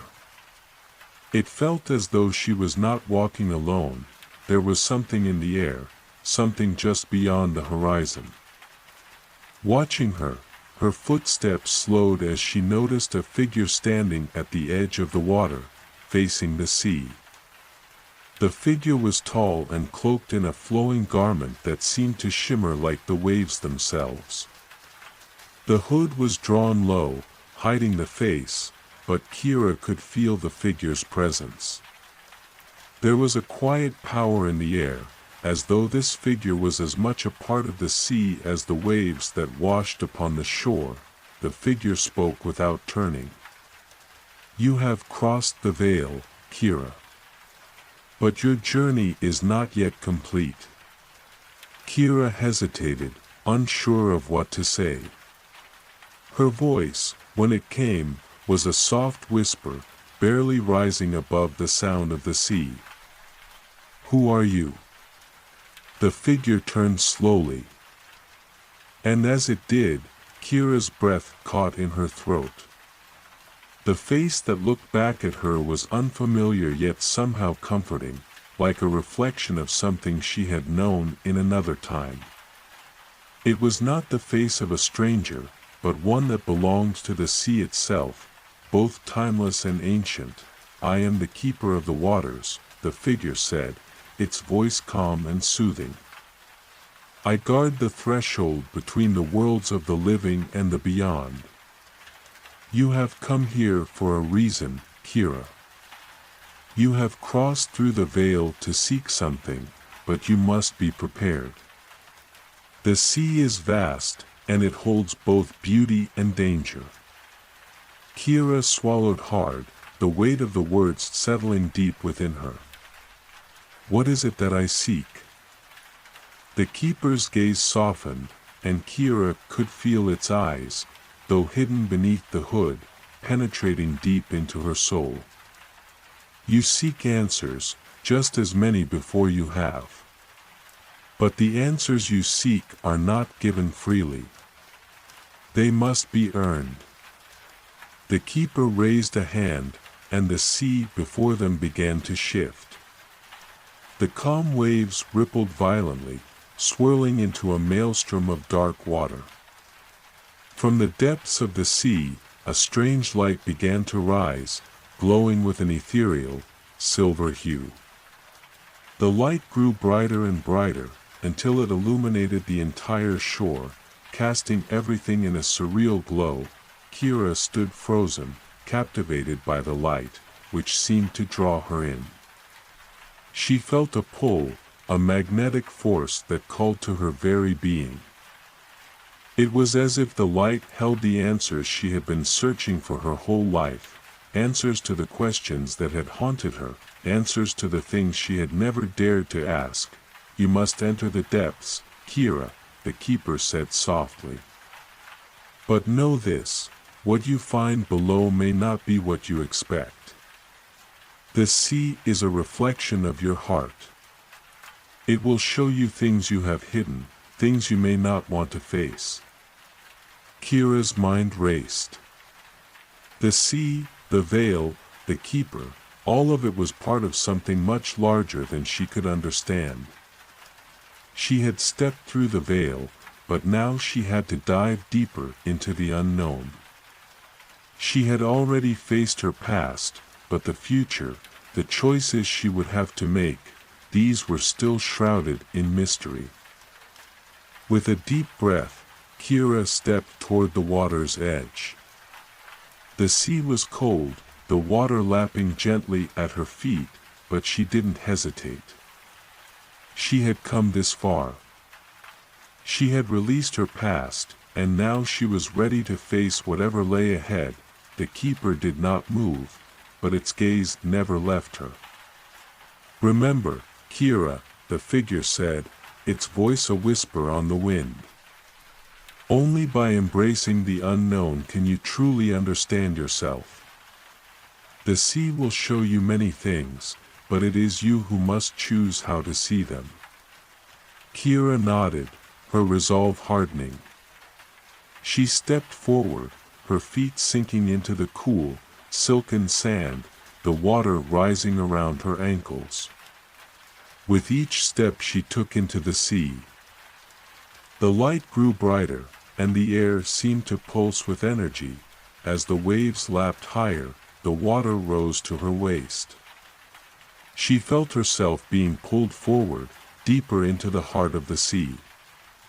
The light from below beckoned her like a beacon, guiding her into the depths of the unknown, and as she descended, the sea seemed to wrap around her, like the embrace of an old friend. It was both comforting and unsettling. The silver light ahead grew brighter, and Kira felt a sense of peace, but also a deep sense of anticipation. The answers she sought were within reach, but the journey was far from over. The sea had many secrets, and now Kira was ready to face them. End of Part 4. In Part 4, Kira meets the Keeper of the Waters, who guides her into the depths of the sea. The sea, a symbol of both mystery and reflection, holds the answers Kira seeks, but it also presents her with a deeper challenge, to confront the unknown and trust herself. Part 5, Into the Abyss. Kira's feet sank deeper into the cool water, the sea tugging gently at her, guiding her forward. With each step, the world above, the moonlit shore, the keeper standing still like a sentinel, faded further from her sight. The silver light below was all-consuming, beckoning her into its depths like an irresistible force. It pulsed with a rhythm that seemed to match her heartbeat, as if the sea itself was alive. Breathing alongside her, as the water rose to her chest, Kira felt an unexpected calm settle within her. She had already faced so much, the veil, the shadows of her past, and now, this, the vast, uncharted expanse of the ocean. Each step felt like a promise, a commitment to continue moving forward, no matter what lay beneath the surface. The sea around her began to darken, and the silver glow ahead became more intense, as though it was pulling the shadows from her mind. The deeper she went, the more she realized that the water was not just cold, it was alive with energy, each drop seemingly whispering secrets from a long-forgotten time. She kept moving, determined.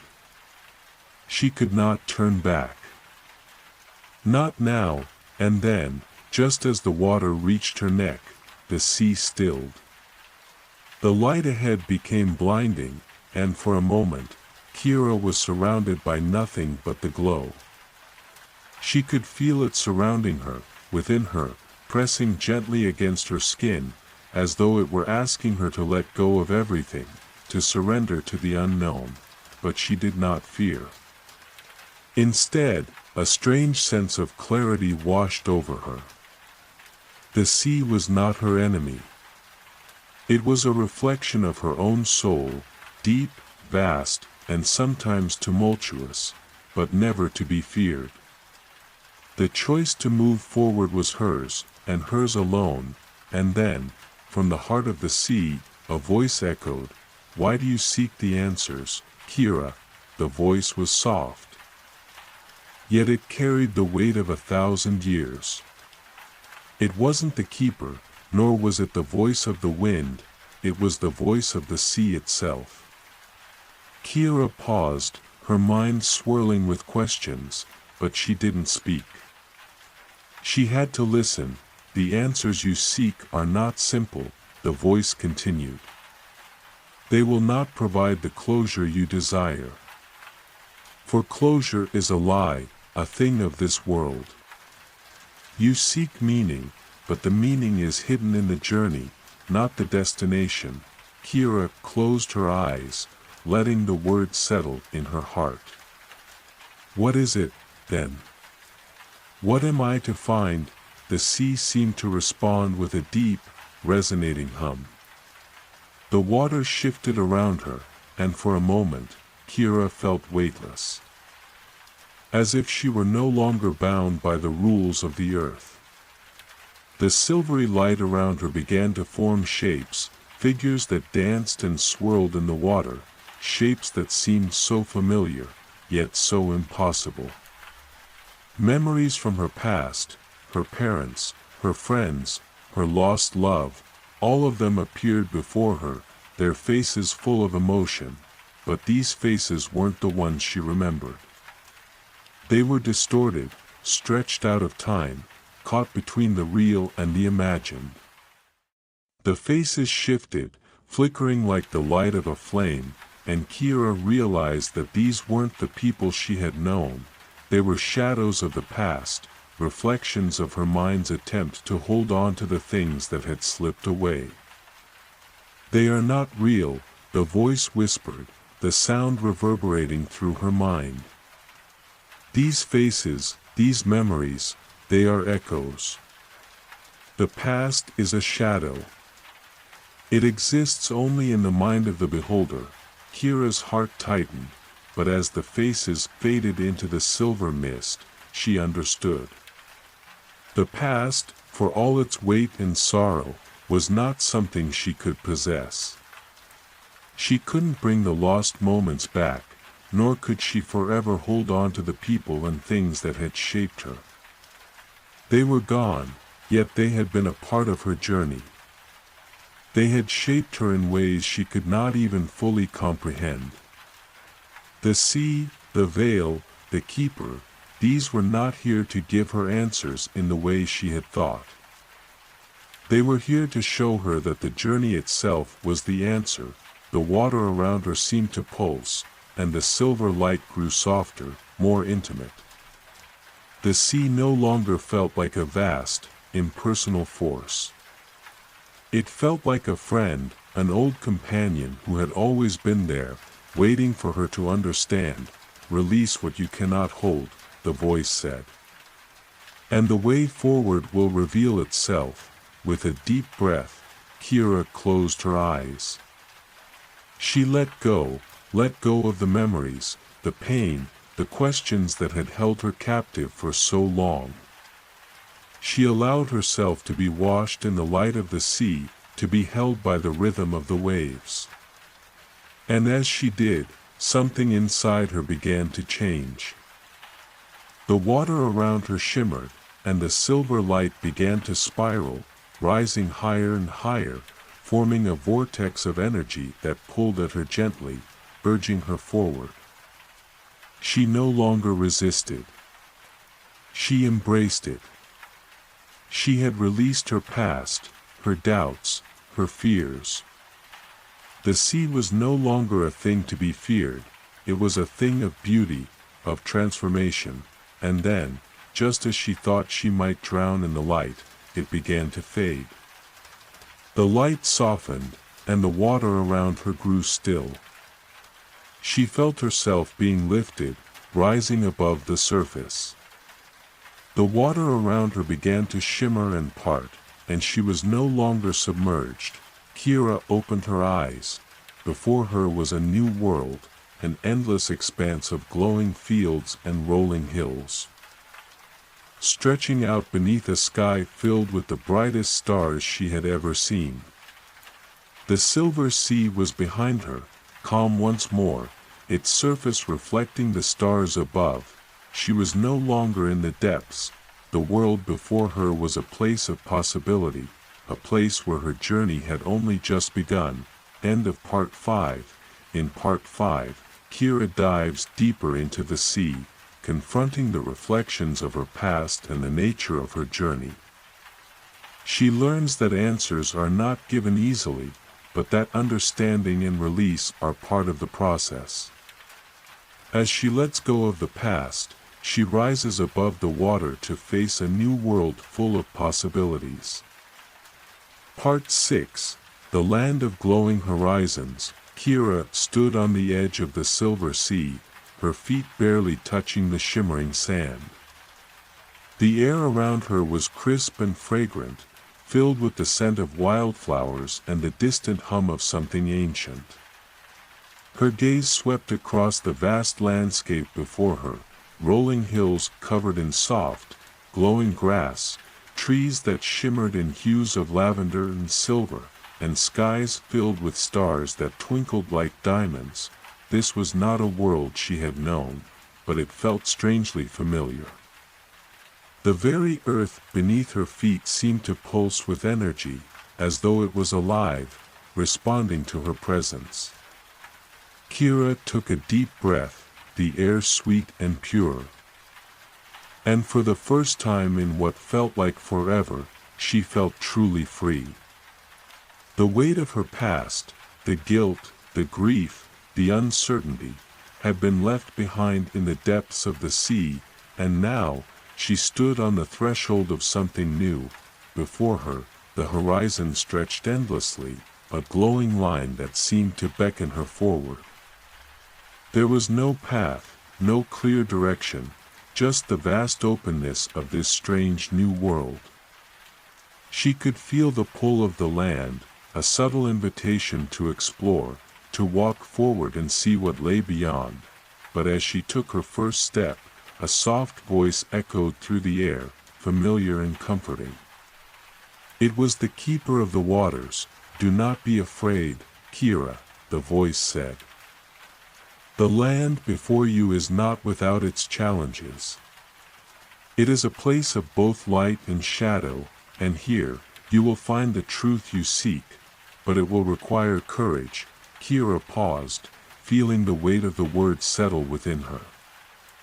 She had faced so much already, the veil, the silver sea, the reflections of her past, and yet, she knew that the hardest part of her journey was still ahead. She had let go of what she couldn't control, but now she had to face the unknown, the future, and the choices that lay ahead. "I am ready," she whispered, more to herself than to the keeper. The wind picked up, swirling around her, and the trees in the distance rustled with a soft, musical hum. It was as if the land itself was alive with secrets, waiting to reveal them to her. Kira took another step forward, the ground beneath her feet soft but firm, the air alive with a gentle hum. As she walked, the light of the horizon grew brighter, casting long shadows behind her. She felt the sense of a presence beside her, just out of sight, watching her every move. It wasn't a threatening feeling, but one of profound awareness, as though the very land was observing her progress. The path ahead was open, but as she walked further, the landscape began to shift. The grass beneath her feet began to glow more intensely, creating a glowing trail that led into a forest of towering, silver trees. Their trunks were twisted and graceful, their branches hanging low with leaves that sparkled like starlight. It was a place of quiet beauty, yet there was something about the forest that felt different from the rest of the land, a sense of mystery, as though it held something just beyond reach. Kira felt a pull, a desire to step into the forest, as though it was calling her.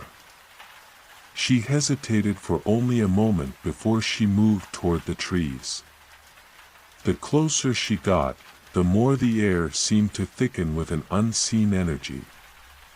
The forest was alive, breathing in rhythm with her steps.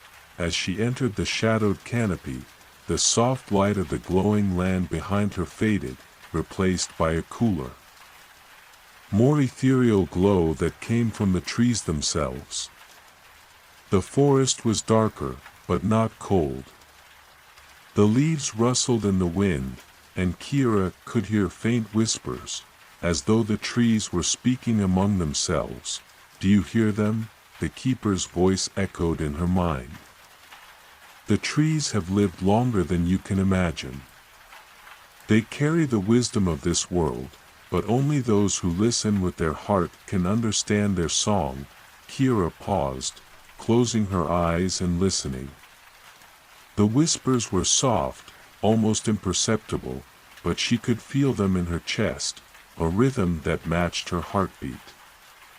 It was as if the forest itself was calling her to remember something, a part of herself that she had long forgotten.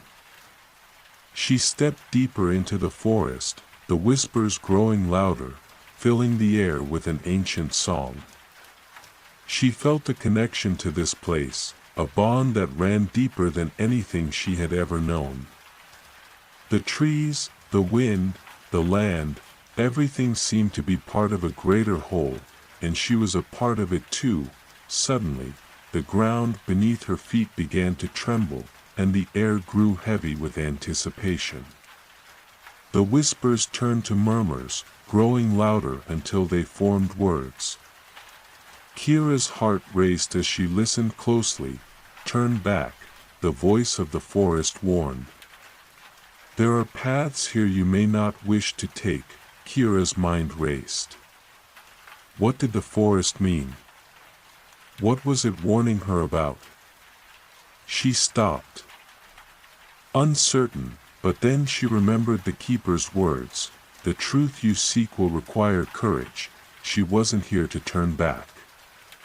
She had come this far, and she would not let fear control her now. She had already faced the shadows of her past, and now she had to face the unknown. "I'm not turning back," Kira said firmly, her voice steady and clear. The forest seemed to respond to her words. The whispers faded, and the air cleared. The trees parted before her, revealing a clearing where the light shone brightly. At the center of the clearing stood a stone pedestal, covered in moss and vines. On top of the pedestal lay an object, a small, glowing orb, radiating with a soft, silvery light. Kira stepped forward, drawn to the orb. As her fingers brushed against its surface, the orb flared with light, and for a moment, she saw visions, flashes of the past, the present, and the future. Faces and places she had never known, memories she had never lived, but they were all a part of her journey. They were all connected, and she understood now that the answers she sought were not just about what had happened, but about what was yet to come. The orb pulsed in her hand, its light filling the clearing, and Kira knew she had found the truth she was seeking. But the path ahead would still require more courage, more choices, and more steps into the unknown. End of Part 6.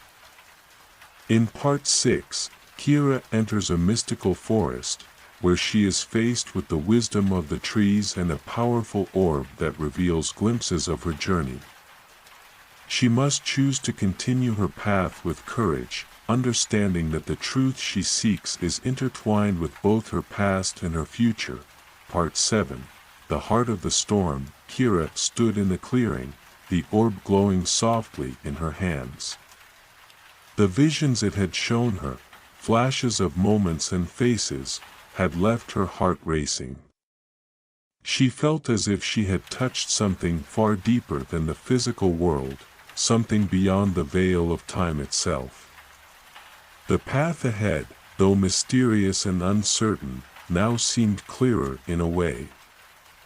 The orb had revealed the connections between her past, present, and future, but there was still so much more to understand. The trees around her swayed gently, their silver leaves shimmering as if alive with the energy of the land. The forest had calmed, the whispers fading into an almost tangible silence. Kira's heart felt light, but there was a lingering sense of unease, a pull at her chest, a feeling that something was still missing, something she needed to discover. She took a deep breath, steadying herself, and held the orb out in front of her. As her fingers touched the surface once more, it pulsed with an intensified light, and a faint humming sound vibrated through the air. A new vision flickered before her eyes, a storm. Dark clouds swirling in an endless sky, lightning flashing across a turbulent ocean. The sight sent a chill through Kira, and she felt the wind pick up around her, growing stronger. The ground beneath her feet trembled as the wind seemed to stir from all directions, howling like a distant cry for help. The keeper's voice echoed softly in her mind. "You are closer now, Kira. The storm you see is not of nature, but of something far older. It is the heart of the Silver Sea, the source of its power. It is the final test of your journey." Kira looked around, trying to ground herself in the forest's peaceful beauty, but the storm vision continued to grow in her mind. The wind picked up, whipping through the trees, the leaves glowing brighter and brighter as if warning her of an impending danger. The storm, Kira thought. The heart of the Silver Sea. I must find it. She turned her gaze back to the orb in her hands. The storm, the swirling clouds, the power, it was all tied to the very essence of this place. It was something ancient, something that had been with the world for longer than even the trees could recall. To face it, she knew, would require more than just courage. It would require the strength to confront whatever darkness lay at the heart of the Silver Sea.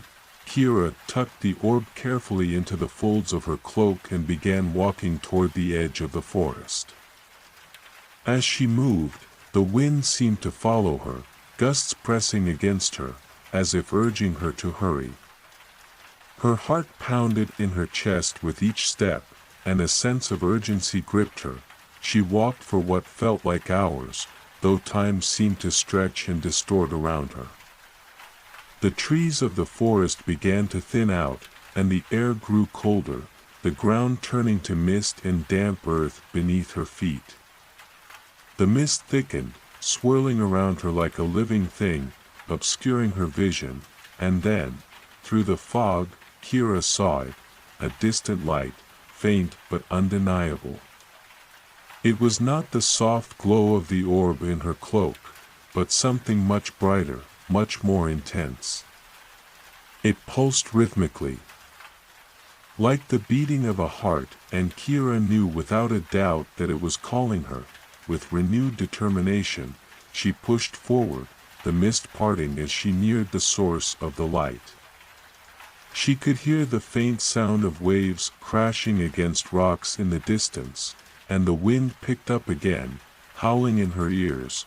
The mist parted completely, revealing a vast expanse, a shoreline where the Silver Sea met the land. The sea stretched out before her, its waters shimmering with an ethereal glow, the surface like polished silver. But it was not calm.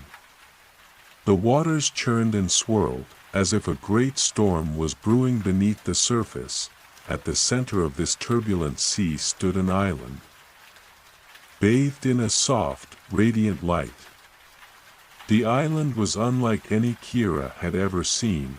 Its shores were made of smooth stone, glistening like ice, and from the center of the island rose a tall, jagged tower. The tower seemed to pulse with energy, the very air around it vibrating with power. Kira's eyes widened as she took in the sight. This was the heart of the Silver Sea. This was where the storm had begun. The island beckoned to her, the light drawing her in with an irresistible pull. She stepped toward the water, her breath catching in her throat as she felt the weight of the journey upon her. There was no turning back now. The storm was here, and it was waiting for her to confront it. As Kira made her way down the rocky shoreline, the wind howled even louder, and the waves crashed against the rocks with increasing force. She knew that the storm would not be kind, but she had no choice. This was where her journey had led her. With each step, the mist began to clear, revealing the storm's full force. The sea churned violently, dark clouds swirling overhead, and the tower on the island seemed to beckon her forward. The very sky seemed to crack open with energy, as if the heavens themselves were torn apart by the storm. Kira reached the edge of the water, her heart pounding, but she did not hesitate. She stepped into the Silver Sea, the cold water rushing around her feet. The moment her foot touched the water, the storm erupted in full force. The winds howled louder, the waves rose higher, crashing around her like the roar of 1,000 beasts. But Kira stood firm, her eyes focused on the island and the tower that loomed before her. The storm was not her enemy, it was a part of this world, a force of nature that had existed for eons. It was a test. And Kira was ready. As the wind roared and the waters surged around her, Kira took a deep breath, feeling the strength that had carried her through her journey rise within her. The storm would not break her. She had faced the echoes of her past, the whispers of the trees, and now, she would face the heart of the Silver Sea.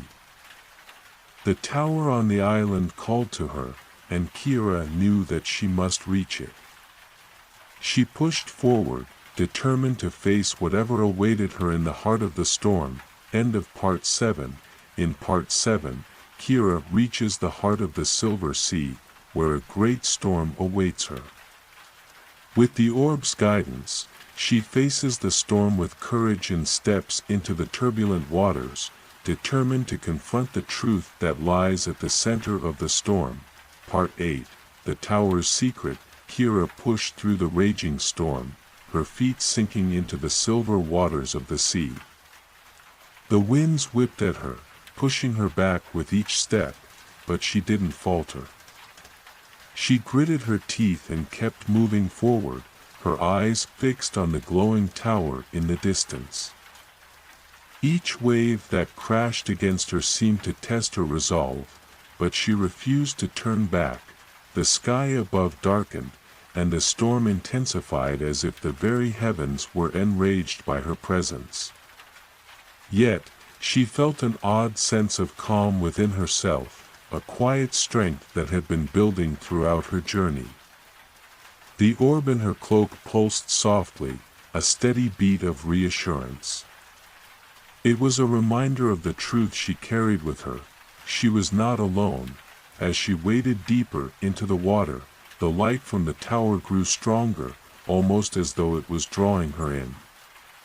The wind howled in her ears, and the waters churned violently around her, but she felt no fear. She could hear the distant sound of her own heartbeat. Steady and unwavering, a rhythm that matched the pulse of the orb. finally, after what seemed like hours, Kira reached the base of the island. The water, once gentle and calm, now surged violently around her legs, but the tower before her stood unmoving, its glow undisturbed by the storm's fury. She climbed the slick rocks of the shoreline, her hands steady as she pulled herself up. The wind seemed to hold its breath as she neared the entrance to the tower. The door, made of smooth silver stone, stood before her, engraved with intricate symbols that shimmered in the dim light. She reached out and touched the door, feeling a surge of energy course through her fingertips. The moment her hand made contact, the door opened with a soft, resonating hum. Kira stepped inside. The interior of the tower was unlike anything she had ever seen. The walls were made of pure silver, polished to a mirror-like shine, reflecting her image back at her in 1,000 different angles. The air inside was cool and crisp, filled with a faint scent of something ancient and powerful. At the far end of the room, a staircase spiraled upward, leading to an unseen height. She felt the pull of the staircase, as though it was meant for her alone. But as she stepped forward, she hesitated. The orb in her cloak pulsed once again, brighter this time, almost as if it was warning her. She stood still, listening to the whispers in the air, the same whispers she had heard from the trees in the forest. The same voices that had guided her this far. Kira closed her eyes and listened. The whispers were clearer now, their tone more urgent, yet calm. The tower holds the key, Kira. But the key is not what you think it is. Her heart raced as the words echoed in her mind. She had thought that the tower would reveal the final truth, that it would unlock the power of the silver sea for her to control.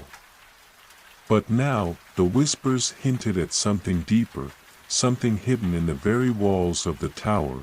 With newfound determination, Kira climbed the spiral staircase, each step reverberating through her soul. The higher she climbed, the more she felt the weight of the journey upon her. Every step, every trial, every test had led her here. To this tower. To this moment, when she reached the top, she found herself standing before a large, circular chamber. In the center of the room stood a pedestal, and upon it rested an object cloaked in shadows, its form barely visible in the dim light. As she stepped closer, the object became clearer, a small, delicate mirror. It was framed in silver, its surface reflecting not her image, but something else. The reflection shifted, showing scenes she could not comprehend, faces of people long forgotten, places she had never been, and events that had yet to unfold. Kira reached out, her hand trembling as she touched the mirror's surface. The moment her fingers made contact, the world around her seemed to shift. The storm outside grew louder, the wind howling as if in warning. The water of the silver sea surged violently against the island. Yet, the mirror remained still, its surface unbroken by the chaos, and then, the whispers spoke again, but this time they were not just in her mind, they were all around her. This is the veil. It shows not what you want, but what you must see. To understand the silver sea, you must first understand yourself. Only then can you unlock its true power. Kira's breath caught in her throat. The mirror wasn't just showing her the past or future, it was showing her the depths of her own soul. Her doubts, her fears, her hopes. Everything she had been running from, everything she had yet to face. She stared into the mirror, feeling the weight of its truth pressing down on her. The tower, the orb, the storm, they were all pieces of a greater puzzle, a journey that was not just about the silver sea, but about her own path. The reflection began to shift again, showing her a new vision of herself standing alone on the shores of the sea, not as a traveler, but as a guardian, holding the power of the silver sea within her. The wind howled louder now, but Kira stood still, her eyes locked on the mirror. The power she had sought was not external, it was within her, buried deep beneath the surface of her fears. To unlock it, she would have to confront the parts of herself she had avoided for so long, and in that moment, Kira understood, she wasn't just meant to face the storm. She was meant to embrace it. The storm, the sea, the tower, all of them were reflections of her own journey. The power of the silver sea was not about control. It was about understanding and harmony. The veil of the sea had been waiting for her to see that. Kira took a deep breath, feeling the truth settle in her heart. The storm outside continued to rage, but inside the tower, there was peace. End of Part 8. In Part 8, Kira reaches the tower and uncovers the secret within the mirror, revealing that the true power of the silver sea lies within her, not in external forces. She must confront her own fears and doubts to understand the full extent of her journey. Part 9. Embracing the storm, Kira stood before the mirror, her hand still resting lightly on its cool, silver surface. The storm outside raged with a fury she had never known, the winds howling like 1,000 lost voices, and the waves crashing violently against the shores of the island. But inside the tower, everything was eerily calm, as if the world beyond had ceased to exist. Her breath slowed, the weight of the truth settling in her heart. The power of the silver sea wasn't a force to be controlled, it was a force to be understood. She had been so focused on mastering it, on using it to shape the world around her, that she had never stopped to consider what the sea truly represented. The mirror pulsed with an ethereal glow, as if it, too, was waiting for her to accept the truth. Kira's gaze never wavered, and for the first time, she saw herself not as a traveler or a seeker of power, but as a part of the sea itself. With a deep breath, Kira stepped away from the mirror, her mind clearer than it had ever been. The whispers in the air had stopped, replaced by a stillness that wrapped around her like a protective cloak. She knew now that she was not meant to conquer the sea. She was meant to become one with it. The tower seemed to pulse with her realization, the silver walls shimmering as if acknowledging her understanding. She turned toward the open window, gazing out over the turbulent waters that stretched out before her. The sea had always been a reflection of her inner turmoil, her desires, and her fears. The storm outside was a mirror to the storm she had carried within herself for so long. But now, Kira felt a quiet certainty. She was ready to face it. The orb tucked inside her cloak pulsed with a soft, rhythmic beat, as if to remind her that she was not alone.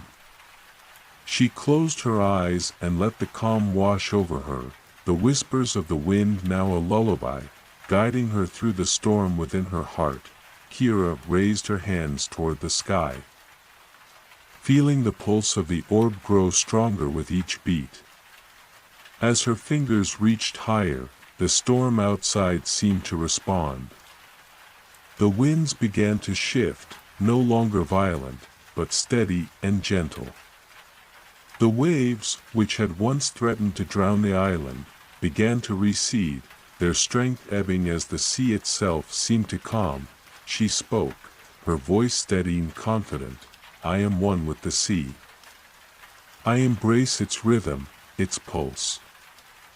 I am not its master, but its keeper. The words hung in the air like a spell, and as they did, the silver light in the tower brightened. The orb within her cloak surged, and for a brief moment, Kira felt herself connected to the sea in a way she had never imagined. The storm, once so fierce, began to calm, the winds dying down, the waves gently lapping at the shore. The veil that had shrouded the sea for so long was lifted, revealing the beauty beneath, an endless horizon of silver water, shimmering under the moonlight. Kira lowered her hands, her heart pounding with a mixture of awe and peace. She had not controlled the storm, she had embraced it, understood it, and in doing so, had unlocked the true power of the sea. With a deep breath, she turned from the window and began her descent down the spiral staircase. The tower had given her the final key, acceptance. Acceptance of herself, of the sea, and of the storm that had raged within her for so long. When she reached the base of the tower, the door closed behind her with a soft click, as if the building itself recognized the end of her journey. The island was quiet now, the storm replaced by a tranquil calm. The sea stretched out before her, its silver surface glistening in the soft glow of the moonlight. Kira stepped forward, her heart light, her mind at peace. The orb at her side continued to pulse, its rhythm now in perfect harmony with her own. She knew that the journey was far from over, but the path ahead was clearer than ever. The sea, the storm, the tower, they had all been parts of her own journey, each step leading her closer to the truth. Kira smiled, feeling the weight of her journey fall away. She was no longer afraid. No longer seeking power. She was simply a part of the sea, a keeper of its rhythm, its whispers, its calm, and as she stood on the edge of the silver sea, the wind gently blowing through her hair, Kira knew that whatever came next, she would face it with the same quiet strength that had carried her through the storm. The veil of the silver sea was no longer a mystery. It was her own reflection. End of Part 9. In Part 9, Kira embraces the storm and understands that her true connection to the silver sea is one of harmony and acceptance. She no longer seeks to control its power, but to coexist with it, finding peace within herself. Part 10. The dawn of a new beginning. The quiet calm of the island stretched before Kira, the silver waters of the sea reflecting the soft glow of the moon. It was as though the world itself was holding its breath, waiting for something that only she could understand. The storm had passed, leaving the sea peaceful, its surface now as still as glass, a mirror of the sky above. Kira stood at the edge of the shore, feeling the cool mist of the sea rise around her like a shroud.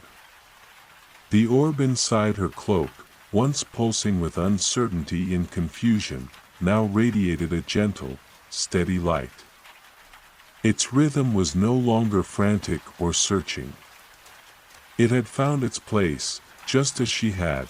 For a long moment, she simply stood there, taking in the beauty of the world around her. The towering cliffs, the endless sea, the soft whispers of the wind, all of it felt like a song, a melody that she had only now begun to understand. The harmony between the land, the sea, and herself had been restored. The power of the silver sea was not in the force it could exert, but in its quiet, unshakable presence. Kira closed her eyes, breathing deeply. The air was crisp and clean, the scent of the ocean mingling with the faint perfume of flowers carried from the distant forest. She was no longer the same person who had arrived on this island. The journey had changed her, reshaped her understanding of the world and her place within it. She no longer saw herself as a seeker of power or a conqueror of forces beyond her reach. She was a part of something much greater, a part of the sea, of the land, of the wind and the sky, and as she opened her eyes once more, Kira realized that the veil of the silver sea was not just a mystery to be solved, but a state of being, a state of balance, of connection, and of peace. The soft, rhythmic beat of the orb within her cloak guided her forward, and with each step she took, she felt more at home. The island no longer felt like a foreign place, it felt like her home, her sanctuary. And the sea, once a force of turmoil and chaos, now felt like a friend, a quiet companion who had patiently waited for her to understand. Kira smiled as she approached the water's edge. The silvery waves gently lapping against the shore. She knew now that the sea would always be a part of her, and she would always be a part of it.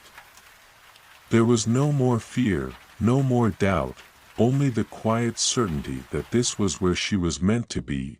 As the first light of dawn began to break across the horizon, painting the sky with shades of pink and gold, Kira stepped into the silver sea. The water was cool and soothing, wrapping around her feet like a soft embrace. She felt the pulse of the orb grow stronger, and for a moment, it felt as though the sea itself was responding to her, welcoming her into its depths. She closed her eyes again, letting the water flow around her, feeling it wash away the last remnants of her uncertainty. The sea was no longer a mystery to unravel. It was her teacher, her guide, and now, her ally.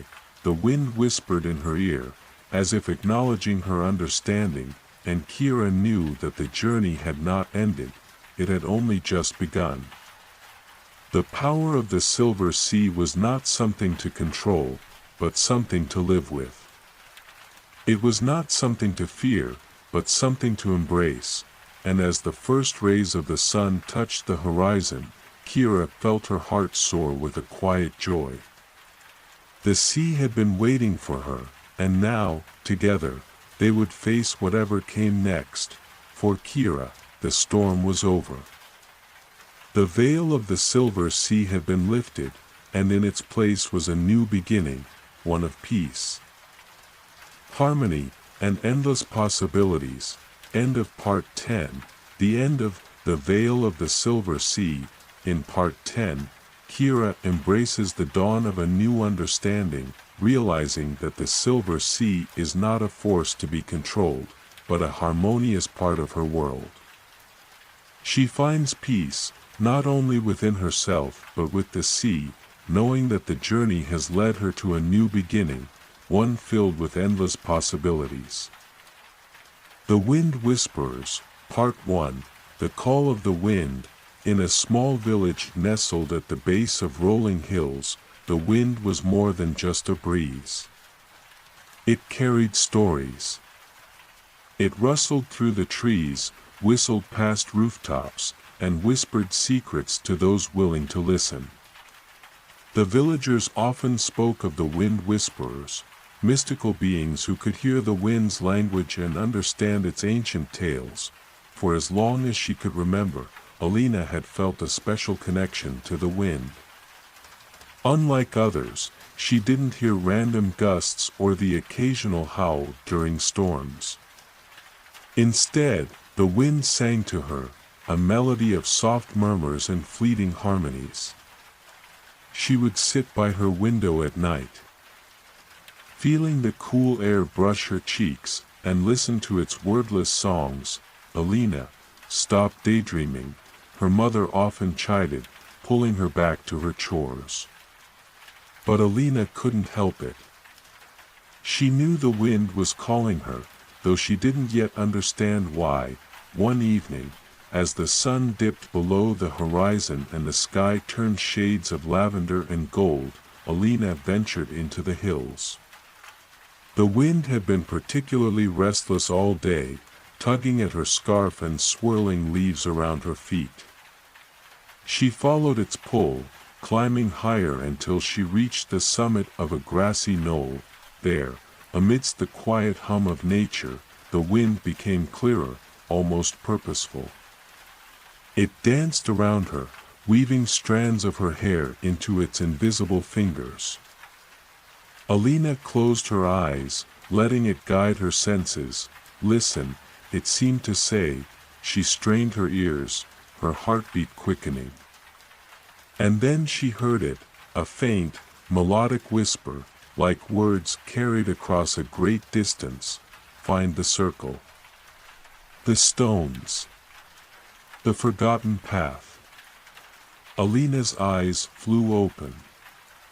The circle. What stones? What path? She asked aloud, her voice trembling with excitement and uncertainty. The wind swirled faster, wrapping her in its cool embrace before quieting once more. It left behind an unshakable certainty in Alina's heart.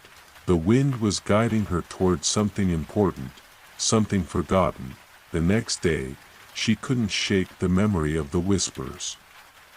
Between chores and errands, her mind drifted to the hills, the circle, and the path the wind had mentioned. That evening, she approached her grandfather, the village's unofficial historian and storyteller. Grandfather, she began hesitantly, do you know anything about a circle of stones or a forgotten path? The old man's eyes, once dull with age, sparkled with interest. Ah, the circle of whispers, he said, stroking his beard thoughtfully. A legend as old as this village. They say the wind itself carved those stones, placing them in a perfect ring high in the hills. It's a place of great power, where the wind whisperers once gathered to hear the secrets of the world. Alina leaned forward, hanging on his every word. Does it still exist? Who's to say? He replied with a shrug. No one's seen it in generations. The path to it has long been overgrown. But, he added, his voice dropping to a conspiratorial whisper, if the wind is calling you, perhaps it's time for the circle to be found again. Alina felt a shiver run down her spine. She knew then that her connection to the wind was no coincidence. The whispers she had heard weren't just a passing breeze, they were an invitation. As the moon rose high above the hills, bathing the village in its silvery glow, Alina made her decision. She would follow the wind's call, find the circle of whispers, and discover the secrets it held. Part 2, The Forgotten Path. The morning after her conversation with her grandfather, Alina set out before the first rays of sunlight touched the village.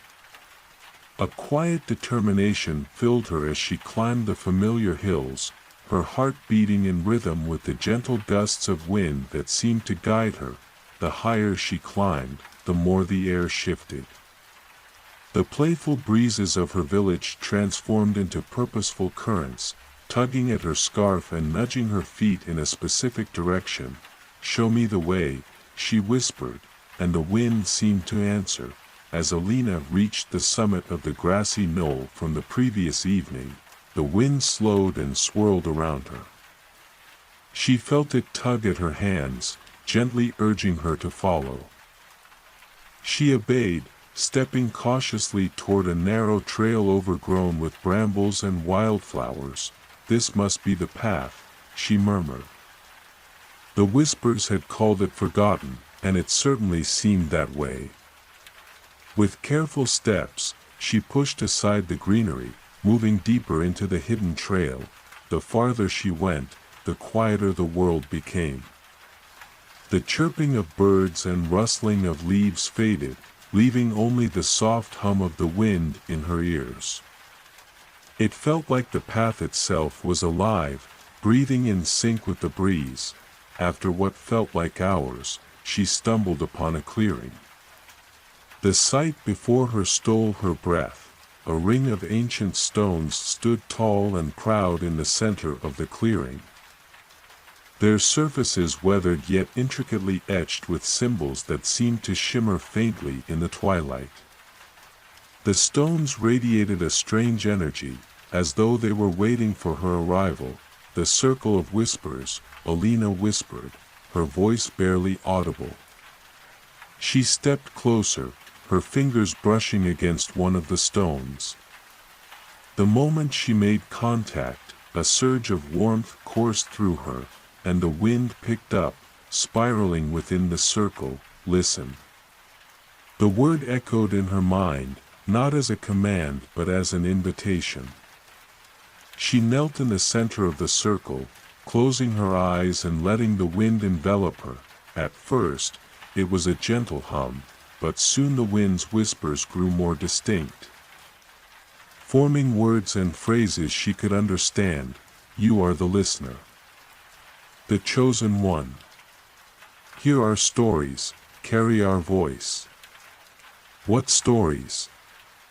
Alina asked aloud, her voice shaking. The wind replied with fragments of history, a village saved from drought, a battle avoided by a single whisper, a wanderer guided to safety. These were the deeds of the wind whisperers, individuals who could hear the voice of the wind and act as its emissaries. And me? She asked, her heart pounding. Why me? The wind stilled for a moment, as if pondering her question. Then it answered, its tone resolute yet kind. You have always listened, Alina. While others ignored us, you heard our call. The wind speaks to those who open their hearts. And now it is your time to carry the mantle. Alina felt tears prick her eyes. All her life, she had felt different, connected to something greater, yet unable to understand it. Now, standing within the circle of whispers, she finally understood. The stones began to glow faintly, their light illuminating the clearing. The wind grew gentler, wrapping around her like an embrace. We will guide you, it promised. But first, there is one who waits, a keeper of the winds. Seek them, and your journey will truly begin. Before she could ask who the keeper was, the wind began to settle. The stones dimmed, and the clearing fell silent once more. But Alina felt no fear, only purpose. She stood, the weight of her new responsibility heavy but exhilarating. She had found the circle of whispers, but her journey was far from over. Somewhere, the keeper of the winds awaited her arrival, and Alina was determined to find them. With the wind at her back, she stepped onto the path once more, ready to follow wherever it led. Part 3. The Keeper's Call. Alina's footsteps were light as she left the clearing, her mind racing with the wind's cryptic words. The Keeper. Who could it be? And where would she find them? She had no answers, but the wind had not led her astray yet, and she trusted it would guide her once more. The path ahead seemed endless, yet strangely familiar, as though she had walked it in her dreams. The breeze still caressed her face, a constant companion, whispering encouragement in her ear. Every now and then, a swirl of wind would push her forward, as if it were saying, "This way." Keep going. The day wore on, and the sun dipped lower in the sky. Alina had lost track of time, but she knew she needed to find shelter before nightfall. As she rounded a bend in the path, a small cottage appeared in the distance. It was nestled at the foot of a large cliff, its thatched roof glowing warmly in the fading light. Her heart skipped a beat. Something about the place felt different, familiar, yet unknown. The wind seemed to hum with anticipation. And Alina knew this was no ordinary cottage. She quickened her pace, feeling an odd sense of urgency. As she approached, the door opened, and an elderly woman stepped out, her silver hair flowing like the wind itself. Her eyes, sharp and wise, locked onto Alina's, as though she had been expecting her all along. "You've come," the woman said, her voice like a soft breeze. "I knew the wind would bring you." Alina stood frozen for a moment, overwhelmed by the presence of this mysterious figure. She finally found her voice. "Are you the keeper?" The woman smiled, a knowing glint in her eyes. "I am one of the keepers. There are many of us, scattered across the lands, but you, Alina, have found me. Come inside. There is much to learn." Alina hesitated, then nodded and followed the woman into the cottage. The interior was cozy, filled with the smell of herbs and ancient books. Shelves lined the walls, and a large, round window looked out over the hills. It was as though time stood still here. The keeper motioned for Alina to sit by the fire. "You are a listener," she said, settling into a chair across from her. "The wind has chosen you because you can hear its voice, feel its presence. But being a listener is not just about hearing the wind. It's about understanding its language, its purpose, and learning to use its power." Alina nodded, eager to understand more. "How do I do that? The wind has always whispered to me, but I don't know what it means. I don't know how to listen properly." The keeper chuckled softly. "You've already been listening, child. The wind speaks to everyone, but few truly hear. The problem is not that you cannot hear, it's that you've been listening with your heart. The wind speaks to the soul, to the very essence of who we are. And in time, you will learn how to communicate with it directly." Alina's mind was swirling with questions. But what about the circle of whispers? What's my role in all of this? "The circle is a sacred place," the keeper explained. "It is where the winds gather, where they share their stories and wisdom. The wind whisperers once used that circle to guide the world, to keep the balance between nature and humankind. But the circle was forgotten, its purpose lost over time. You are here to restore that balance, to reawaken the circle and bring the whispers back to the world." Alina felt a weight settle on her shoulders. "But how do I do that? I don't even know where to start."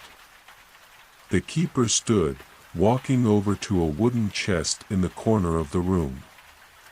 She opened it and pulled out a small, intricate pendant, shaped like a wind spiral. It shimmered in the firelight, a soft, glowing blue. "This is the windstone," the keeper said, handing it to Alina. "It will help you understand the wind's voice, to hear its whispers more clearly. With it, you will find the path to the circle and unlock its secrets. But be warned, there are forces that would seek to control the winds, to silence them. You will need to be strong, Alina, and trust in the wind's guidance." Alina held the pendant in her hand, feeling a warm pulse of energy radiating from it. It felt alive, as though it had its own heartbeat. The wind outside seemed to stir in response, a gentle breeze caressing her face. "I will do whatever it takes," Alina said, her voice steady. "I won't let the wind be silenced." The keeper nodded approvingly.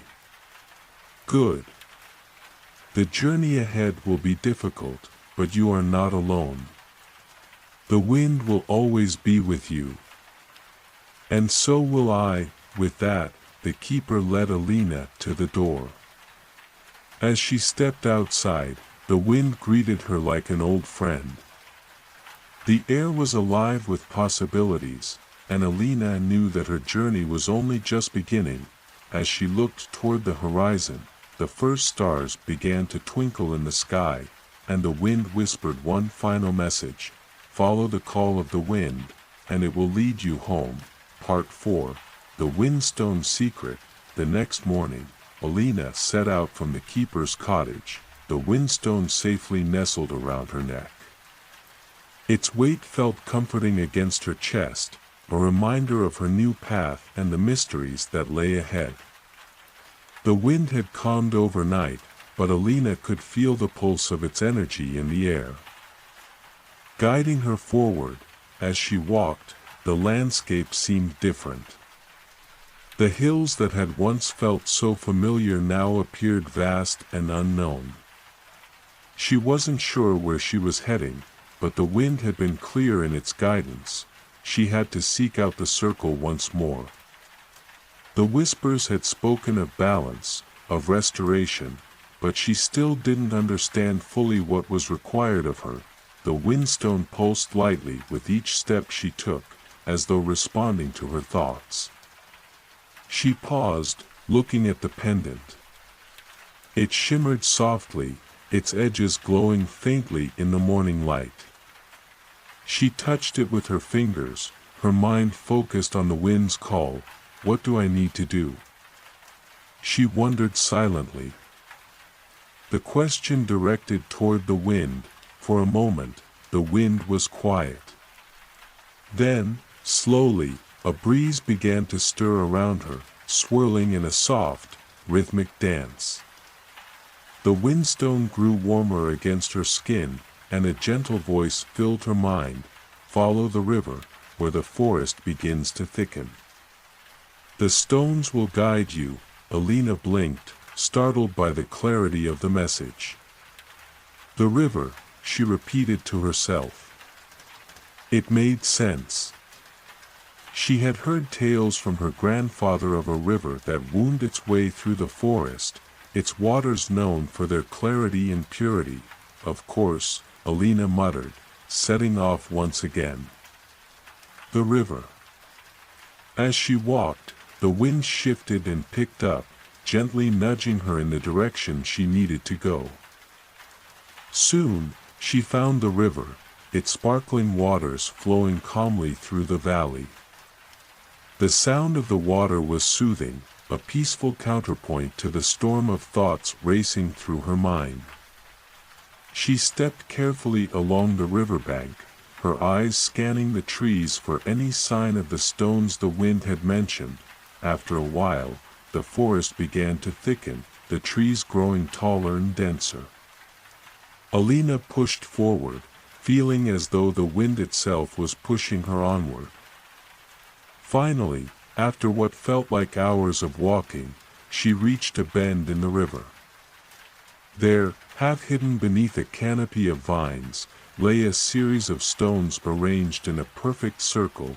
The sight took her breath away.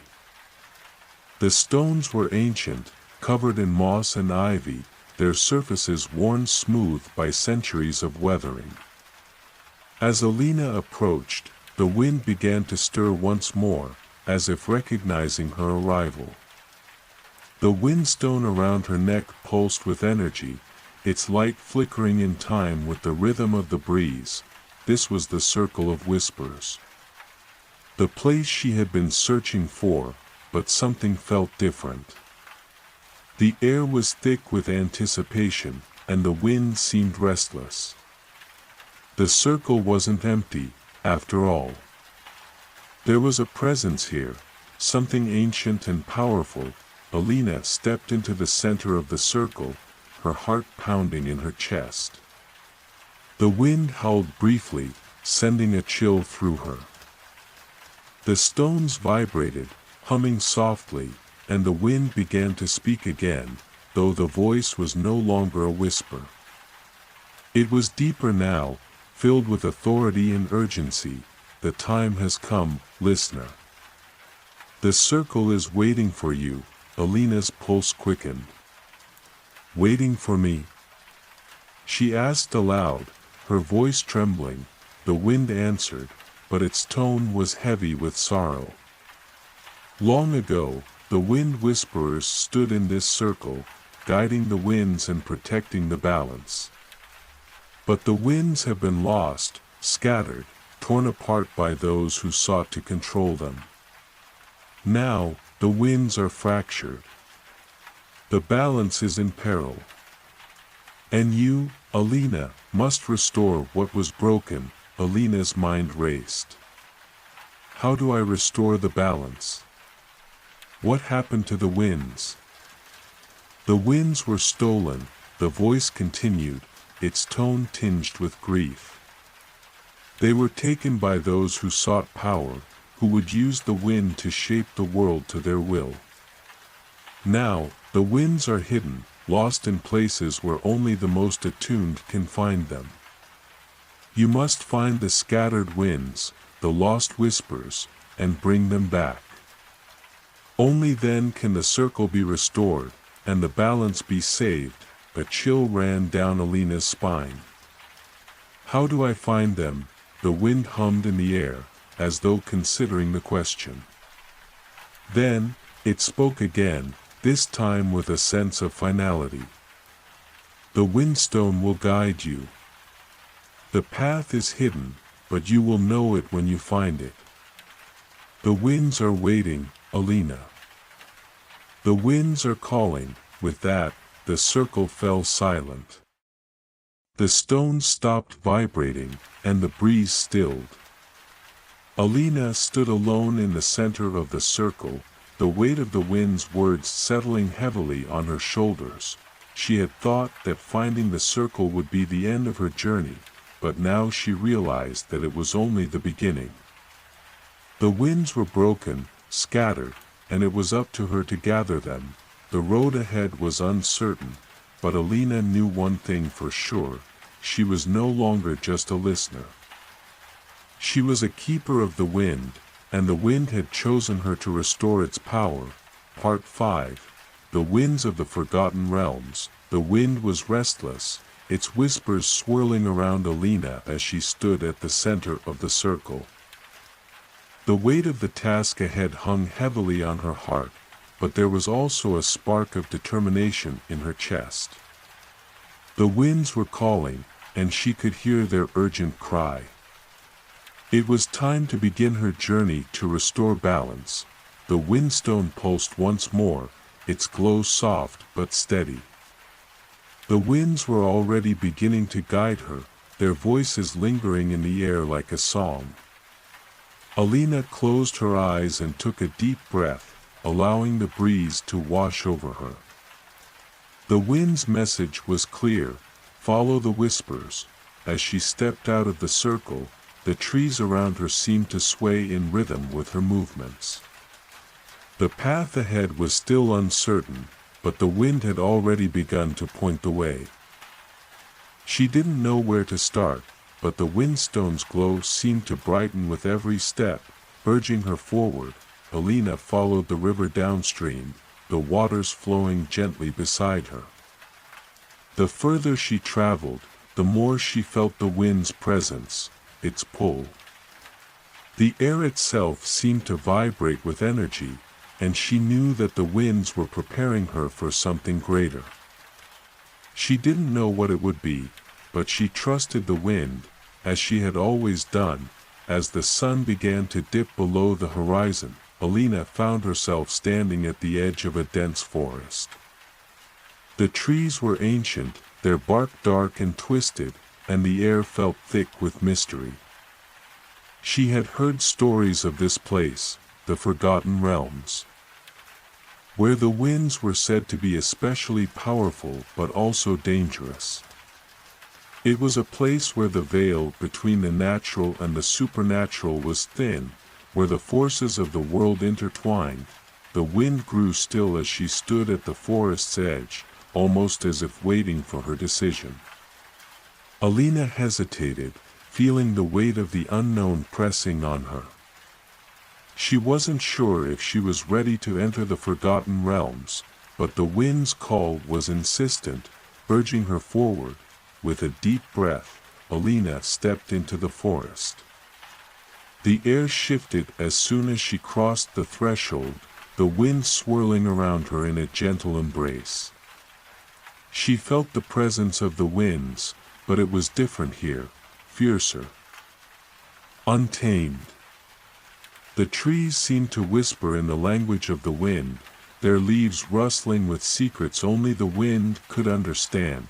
The deeper she ventured into the forest, the more the wind began to speak. It was not the gentle, guiding breeze she had known. Here, the wind spoke in rapid bursts, as if it had much to say, but couldn't find the words. The windstone around her neck pulsed brightly, responding to the chaotic energy of the air. The Forgotten Realms, Alina thought, her heart racing. This was a place where the winds had been lost, scattered to the corners of the world. She had to find them, find the pieces of the wind that had been torn apart. But how could she restore what had been broken? The wind seemed to answer her unspoken question. In the heart of the Forgotten Realms, there is a place where the winds gather, an ancient shrine, lost to time. It is there that the first wind was born. The winds you seek are hidden within its walls. Alina's steps quickened as the wind's words reached her mind. She had to find this shrine, wherever it was. She followed the wind's guidance, her senses heightened as she navigated the twisting paths of the forest. The trees seemed to shift around her, the air thick with the scent of moss and earth. The wind was becoming more insistent, pushing her forward, urging her to hurry. As the night grew darker, Alina noticed something strange. The forest had grown eerily quiet. The wind had ceased its whispers, and the trees seemed to have stopped moving altogether. It was as though the forest itself was holding its breath. Then, out of the silence, a low hum reached her ears. It was faint at first, like the distant sound of a song, but it grew louder with each step she took. The windstone around her neck began to glow brighter, its energy syncing with the hum. Alina followed the sound, her heart pounding in her chest, until she came upon a clearing. In the center of the clearing stood an ancient stone structure, an archway, half covered in ivy and moss. It seemed to hum with the same energy she had felt in the wind, as though it was alive. The stones were worn and weathered, but there was no mistaking it. This was the shrine the wind had spoken of. The air around the shrine was thick with power, and Alina could feel the presence of the lost winds, their whispers swirling around her. She stepped closer, feeling a surge of energy as she approached the archway. The windstone pulsed brightly, as though it recognized this place. As she crossed the threshold of the archway, the wind seemed to wake, swirling around her with a renewed intensity. The hum grew louder, and Alina felt the winds all around her, pushing and pulling, calling out to her. The stones of the shrine seemed to respond, their surface vibrating with an ancient power. "Listen," the wind whispered, its voice clearer now. "The winds are here. They are waiting for you to bring them together." Alina stood at the center of the shrine, feeling the weight of the wind surrounding her. She closed her eyes, focusing on the windstone, letting its energy guide her. She could feel the winds pulling at her, tugging at her soul, calling her to restore what had been lost. The winds had been scattered, torn apart by those who sought to control them. But Alina knew now that it wasn't just about finding the winds, it was about bringing them together. It was about healing the broken pieces of the world. With a deep breath, Alina opened her heart to the winds. She felt the power of the windstone merge with her own energy, the two forces combining in a beautiful dance. The wind responded, swirling around her in a vortex of light and sound. For a moment, everything was still. Then, the winds began to flow together, their energy coalescing into a single, powerful current. The winds of the forgotten realms were no longer lost, they were united, whole again. Part 6. The Song of the Winds. Alina stood at the center of the shrine, her breath steady as the winds swirled around her, their energy growing stronger with each passing moment. The windstone at her neck pulsed with a brilliant light, its glow matching the intensity of the wind's power as it gathered into a single, harmonious current. The air was electric, filled with the hum of ancient energy. It was as if the very fabric of the world had shifted, aligning to the rhythm of the wind. The wind had come home, to this place where it had once begun, and it was ready to be restored. Alina raised her arms, feeling the power of the winds coursing through her. She closed her eyes and listened. She listened to the wind, not with her ears, but with her heart, letting the melody of the ancient currents guide her. Each gust of wind, each gentle breeze, carried a song, soft at first, but growing louder with each breath she took. It was the song of the winds. The song was not one of words, but of emotion, of yearning, of freedom, of the ancient bond between the earth and the sky.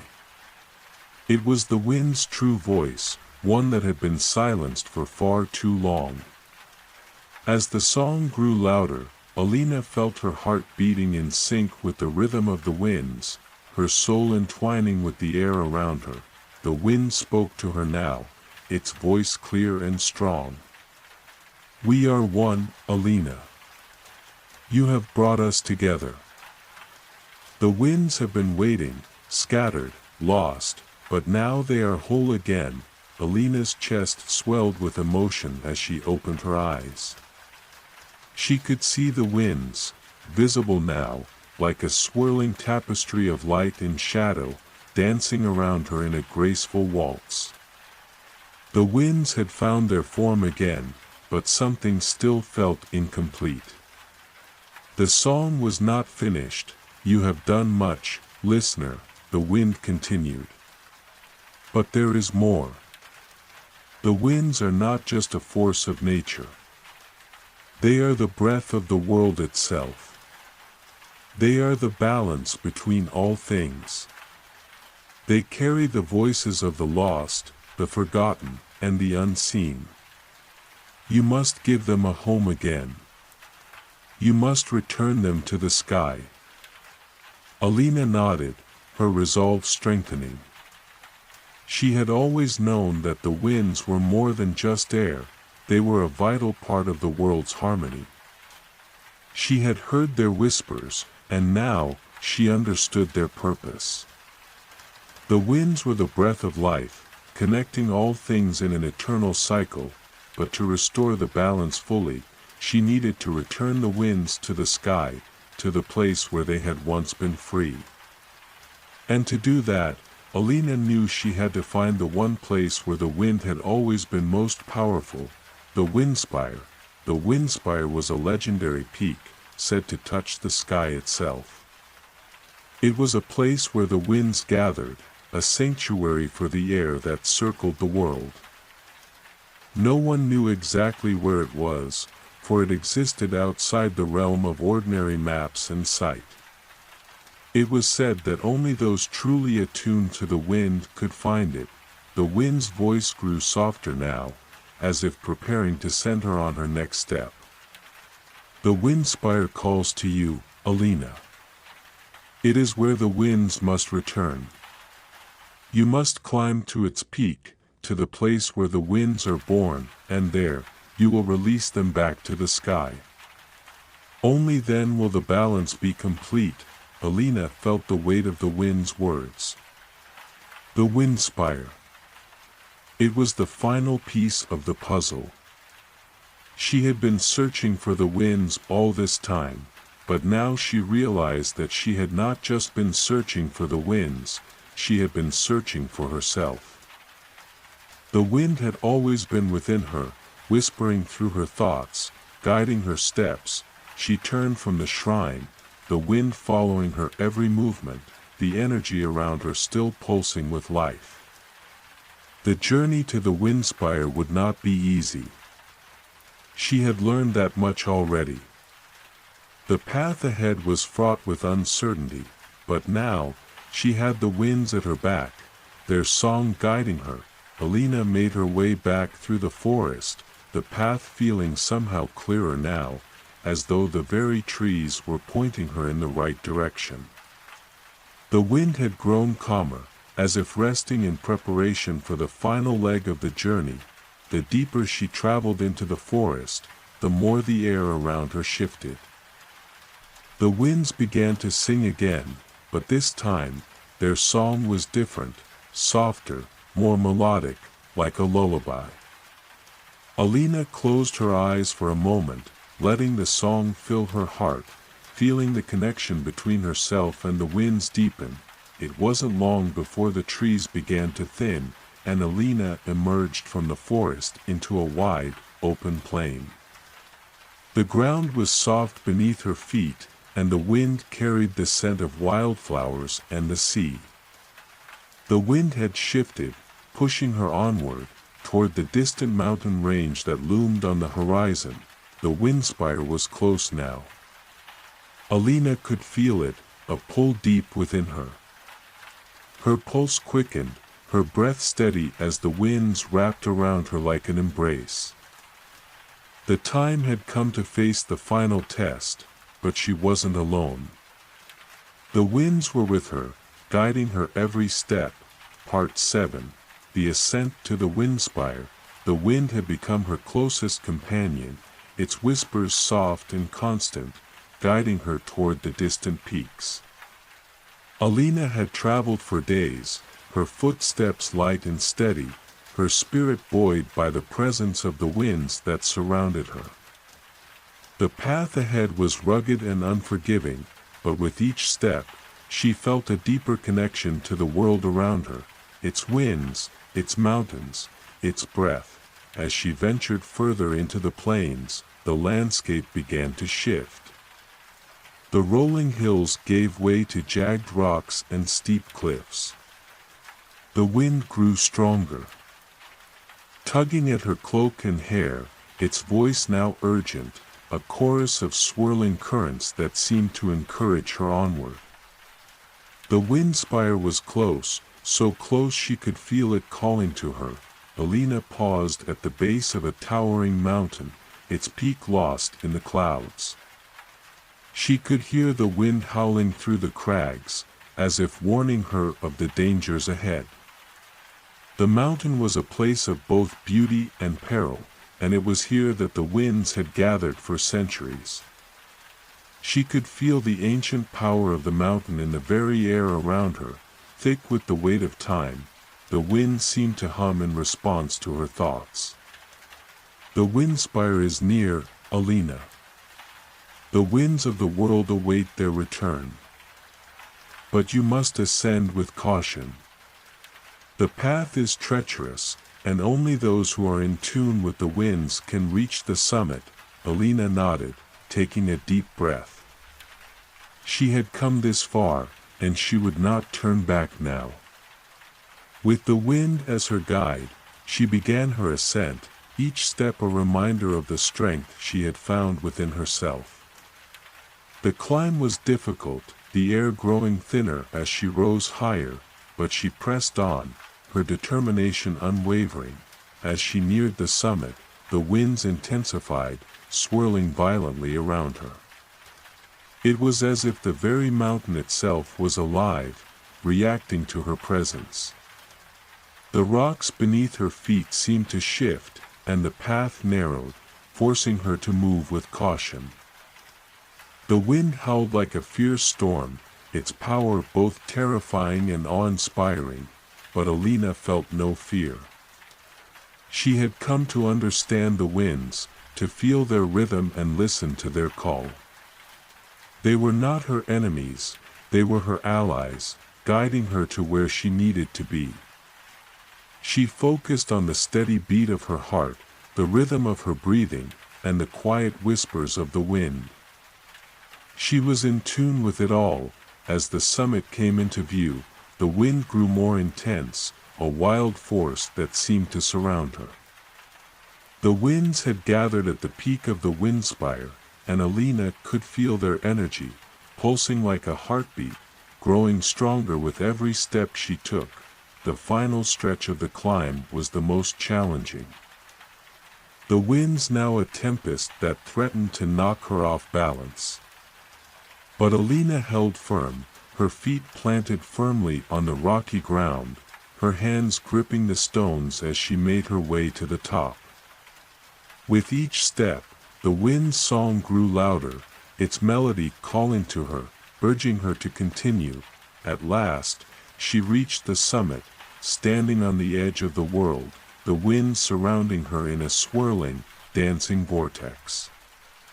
The air was thin and sharp, and the view was breathtaking. Before her lay the vast expanse of the world, the winds flowing freely across the land, carrying with them the whispers of distant places. The wind's voice was strong now, no longer a whisper, but a chorus of voices, echoing through her mind. You have reached the wind spire, Alina. The winds are waiting for you to return them to the sky. You have done the impossible, you have united us, and now, you must set us free.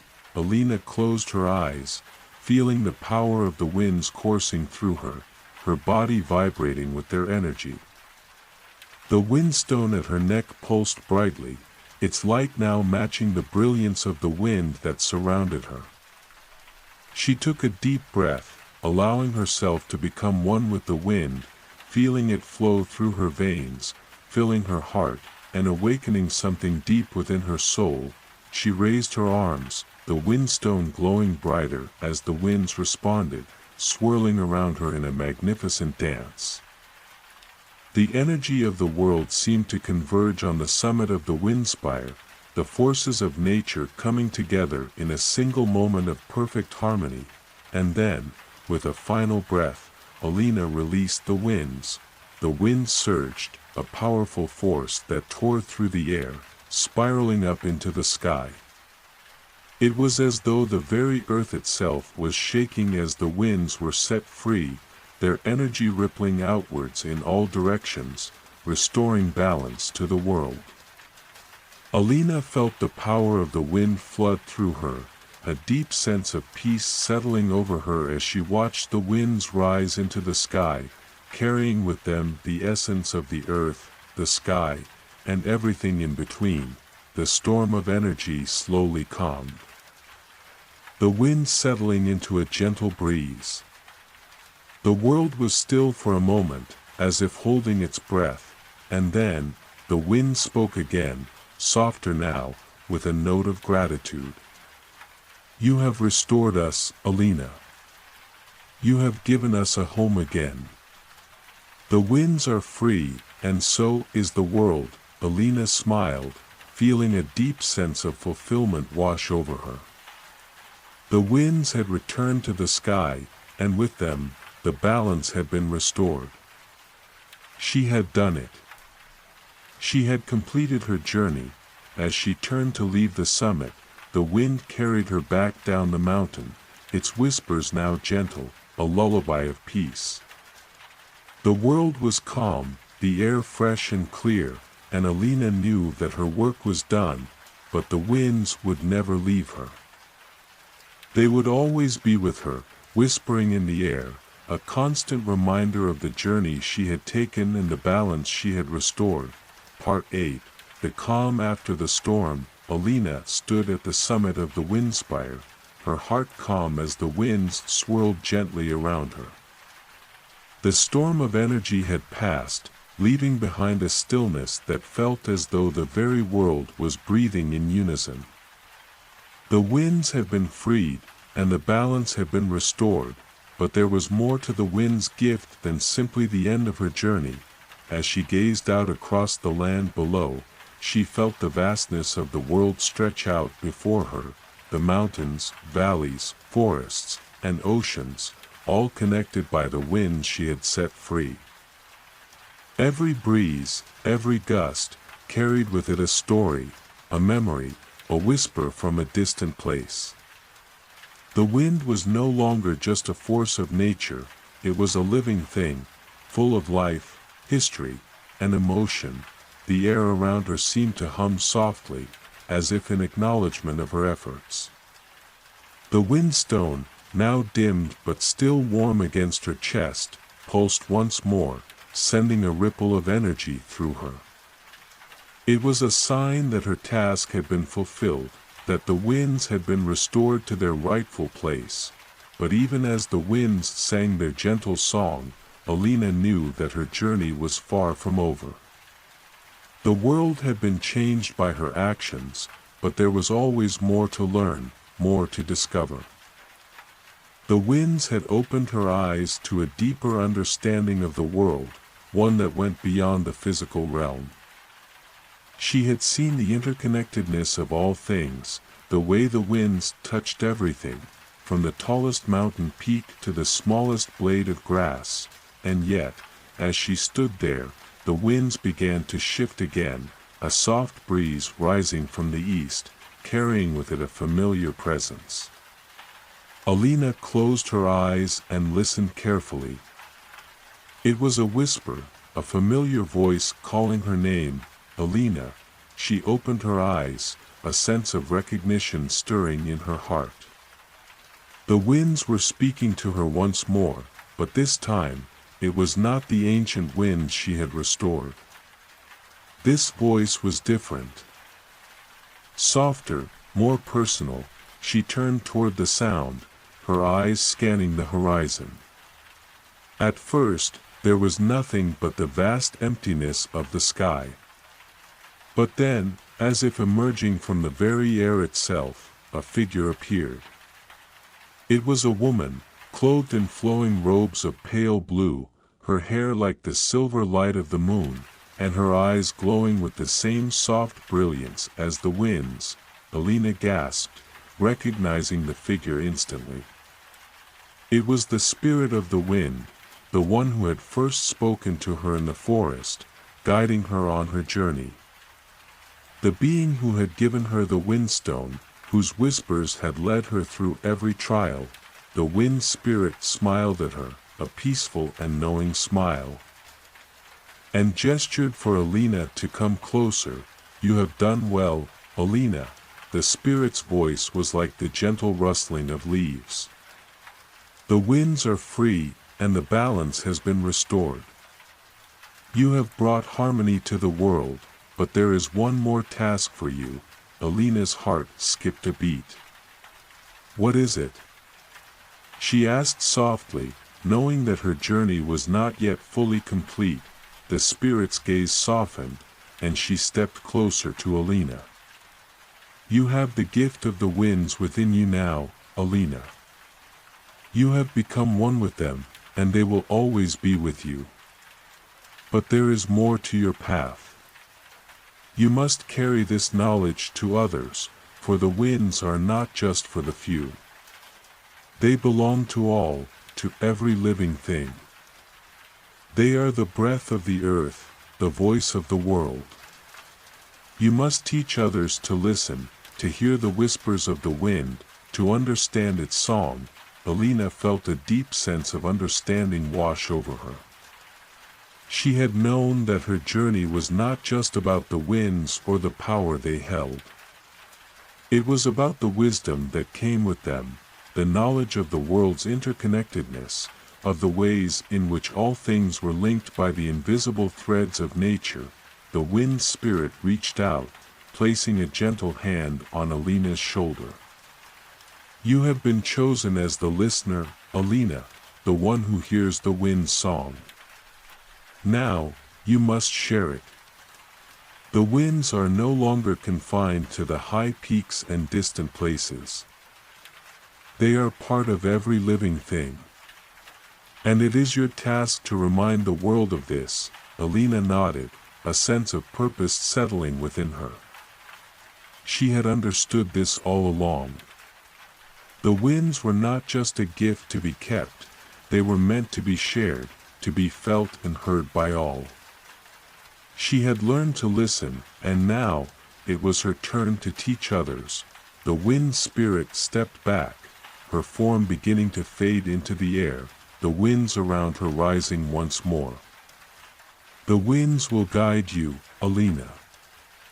They will always be with you, and you will carry their song to the world. With that, the spirit disappeared, leaving behind only the soft rustle of the wind. Alina stood for a moment, feeling the weight of her new task, but also the peace that had settled over her. She was no longer just a traveler, she was a teacher, a listener, and a keeper of the wind's song. As she made her way back down the windspire, the winds flowed around her like an old friend, gentle and reassuring. The world had changed, and so had she. She had found her place in it, not as a solitary traveler, but as a guide, someone who could help others understand the song of the wind, the breath of life. And as the winds carried her across the land, Alina smiled, knowing that her journey had only just begun. Part 9. The Wind's Call. Alina walked steadily down the rocky slopes of the windspire, her heart still beating in time with the rhythm of the winds that swirled around her. The air had a fresh, invigorating quality, as if the world itself was breathing in unison with her. The winds were everywhere now, a gentle and constant companion, as though they had never left. She could feel their presence in every step, in the whispering rustle of the trees, the soft sweep of the grass beneath her feet, and even in the distant hills that seemed to echo with their song. The task that lay before her was clear. She had been chosen to be the voice of the winds, the one who could listen and teach others to do the same. It was no small responsibility, and Alina felt the weight of it with every step she took. But she also felt a profound peace, a deep understanding that the winds had always been there, waiting for someone to hear their call. Now, that someone was her. As she traveled back toward the villages and towns she had passed on her journey, Alina began to feel the stirrings of something new, an unspoken connection between her and the people she would meet. The winds had whispered their secrets to her, and now she would share them, weaving a bond between the world and the forgotten knowledge of the wind. She reached the first village at dusk, the air cool with the breath of evening. The people here were going about their lives, unaware of the wind's song, of the invisible threads that connected them to the world beyond their sight. Alina paused at the edge of the village, her senses open, feeling the currents of the air that flowed between the houses and across the fields. The wind was there, too, but its presence was muted, as if waiting for the right moment to reveal itself. A gentle breeze stirred her hair as she walked into the village, and the moment she crossed the threshold, she felt the wind's song grow louder, like a distant melody beckoning her forward. She walked toward the center of the village, her eyes scanning the people who passed by, each one caught in their own world. The children played by the stream, their laughter mingling with the soft murmur of the wind. The elders sat outside their homes, their voices low in conversation. Alina stopped at the village square, the center of all activity, where a small group had gathered. They were a mix of farmers, merchants, and travelers who had stopped to rest. They looked at her curiously as she approached, sensing something different about her. "Good evening," Alina said softly, her voice carrying easily on the breeze.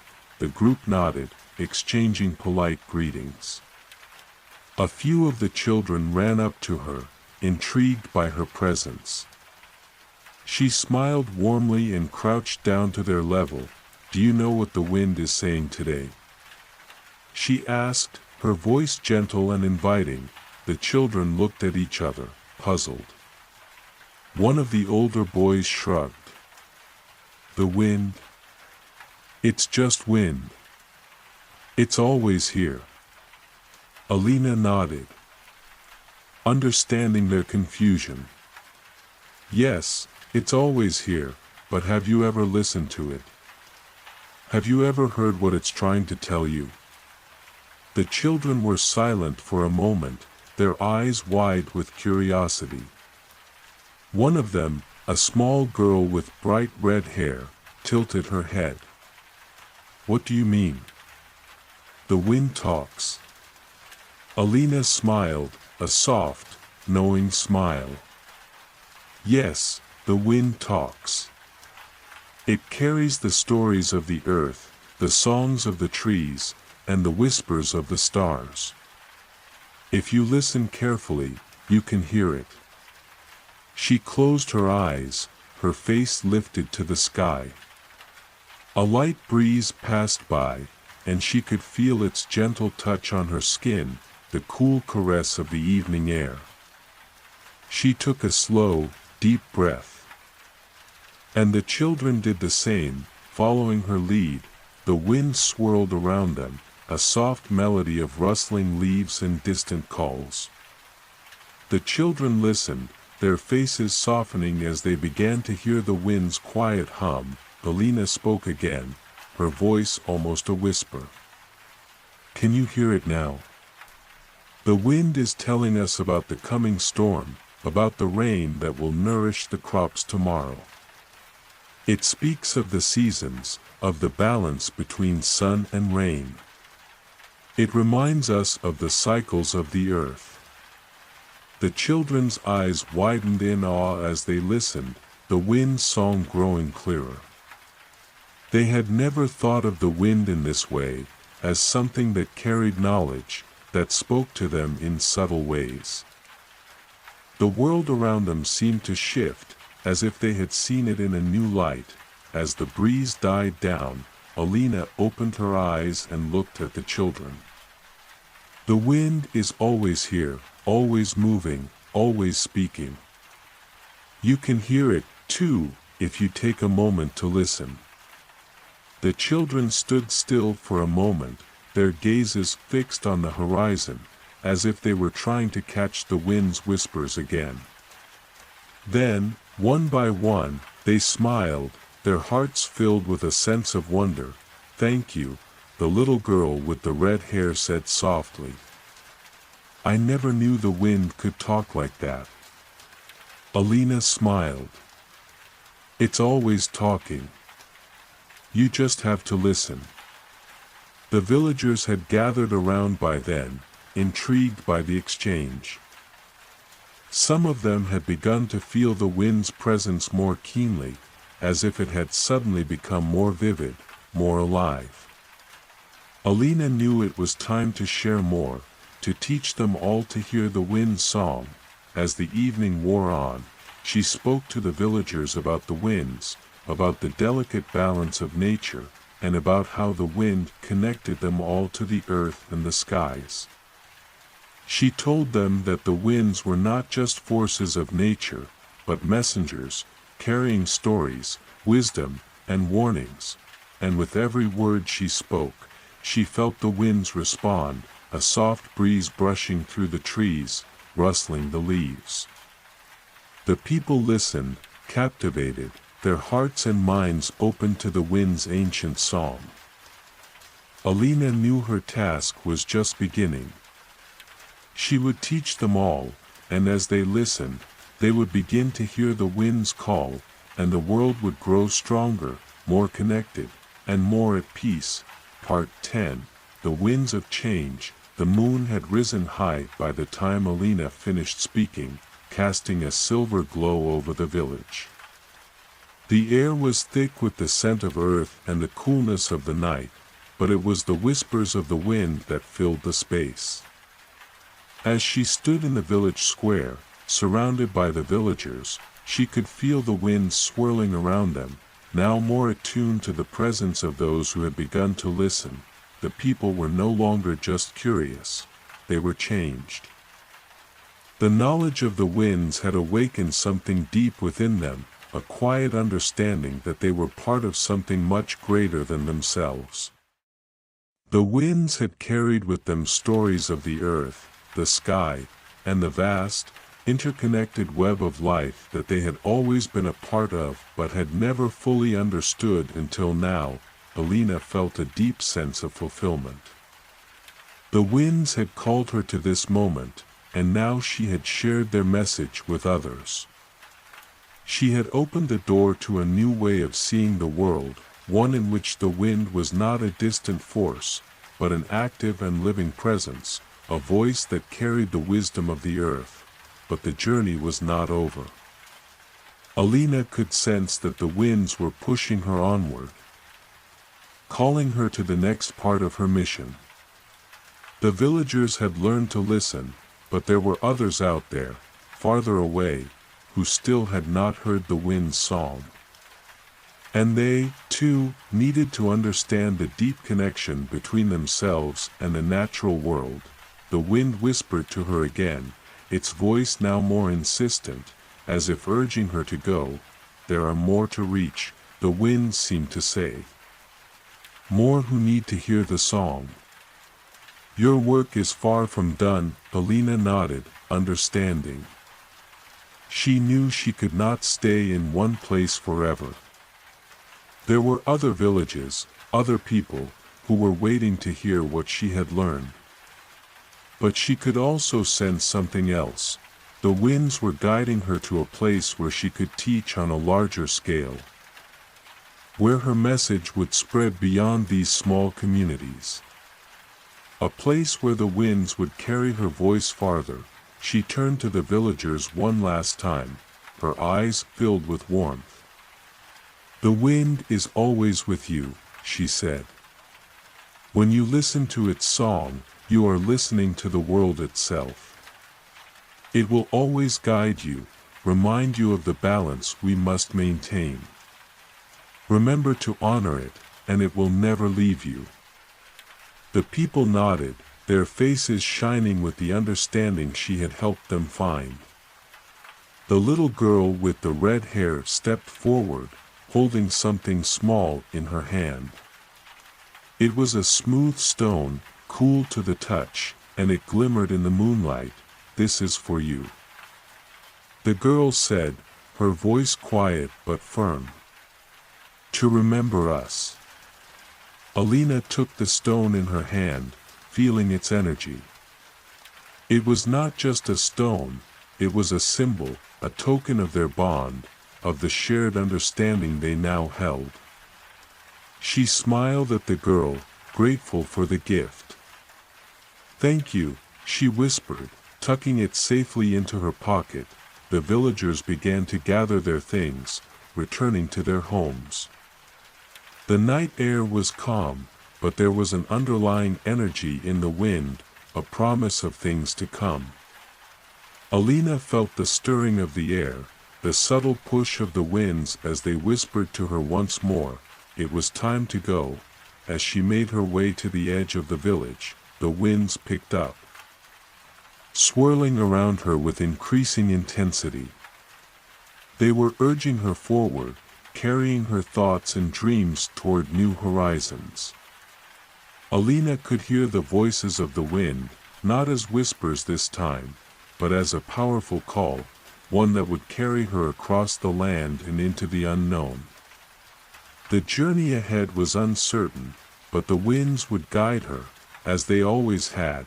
She looked back one last time, watching as the village faded into the distance, a small speck beneath the vast sky. The wind whispered a promise of hope, of change, and of a world that was slowly awakening to its connection with the natural world. Alina took a deep breath, letting the cool night air fill her lungs. The winds were with her, and they would always be with her. She had become part of the song, a part of the wind's eternal journey. With a final glance to the stars, she turned her face toward the horizon, where new adventures awaited. The wind was calling her onward, and so, Alina continued, her heart full, her purpose clear, as the winds carried her into the future.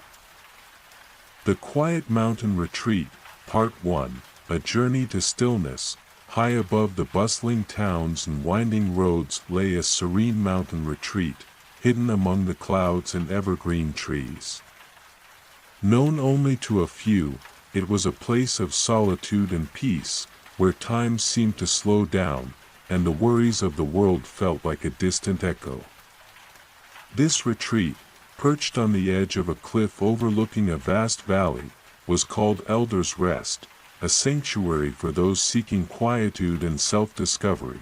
For years, whispers of Elder's Rest had traveled far and wide, carried on the lips of those who had found solace there. They spoke of the tranquil air, the warm fires crackling in stone hearths, and the soft rustle of pine trees swaying in the wind. But most of all, they spoke of the mysterious caretaker, an elder known as Mara, who possessed a rare gift for guiding others to the quiet corners of their hearts. It was this whisper that led Emery, a young traveler burdened by the weight of an endlessly racing mind, to set out on the winding trail toward Elder's Rest. Emery's heart had grown restless, filled with the clamor of unanswered questions and unfulfilled dreams. The city, with its constant hum of life, had offered no reprieve. The retreat was said to be a place of answers, or perhaps a place to find the strength to live without them.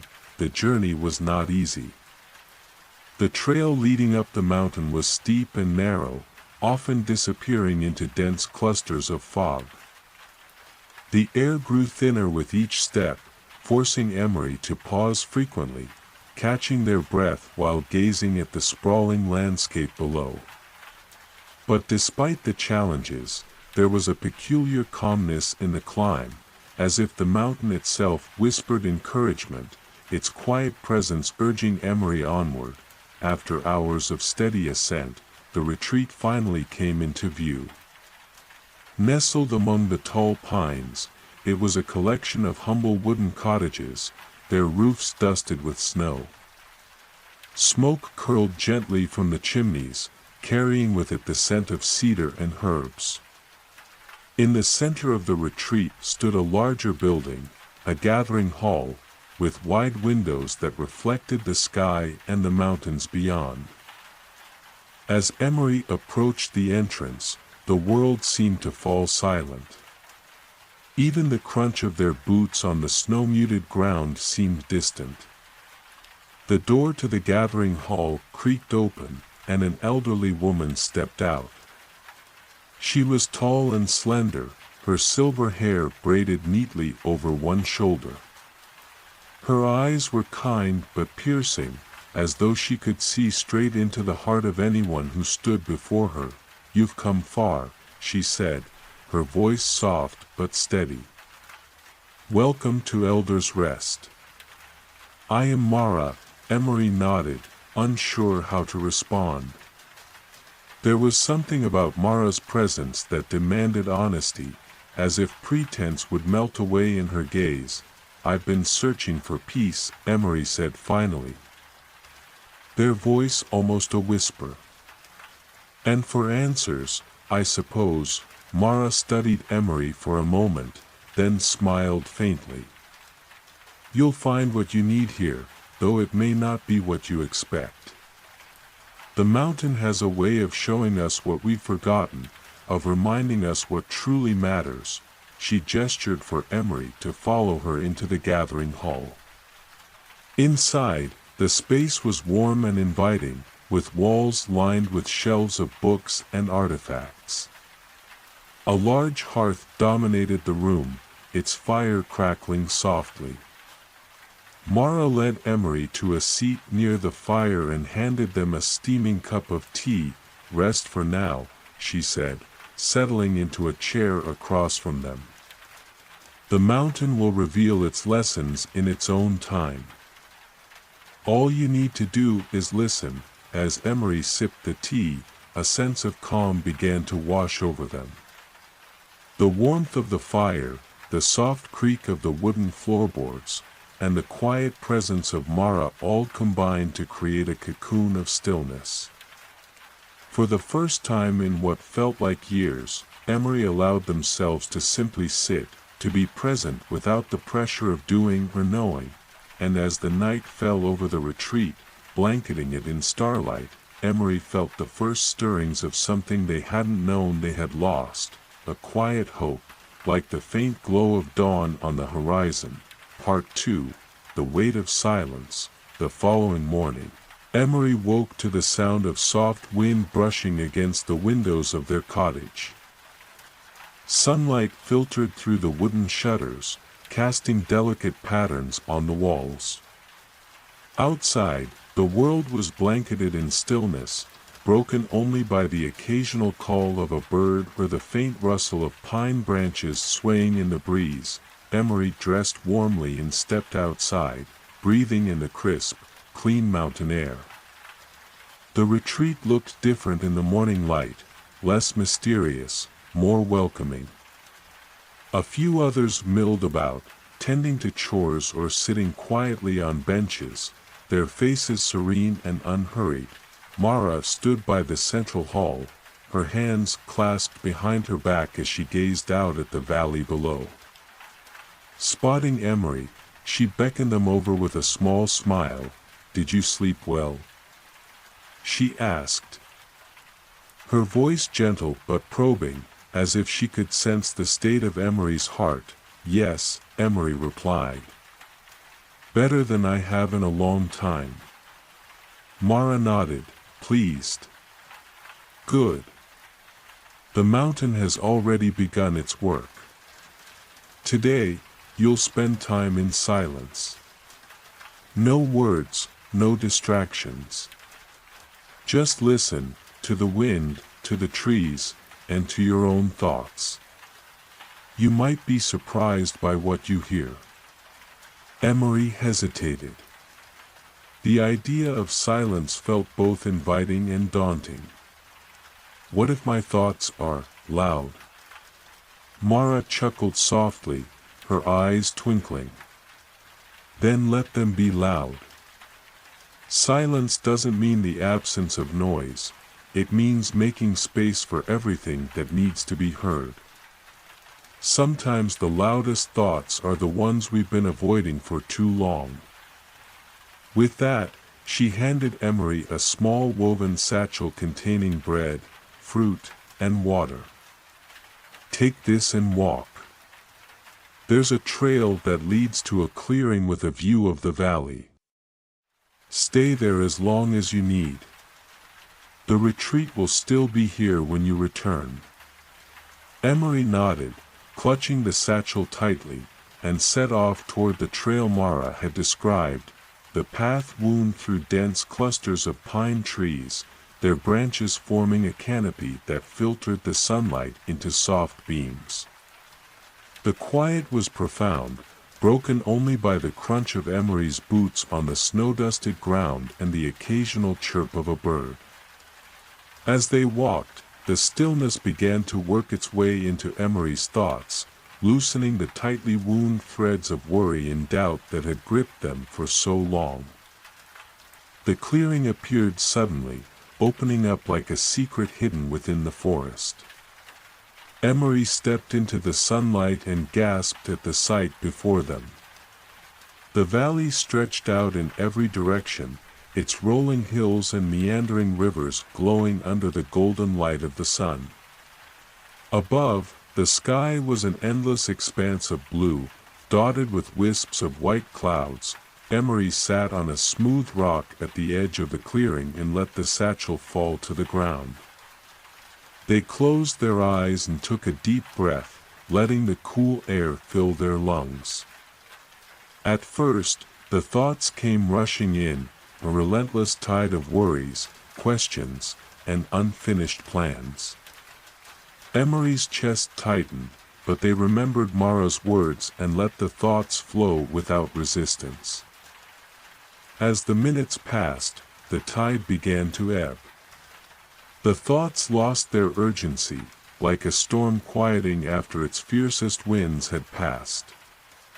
In their place came something softer, a gentle curiosity, a sense of wonder at the vastness of the world and their place within it. For the first time in years, Emery allowed themselves to simply be. They noticed the intricate details of the world around them, the way the sunlight danced on the surface of the snow, the distant sound of a waterfall echoing through the valley, the gentle rhythm of their own breath. Hours seemed to pass in a timeless blur. Emery ate the simple meal Mara had packed and lingered in the clearing, soaking in the peace that surrounded them. When they finally rose to return to the retreat, their heart felt lighter, as if a heavy burden had been lifted. As Emery walked back through the forest, they felt the stirrings of a realization, a quiet truth that had been hidden beneath the noise of their daily life. They didn't need all the answers right now. They didn't need to solve every problem or map out every step of their future. Sometimes, it was enough to pause, to listen, and to trust that the path ahead would reveal itself in time. When they returned to the retreat, Mara was waiting by the hearth, her expression calm but expectant. Emery sat down across from her, their face soft with a newfound clarity. The mountain spoke. Emery said simply. Mara nodded, her smile widening. And what did it say?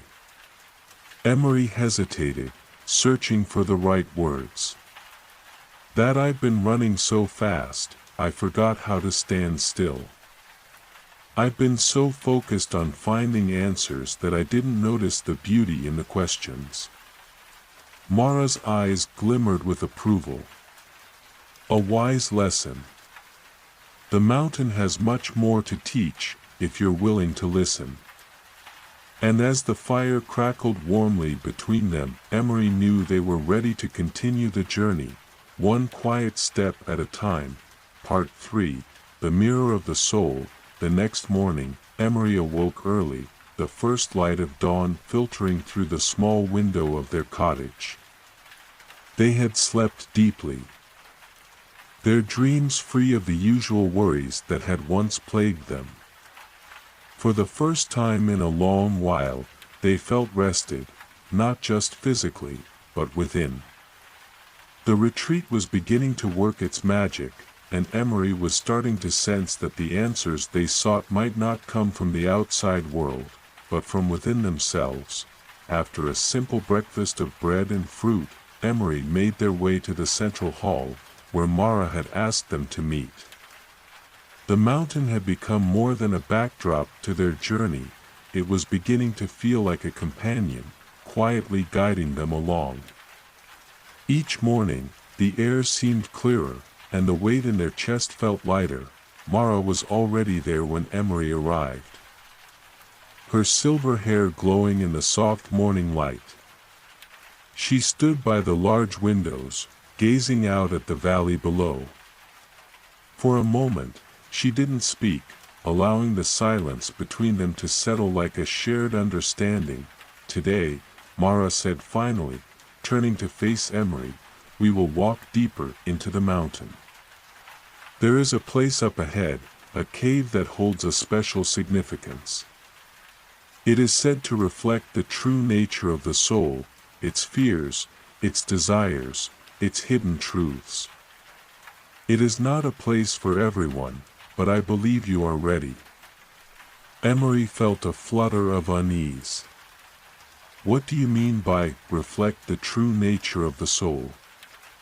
Mara's eyes softened. The cave does not lie. It will show you what you are hiding from yourself. Some find it a place of fear, others of revelation. You may encounter things you don't expect. But trust in what you see. It will help you understand your heart, your path, and perhaps even the next step of your journey. Emery nodded, though a part of them hesitated. The mountain had been kind so far, offering peace and quiet reflection. But the idea of facing something deeper, something more raw and vulnerable, filled them with apprehension. Mara, as if reading Emery's thoughts, placed a hand on their shoulder. You are not alone in this. I will be with you every step of the way. With that, they set off together toward the base of the mountain. The trail was steeper than the others they had walked, and the air grew colder as they ascended. The trees thinned out, and soon they were surrounded by jagged rocks and the scent of moss and earth. The quiet was almost oppressive here, the only sounds the crunch of their boots on the rocky path and the faint call of distant birds. After what felt like hours, they reached a narrow opening in the rock face. The entrance to the cave was hidden behind a veil of ivy, and the air felt heavy as they approached. Mara stood aside, gesturing toward the entrance. This is it, she said softly. Enter when you are ready. Emery stood at the entrance, peering into the darkness. There was a strange pull in the air, a sense of anticipation, as if the cave itself was alive. Waiting. They hesitated for only a moment before stepping inside, Mara following closely behind. The cave was cool and damp, the walls lined with glittering crystals that reflected the faint light from the entrance. It was eerily silent, as though the cave absorbed sound, leaving only the steady rhythm of their breathing. The deeper they went, the darker it became, until the light from the entrance was but a distant memory. Finally, they reached a wide, open chamber. The air here felt thick, almost oppressive, as if the very space was holding its breath. In the center of the room, a large stone slab stood, polished and smooth, like a mirror. Mara stepped back. This is the mirror of the soul. Stand before it, and see what is reflected. Emery approached the stone slab cautiously, their heart pounding. As they stood before it, the surface began to shimmer, ripples appearing like the surface of water disturbed by a gentle breeze. At first, the reflection was distorted, Emery's own face twisted in confusion and fear. Then, slowly, the image began to clear. They saw themselves standing in the mirror, but the person they saw was not quite who they expected. The face was older, weary, filled with the lines of untold stories. There was a sadness in their eyes, a deep longing for something they could not name, but the image shifted again. The figure in the mirror smiled softly, and Emery's reflection was replaced by another, a younger version of themselves, full of hope and curiosity, unburdened by the weight of life's struggles. This reflection was vibrant, full of dreams and possibilities, but it was only a fleeting image, fading away like mist. Suddenly, the mirror flickered again, and this time, Emery saw a shadow. It was an indistinct figure, standing behind them, an embodiment of everything they had avoided, every fear they had buried deep inside. The shadow was tall and dark, its presence oppressive. The figure stretched out a hand, and Emery felt a chill run through their body. It was the face of their fears, the things they had been running from for so long. Emery's heart raced, but instead of turning away, they took a deep breath and stepped closer to the mirror. The shadow flickered again, and they saw a new image, a quiet space within, untouched by the fears and doubts. It was like a small, still pond in the midst of a storm, a place that could not be disturbed, no matter how strong the winds howled. The reflection began to shift once more. The shadow faded, and the vibrant, younger version of Emery reappeared. The face smiled, full of possibility and joy. Emery stepped back from the mirror, their breath shallow but steady. The cave was silent again, and for a moment, they stood in awe of what they had seen. "This is what you needed to see," Mara said, her voice soft but knowing. "Not to escape the shadows, but to understand that they do not define you. Your fears are part of you, yes, but they do not hold power unless you let them. The truth of who you are lies in the stillness between the waves, in the quiet space where you are at peace with all parts of yourself." Emery nodded slowly, the weight of the experience sinking in. They had faced something deep within themselves, something they had avoided for so long. But in that moment, they realized that they were more than their fears. They were more than the shadows that loomed in their mind. They were the stillness between it all, the calm in the center of the storm. Mara smiled and placed a hand on Emery's shoulder. "You are ready for the next step of your journey." And for the first time in a long while, Emery believed it. Part 4, The Heart of the Mountain. The days that followed Emery's encounter with the mirror of the soul were filled with a quiet, reflective energy. The realization that their fears did not define them had begun to settle deep in their heart, though it still felt like a delicate truth, one that could easily slip away if not held with care. The mountain, in its steady and unhurried way, seemed to offer gentle reminders of this lesson at every turn. Mara continued to guide them with a soft but steady hand. She spoke little of what had transpired in the cave. Understanding that Emery needed time to process the experience on their own. Instead, she invited Emery to join her for daily walks along the winding trails that led through the deeper parts of the mountain. Each walk was different.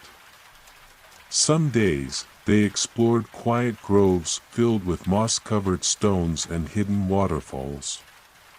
Other days, they ventured to the high ridges, where the winds blew cold and strong, carrying with them the scent of snow and earth.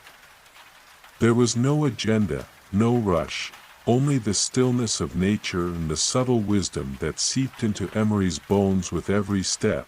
It was during one such walk that Mara led Emery to a narrow path that wound between towering rock formations.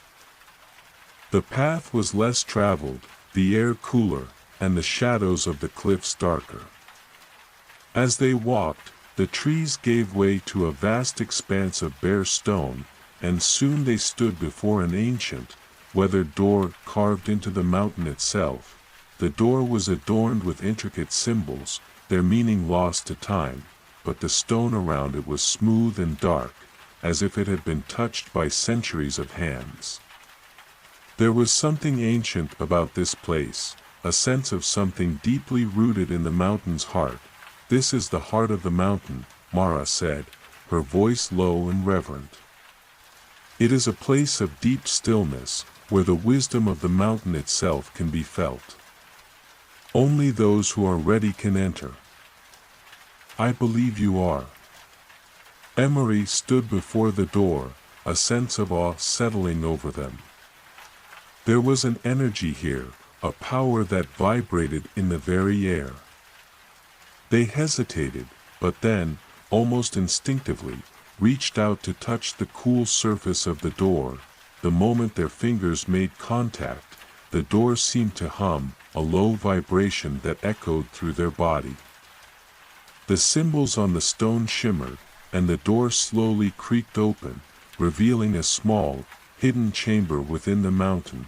Inside, the air was thick with the scent of earth and time. The walls were lined with crystals that glowed faintly in the dim light, casting soft reflections on the stone floor. In the center of the room, there was a large stone basin filled with water so still it was like a mirror. Mara stepped forward, her presence calm and grounded. "This place holds the essence of the mountain," she explained. "It is a place where you can listen more deeply, where you can hear the whispers of the earth and the wind, the thoughts of the trees and the stars. But most of all, it is a place to listen to your own heart. The stillness here is like no other. It reflects who you are, what you've become, and what you are meant to be." Emery felt a deep pull toward the basin. The water was so still, so clear, that it seemed to invite them to look into it, to see beyond the surface. As they knelt beside it, the reflections of the crystals danced on the water, and Emery's own face appeared, framed by the glow. For a moment, they saw only their reflection, the same face they had seen before in the mirror of the soul, though now, it seemed different. More peaceful, perhaps, but still touched by uncertainty. Yet, as they gazed deeper, the reflection began to shift, revealing something more. It was not just the physical form, but the essence of who they were, the layers of experience and feeling, the desires and fears, the quiet strength that had been with them all along. In that moment, something deep within Emery stirred, a knowing, a sense of connection to something greater than themselves. The stillness of the mountain, the vastness of the sky, the rhythm of the earth beneath their feet, it was all part of them, and they were part of it. Emery realized that the mountain's wisdom was not something external, something to be learned or understood in a single moment. It was a language, a song that had always been present, woven into the fabric of the world. They had only to listen. Mara watched in silence, as though giving Emery space to absorb the profound experience. After a long pause, she spoke softly. "The heart of the mountain does not give answers. It shows you the truth you already know, the wisdom that is inside you, but which may be hidden beneath the noise of everyday life. You have always known your path, Emery. You only needed stillness to hear it." Emery nodded, their chest full of something both soft and powerful. They had come here searching for peace, for answers, but now they realized that peace was not something to find outside of themselves, it was something to cultivate within, to listen for, and to trust. As they stood, the door to the heart of the mountain closed behind them, as quietly and gently as it had opened. On the walk back, Emery's steps were lighter, their heart fuller. The mountain had given them what they needed, not in the form of grand revelations, but in the deep, simple truth that they were enough, just as they were. The stillness within them had become their guide. Part 5. The Path Forward. The next morning, Emery woke with a renewed sense of purpose. The stillness of the heart of the mountain still echoed in their chest, a gentle reminder of the deep wisdom that had been uncovered in that hidden chamber. The mountain had shown them that the answers they had sought were not buried in distant places, but were embedded within themselves, waiting to be heard. For the first time in a long while, Emery felt at peace with the uncertainty of life. They no longer felt the need to search for the perfect path, the one that would guarantee happiness or success. Instead, they understood that the path they walked was the right one, simply because it was theirs. Mara, as always, had a quiet presence about her. She knew that this part of the journey was near its end. The days of reflection were drawing to a close, and the time had come for Emery to step back into the world beyond the mountain. They gathered for one final walk together, though this time it was not through the quiet woods or high ridges. Instead, they walked along a winding path that led back toward the village at the base of the mountain. The morning sun hung low, casting long shadows across the path. Mara spoke as they walked, her voice steady and calm. The world outside the mountain will not change simply because you have changed. The noise, the distractions, the chaos, it will still be there. But now you know how to listen, how to find your way through it. Emery nodded, taking in her words. I've learned that the stillness within is always there, even when the world is loud. Exactly, Mara said with a smile.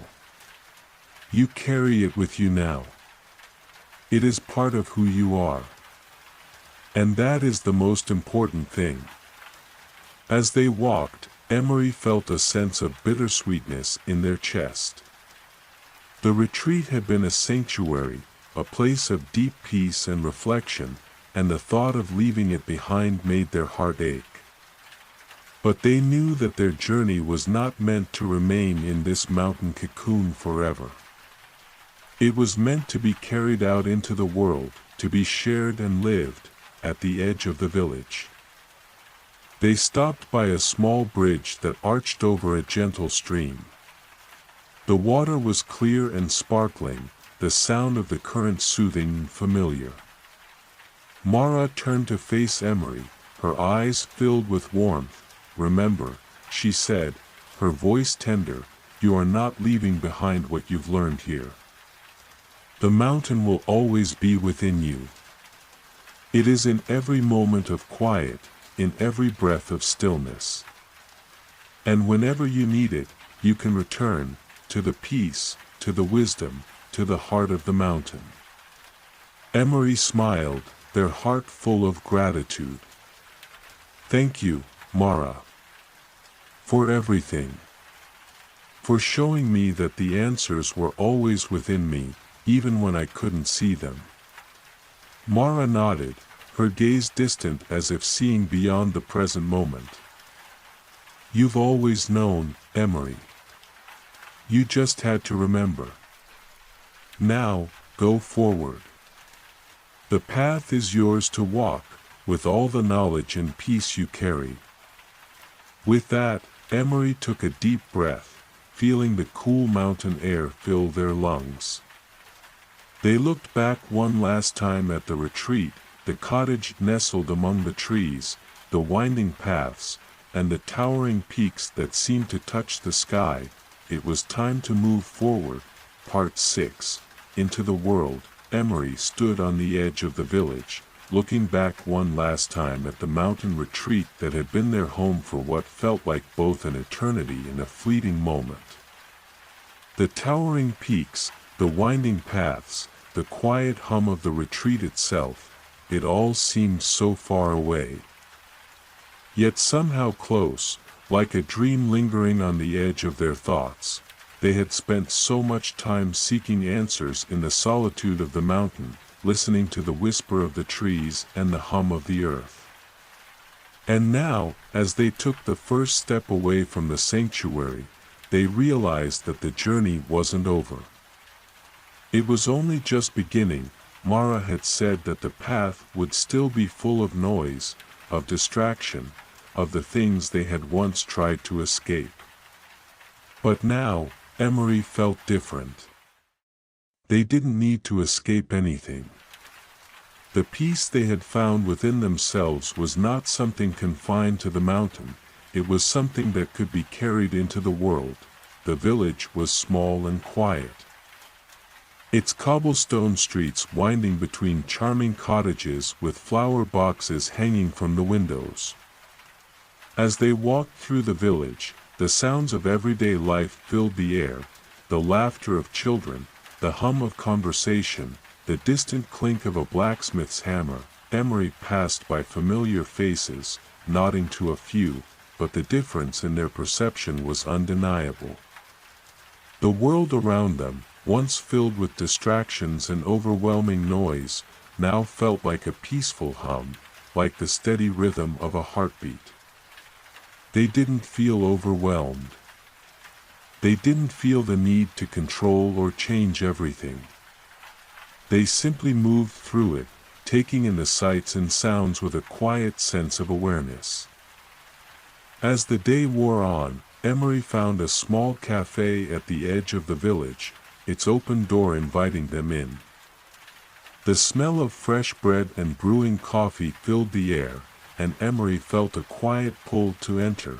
Inside, the cafe was warm and cozy, with soft music playing in the background. The owner, a woman with a kind face, greeted them with a smile. "What can I get for you?" Emery paused, their eyes scanning the menu, but then something unexpected happened.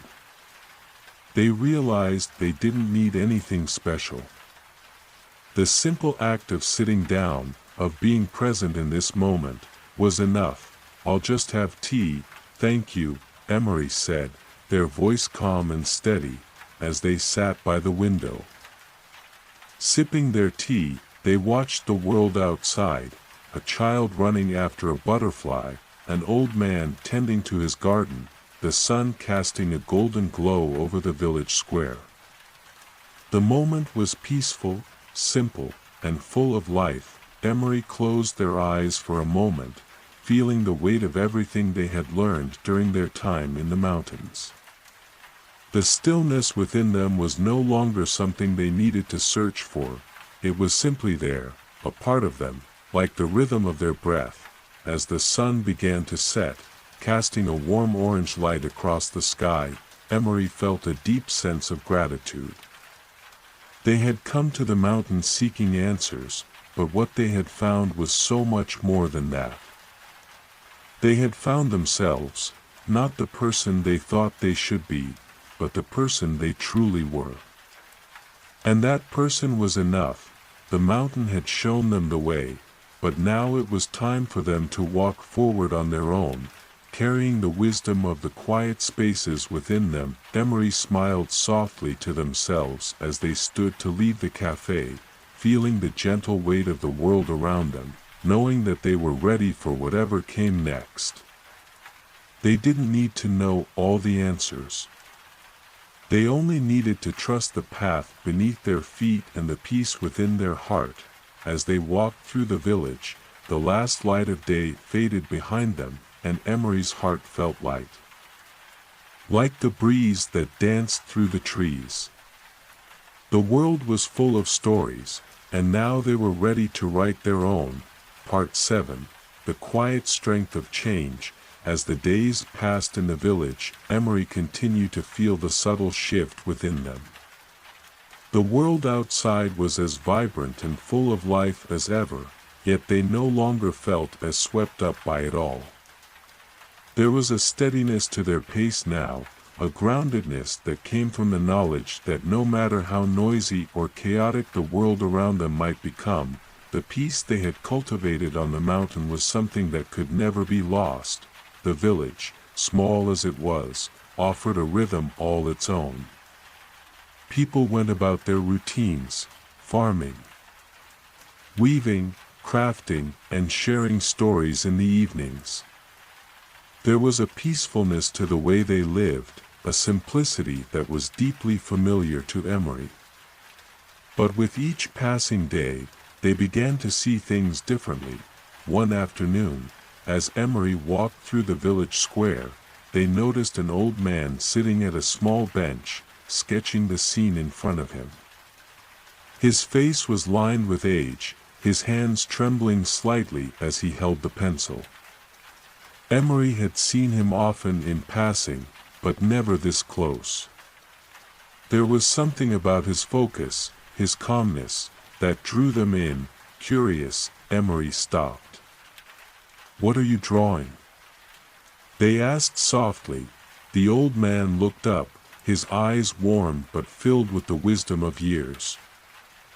"Just the world as it is," he said with a quiet smile. I've been drawing for as long as I can remember. It helps me see the beauty in things that others might overlook."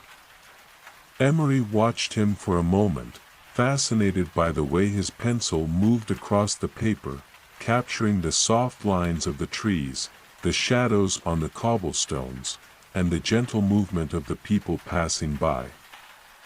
It was as though the world itself had slowed, just for a moment, allowing the artist to capture its true essence. "That's beautiful," Emery said. "It's like you can see the world with such clarity." The old man chuckled softly. "It's not so much about clarity as it is about patience. You don't rush through life. You let it unfold before you. You watch, and you listen, and then you draw what you see, without judgment, without trying to change it." Emery felt a quiet resonance with his words. The mountain had taught them much about patience and stillness, but there was something in the old man's simplicity that touched them even deeper. "I think I understand," Emery said, nodding. "It's not about changing things, but about accepting them as they are." The old man smiled again, his eyes twinkling. "Exactly. Life moves forward, whether we're ready or not. But when we stop trying to control it, we begin to see it more clearly. And that, my friend, is where true peace lies." Emery sat down beside him, watching the world unfold before them. The sounds of the village, the rustling of the trees, the laughter of children, it all blended together in a symphony of simple life. They felt a sense of deep gratitude, realizing that the lessons from the mountain, while profound, were not meant to be kept in isolation. They were meant to be lived, breathed, and shared with the world around them. As the sun dipped lower in the sky, casting long shadows across the square, Emery stood and offered a smile to the old man. "Thank you for your wisdom," they said, feeling a deep connection to him, as though his words had unlocked something new within them. The old man simply nodded. "You're welcome, child. Remember, the world is as it is. It is not ours to change, but ours to understand and embrace." With that, Emery continued their walk, carrying the old man's words in their heart. They no longer felt the pressure to control or fix the world. Instead, they found themselves content to simply be a part of it, to observe, to learn, and to share in its quiet beauty. As the days went on, Emery began to find small ways to weave their newfound peace into the fabric of their everyday life. They offered help to their neighbors, shared stories with the village children, and took time to walk through the fields at sunrise, feeling the cool grass beneath their feet and listening to the gentle rhythm of the earth. And all the while, the mountain remained within them, a steady presence, offering its quiet wisdom whenever they needed it. The journey had never been about finding a destination, it was about discovering that the peace they sought had always been there, hidden in the moments of stillness, waiting to be embraced. The world had not changed, but Emery had. And that was enough. Part 8, The Gift of Presence. The days continued to pass in a gentle flow, like the steady rhythm of a river. Emery's life in the village had settled into a new balance. They had learned to embrace the moments of stillness, to take each step with a quiet awareness that connected them to the present, to the world around them. Yet, even in the simplicity of everyday life, they still felt the pull of something deeper. The mountain's teachings had planted a seed, and now it was time to let it grow. One morning, as Emery wandered through the forest near the village, they came across a small clearing they hadn't noticed before. The air was thick with the scent of wildflowers, and the sound of birdsong filled the space, creating a soft melody that seemed to echo the peace inside them. They paused, taking in the serenity of the scene. There, in the middle of the clearing, stood a small, ancient tree. Its trunk was twisted and gnarled, its roots reaching deep into the earth. The tree seemed to radiate a quiet strength, as though it had stood in that spot for centuries, weathering every storm that had come its way. Emery felt a gentle pull to sit beneath its branches. They lowered themselves to the ground, feeling the cool earth beneath them. The soft hum of the world around them seemed to fade away as they closed their eyes, allowing themselves to simply be. In that moment, they felt an overwhelming sense of gratitude for everything that had led them to this place. The mountain, the retreat, the people they had met along the way, all of it had been part of a greater journey, one that was not about reaching an end, but about living fully in each moment. As they sat in the quiet, a memory from the mountain surfaced, Mara's voice, soft and steady, reminding them, the path is not always clear, and it is not always easy. But if you stay present, if you listen, you will find your way. Emery opened their eyes and looked up at the ancient tree, its branches swaying gently in the breeze. They understood now that life was much like this tree, rooted deeply in the earth, yet constantly growing, stretching toward the sky. The storms of life would come, as they always did, but the strength to weather them came from the quiet presence that lay within.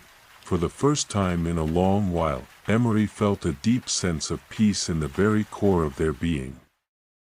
They didn't need to search for answers anymore. The answers were already within them, in the way they moved through the world, in the way they listened, in the way they simply were. As the sun began to dip low in the sky, casting long shadows across the clearing, Emery rose to their feet, feeling the quiet strength of the tree beneath their fingertips. They stood there for a moment, taking in the world around them, feeling the connection to everything, the earth, the sky, the people, and the fleeting moments that made up their life. And as they left the clearing, Emery knew that they carried something with them that could never be lost. It was not a destination, but a way of being, a way of seeing the world with clarity and presence, of walking with quiet strength, no matter what challenges might arise. As they returned to the village, the familiar sounds of everyday life greeted them once more. But this time, they moved through it with a sense of purpose, a sense of groundedness. They were no longer trying to change the world, to fix it, or to make it fit their expectations. They were simply living in it, fully present, fully alive, and that, Emery realized, was enough. Part 9. The Ripple Effect. As the days turned into weeks, Emery found that the changes within them were not confined to their own heart. The peace they had cultivated began to ripple outward, touching the lives of those around them in subtle but profound ways. It was as though the stillness they had discovered on the mountain had become a quiet current, flowing through the village, softening the edges of the noise that once filled their mind. One morning, as Emery walked through the village square, they noticed a familiar face, Lena, the young woman who ran the local bakery. Lena had always seemed rushed, her movements quick and purposeful, as if she were always hurrying to the next task. But today, as she arranged a basket of fresh bread on the counter, there was something different in her demeanor. Her movements were slower, more deliberate, and there was a softness in her expression that Emery hadn't seen before. As they approached the bakery, Lena looked up and smiled warmly. "Good morning, Emery," she said, her voice gentler than usual. "It's a beautiful day, isn't it?" Emery smiled back, feeling the warmth of her presence. "It is. You seem different today." Lena laughed softly, a touch of embarrassment in her voice. "I suppose I am. I've been trying something new. I've been slowing down. Taking a little more time to appreciate things." Emery's heart swelled with quiet joy. They had noticed, over the past few weeks, how Lena's energy had shifted. There had been a subtle but noticeable calm in her presence, as though she, too, was beginning to understand that peace didn't come from constant motion, but from being fully present in each moment. "I think that's a wonderful idea," Emery said, leaning against the counter. "Sometimes we get so caught up in rushing, we forget to just be." Lena nodded, her eyes bright with a newfound understanding. "I know exactly what you mean. I've been trying to practice the same thing that you mentioned the other day, just being. It's harder than I thought, but I'm starting to see how much I was missing before." The two of them stood there for a moment, sharing the quiet connection of two people who had both learned that slowing down was not a luxury, but a necessity for truly experiencing life. As they spoke, more villagers passed by, exchanging greetings, and Emery noticed something remarkable. The hurried pace of the village seemed to be slowing, too.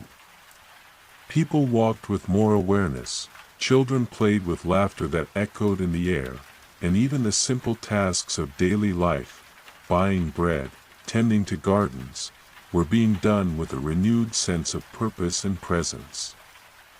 It was as if the entire village had caught the quiet rhythm that Emery had discovered on the mountain. Later that afternoon, as Emery walked along the edge of the village, they spotted an elderly woman sitting by the side of the road. It was Mrs. Hayes, the village's longtime seamstress, known for her bright smile and keen eye for detail.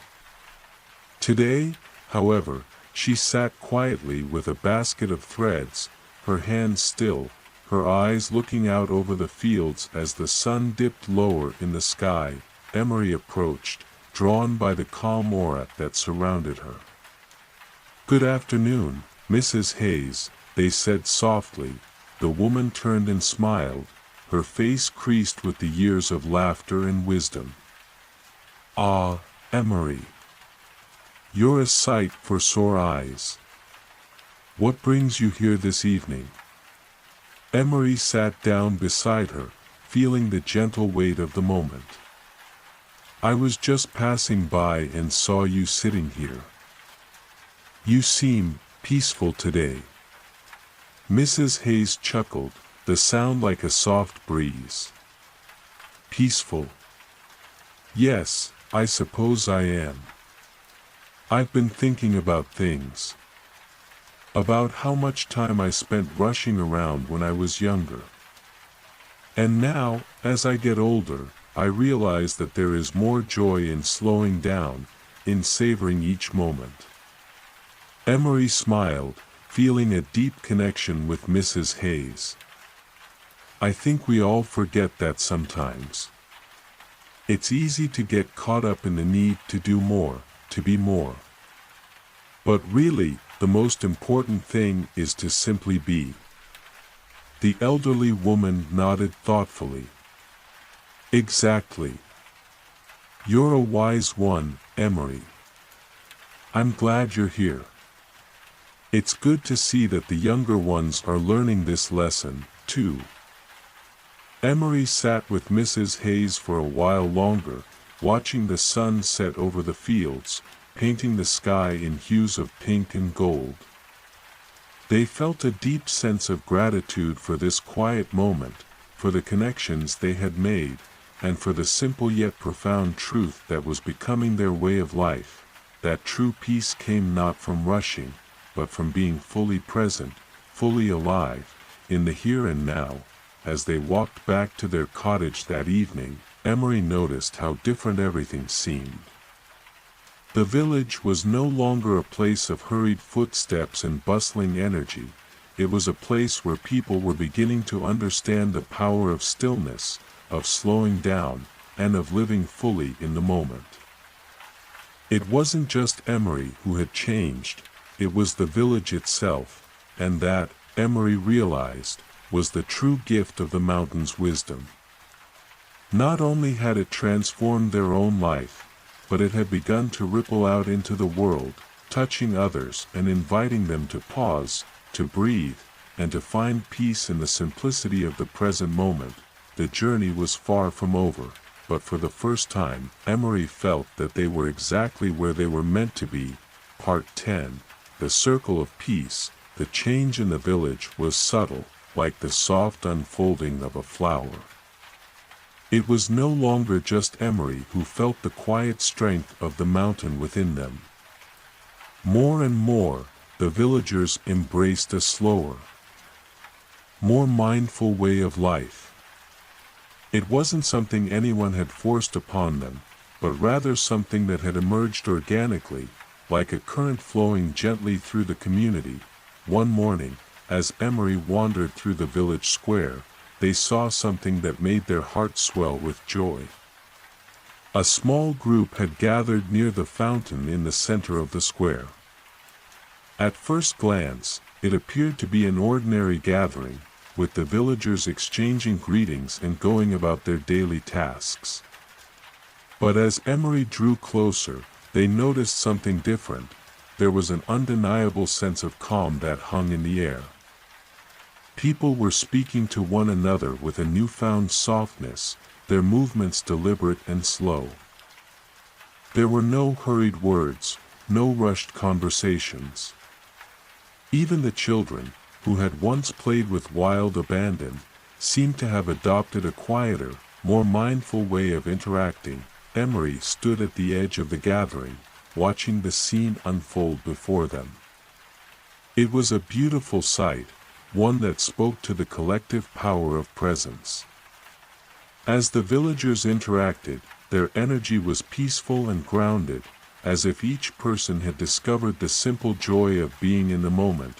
Lena, the baker, was at the center of the group, speaking softly to a few of the older villagers. Her hands, which had once moved with a constant sense of urgency, now rested calmly on the bread she was preparing. Her gaze steady and serene. She glanced up and met Emery's eyes, offering a warm smile. "You've changed everything," Lena said softly, her voice carrying a sense of quiet gratitude. "You've shown us what it means to live with presence, with intention. I never realized how much I was missing until I started slowing down." Emery smiled, their heart full. "I'm not the one who changed everything. The change was always here, waiting for us to notice it." Lena nodded, her eyes thoughtful. "But you brought it into focus. You showed us that we don't have to rush through life. We can enjoy each moment, appreciate the quiet beauty of the world around us. It's like the mountain taught you, and now you've shared that with all of us." As the conversation drifted to a quiet lull, Emery felt a sense of deep peace wash over them. It wasn't just the villagers who had changed. Their presence, their energy, it had all become a part of the stillness they had found in their own heart. And now, that stillness was being woven into the fabric of the village, creating a community that was more connected, more mindful, and more aware of the present moment. Later that afternoon, as the sun began to set and the cool evening air began to settle over the land, Emery walked to the mountain's edge, where they had spent so many moments of quiet reflection. The sun cast a golden glow over the landscape, painting the world in soft, warm light. Standing there, gazing at the familiar hills and valleys below, Emery felt the weight of everything they had learned. The mountain, the journey, the village, everything had come together in a way that felt both effortless and profound. They had discovered that true peace didn't lie in a place, or in a destination. It was found in each moment, in the choice to be present and to embrace life as it came. As they stood there, the cool breeze ruffling their hair, Emery thought back to the first day they had arrived at the mountain, seeking solace from the noise of the world. They had come with questions, with a longing for something more. And now, standing here, they realized they had found what they were searching for, not in the answers, but in the quiet acceptance of life as it unfolded. It wasn't a destination. It was a journey that could be lived fully, each step unfolding in its own time, without rush or fear.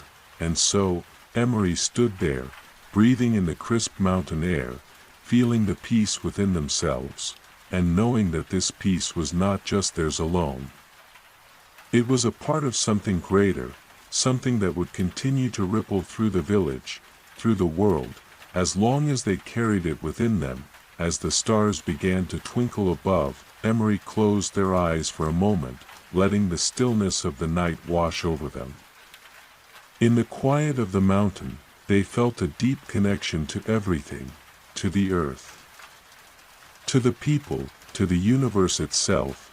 The circle of peace had come full circle. Part 10 brings the story to a beautiful, peaceful conclusion. Emery's journey has come full circle as they realized that true peace lies not in finding a specific place, but in the presence they carry with them, and how that presence ripples out into the world. The village, once caught in the rush of life, now embraces stillness, and the entire community thrives in quiet harmony.